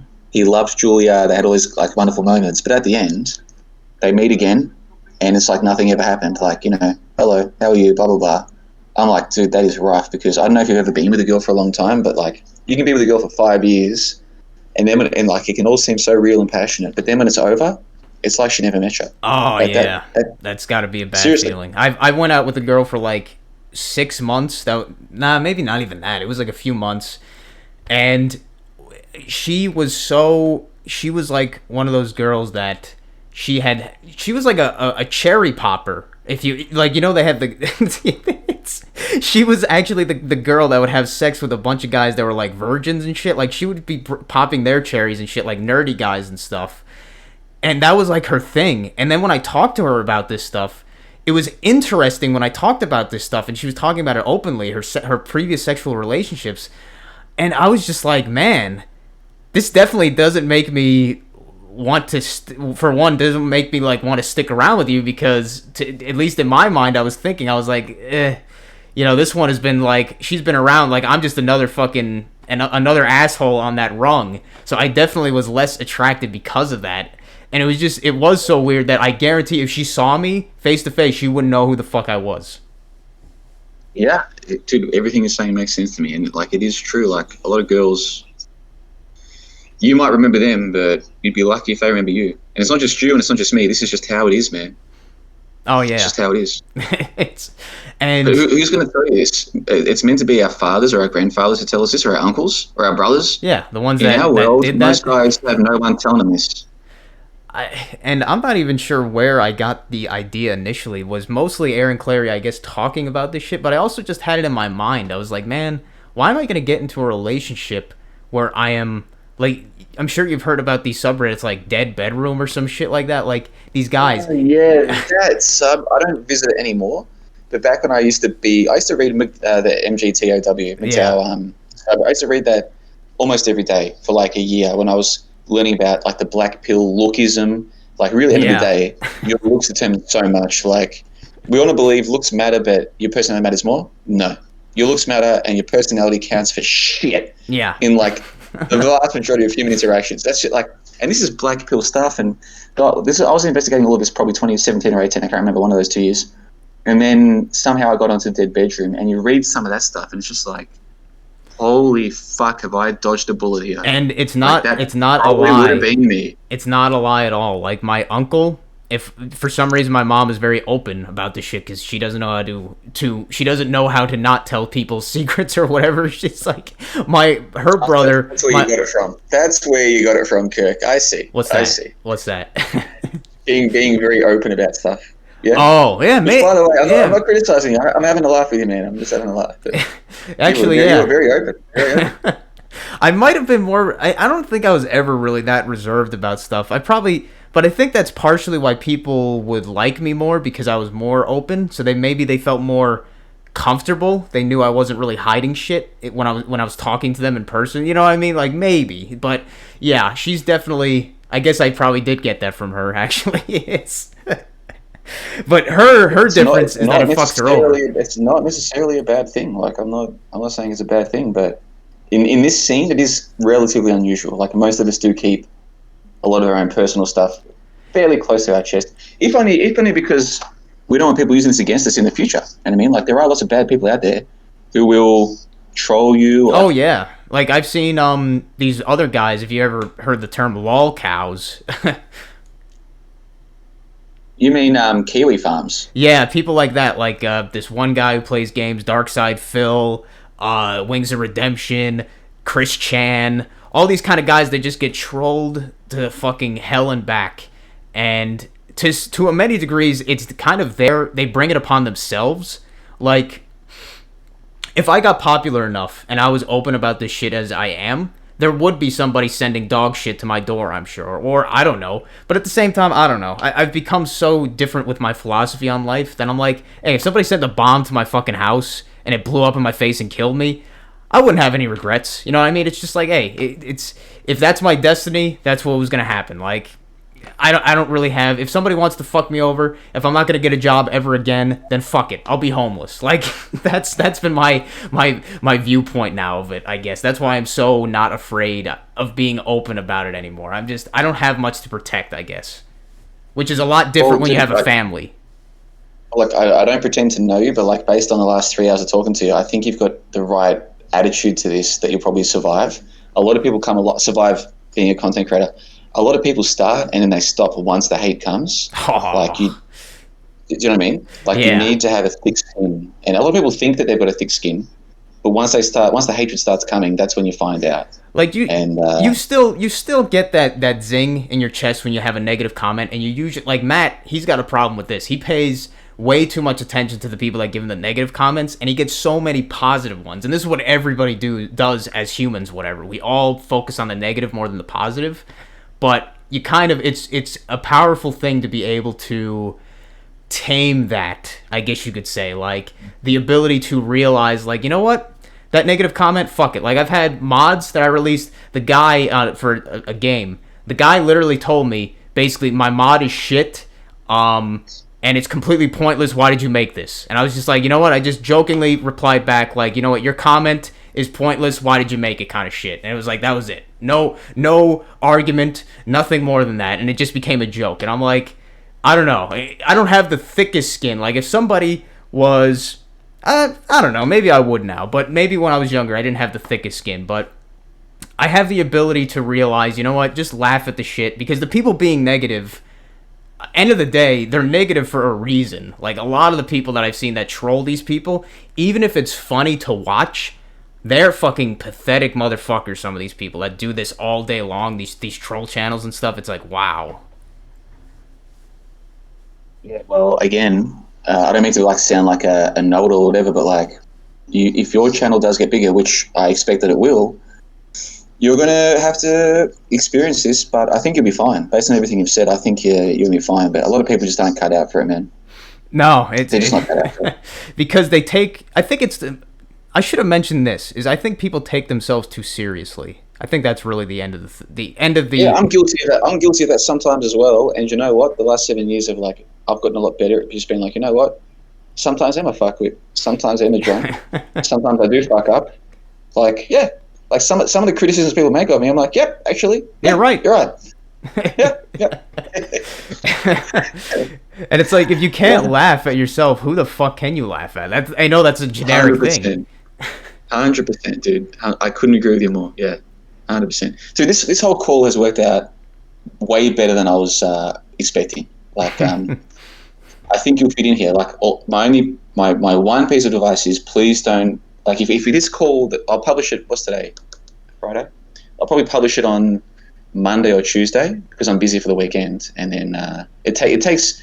How long do you think it takes me if I sit down at my laptop? No distractions, no other things, just me and my laptop. How long do you think a 2-hour call takes to edit? How long do you think? To edit down to your standard? Yeah, to edit it. So basically to clean up any dead air or whatever, to insert the clips, to render it, to check because I have to check the renderings to make sure it's come out right. Check the renderings, re-render if necessary, add the metadata, upload, create the page on the website, create the thumbnail, write all the stuff, like check out this guy's channel here, blah, blah, blah, and then press publish on the website. How long do you think that takes from start to finish? No distraction, because you know most people at the laptop, they're checking Facebook. Oh, like, yeah. I don't do that. It's just me and what I'm doing. 2-hour call, how long do you think it takes to edit? And then publish. Because me, I have a fairly low standard for my own editing, but from yours, I could tell, like, perfectionist almost in some ways. For all that, probably in terms of work hours, like you're not sleeping and shit, maybe 18 hours at least. Oh, no, nowhere near that bad, bro. It's about 6 to 8 man hours, like proper dedication. About 6 to 8. It feels way longer. It's funny as hell when I'm editing my videos. I'll be like, how the fuck? Then again, maybe it's because I'm just watching.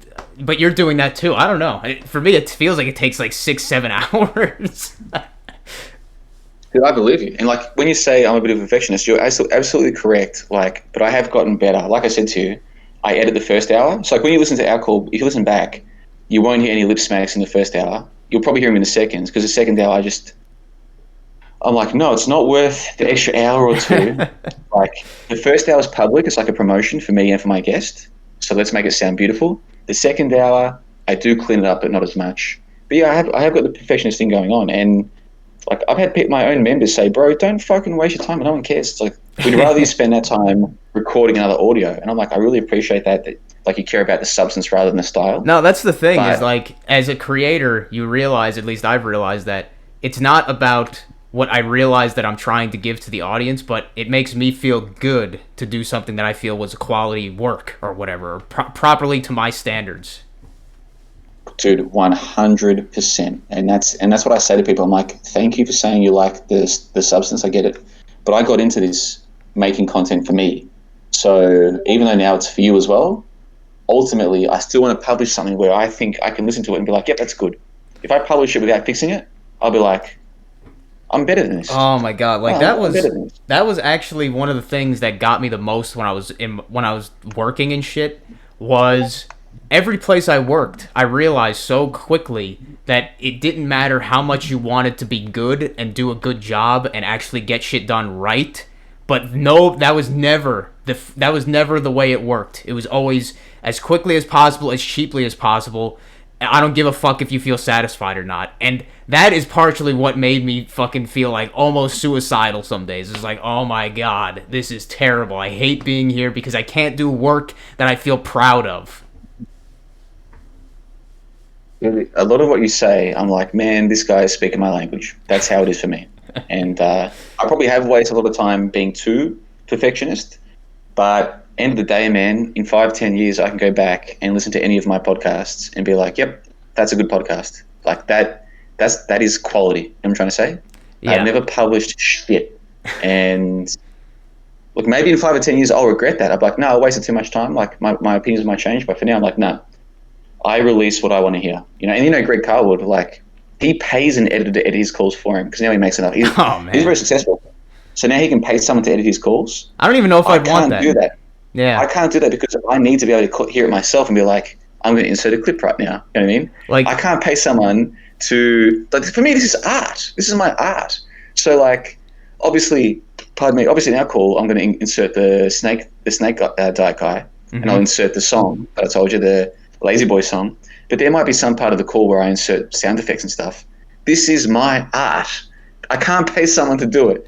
I have to do it. This is my creation. You know what I'm trying to say? I felt a similar experience. I don't know if you've ever done much. You did your website and everything. I don't know if you programmed it, but I felt a similar thing when I was creating everything. Like anything that I would be programming, like even just these simple things, I'd feel the same way where it was like I would put my seal of quality onto it. I would do the spacing right so it looked good for me and hopefully other people by my standards.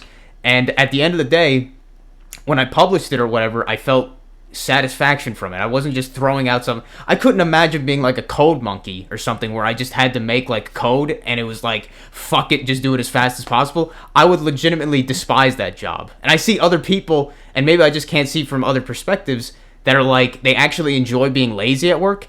I hated it. When it was nothing going on, that was the worst time always at work. The time goes so slowly. I'm totally with you, man. 100%. 100%.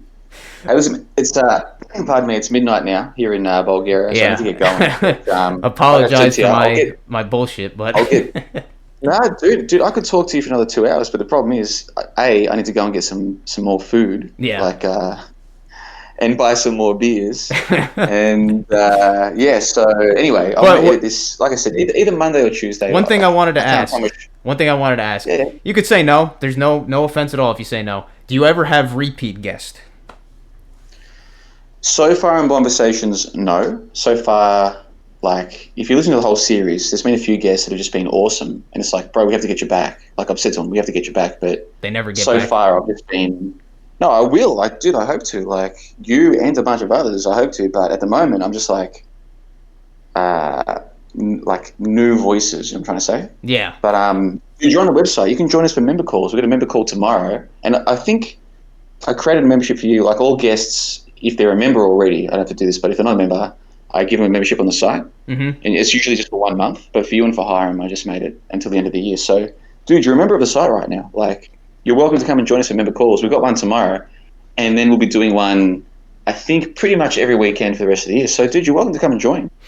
Yeah, you know just what? Like, maybe I'll join. Even though you haven't paid to join, you're not supposed to pay to join. If you love it for the next 2 months, you can pay to join later. But, like, for now, just, like, act. Like, treat yourself like you're at home. Like, it's what I'm trying to say to you. Like, you're on the Discord. You're on the website. Just fucking come to member calls if you want. Or sometimes you'll see people in the purgatory room just chatting. Feel free to jump in. Like, I will do, because sometimes, you know, I do feel like talking to somebody or listening to something or having a conversation, but I think if you ever do a repeat call, it would be interesting just because that's the thing I hate about, like, it's like there's only so much time you have, and it's like I think that language topic would be really fucking interesting, maybe to some people here, just because I hear nobody ever talk about it. Dude, I guarantee you it'd be interesting. So whenever you come onto or a future conversation, like next year, maybe Okay. we can definitely talk about it. The only thing I would say to you though is on the member calls, because there's normally 3, 4, 5 people, you get a lot less chance to speak. Yeah. And like we've got our own little community now. Like I said to you, like last night, just chatting, we all kind of know each other. So like, whenever you're the new person in the group, the smart thing is to sort of let everybody else talk. Yeah, yeah, like feel out the room. Yeah, exactly. And like you seem smart enough to know that, but some people don't. You know what I mean? They just start blabbing their mouth when everybody else is like. Yeah, and it's like, hey man, like we all know each other for like 3 or 4 years now. Like some of us literally 3 or 4 years. You're the new guy. You can talk, but like you shouldn't dominate. You know what I mean? Like, you shouldn't dominate the call. No, I know what you mean. And I would especially see in people that are in a more niche kind of I don't know what you say, community like this, is there might be a lot more people that are less accustomed to that kind of knowledge or whatever, social knowledge and graces. That's what you would think, and that is true of the conspiracy subculture. What's different about my side is it costs what, $25 US to join. Like, yeah, okay, that's not really much money, but the that kind of people barrier who to entry do that, the kind of people who pay that money are a very different group to the usual conspiracy crowd. So most of the members of my site are either professionals or they're retired, but they used to be professionals. So I'm talking engineers, I'm talking accountants, I'm talking teachers, like these kinds of people. Yeah. They're the kinds of people on the site. So like what you're saying is true. A lot of conspiracy people are just dumb people. Like they got no social intelligence. What you're going to learn is on this site, it's very different to that. It's a very different breed. There are some people on the site who are like genuinely made, you know what I mean? And they can't talk about any of what we talk about with their workmates or with their families. Oh yeah, because it would actually possibly endanger their family and everything. College. Yeah, they've all been to college. They're all educated, which means they're all brainwashed. So they come to my site because they can talk about anything. But like, this is not me bragging or flexing. I'm just telling you, like, the crowd at my site is very different to the regular conspiracy crowd. Very different. And if you come to a couple of member calls, you'll realize that pretty quickly. You'll be like, hold on, this is very different. And the other thing too is, I've met a lot of these people in real life. Like last night, there was a guy and a girl there. They're getting married. He flew from Sydney to Florida. They're getting married now. I met him in real life a couple of years ago. Me and him used to be, like, not good friends, but we used to talk all the time. Now he spends more time talking to her, which I understand he's getting married to her. They met on my site. So I've never met her in real life. You started a relationship. Well, you know, I don't want to take credit for it, but like, the point of my story is, I know this guy in real life. I've met him in real life. We've hung out, had beers, smoked weed. He's a cool dude. Other people on the site, I've met them in real life. So like, these aren't just random conspiracy people, which is why now it's kind of like, I don't want to say that these people are my friends. That's not. The word friend is too loose, but like, yeah, these aren't just random people, and they're also not just customers. Like, this is like a e-community.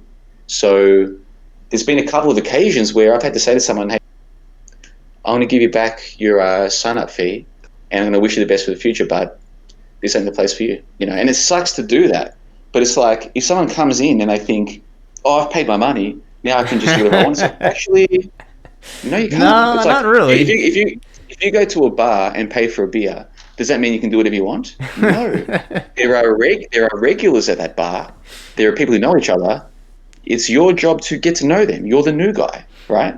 Yeah, people have a much different view of internet transactions. Oh yeah, like, it's on the internet, but like, it is a community. So like, only twice in 5 years have I had to say to someone, actually, I want to take that back. 3 times. 3 times in 5 years have I had to say to someone, listen, man, nothing against you, but here's your money back. You just don't fit. Don't take this the wrong way. You don't fit. Like, you just don't fit in. And you know what? Out of those 3 times, on a couple of occasions, they weren't even trying to fit in. Like, they knew what they were doing. You know what I mean? Like, they're trying to infiltrate or something, ruin the atmosphere. They weren't infiltrating. They were just, you know, like, look, dude, imagine having no one to talk to about this stuff. Yeah. You know what I mean? Yeah. But like, imagine But then imagine at the same time, you've got this idea of, oh no, but I'm right and blah, blah, blah. It's like, okay, but you're joining, like, there's one of you and 100 of us. Like, No, that's if you're not going to try to fit in, then you're probably not supposed to be here. I mean, you shouldn't be here. That's the thing that people would say, like, oh, you're just not confrontational or whatever. I'm like, no, I'm not. I've realized that I can't convince people if they don't want to be, if they're not open-minded or whatever. I can't convince people, as I think many of us learned. You can't, like, you know what I mean? You can't automatically convince somebody, like, oh, my point is right and logical. That means you must change your viewpoint on that. Most people, that's not going to work ever. So me, I don't even try to argue with people anymore. Like, if I get in an argument, I'll be like, hey, we have our disagreements, or we have our feud on this, or whatever. We agree to disagree, kind of thing, and it goes better so much when you do that. Dude, I think you're going to fit in just fine. Like, if the stuff you're saying is exactly what I would say. So I think you'll be fine. So, like, please, like, don't feel like you're the outsider. Like, please just, if you see a member call, jump on if you want to, or if people leave comments, you know, like, just make yourself at home and, feel comfortable. And, so All right. Going back to your question, do I have repeat guests? On this series, not yet, but next year probably, and we'll see what the responses are to this call, and just please don't take it personally if there's only 2 replies. Like, I thought my call with Hiram was awesome. Apart from him, it's got, I think, 3 or 4 comments. I think it deserves 20. Yeah. So, like, and sometimes I released an article a couple of days ago. I think it's fucking brilliant. It's got 1 comment. You just can't take this shit personally. I'm trying to say, like... No, I know what you mean. It's not so much a content problem or the person problem. It's just how it is. It's like, it's the not nature of it. It's just the nature of it. So, bro, I've got to go. It's 10 past midnight, but I've really enjoyed this. Yeah, I have as well, John, but thanks you very much, obviously, for having me and giving me the membership and everything, and I'll hopefully get in a call with one of you guys and make myself at home, kick my feet up, but thank you very much, really man. Hope you do, man. Dude, have a great Saturday. Today's Saturday? No, today's Friday. Dude, have a great weekend. Man, I'm fucked. I don't even know what date it is. Dude, I went to Subway yesterday, and they have a sub of the day, which is, like, cheaper. Yeah. So yesterday I ordered what I thought were, because I thought it was Wednesday yesterday. So I ordered the Wednesday sub of the day, and then I realized, hold on, today's Thursday, and it was too late because she was already making my sandwich. Shit. No, time is fucked up, It's been fun, man. But yeah, have a good weekend. You have a great weekend, man, and yeah. have fun. Be careful out there. See ya. I really appreciate it, man. Take care, man. Cheers, mate.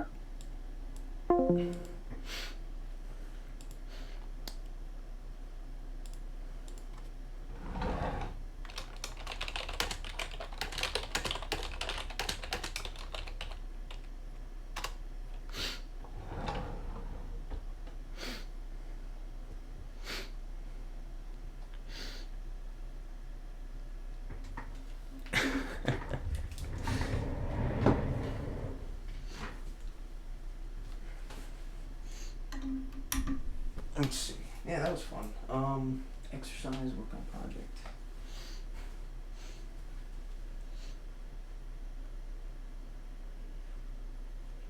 Buddy.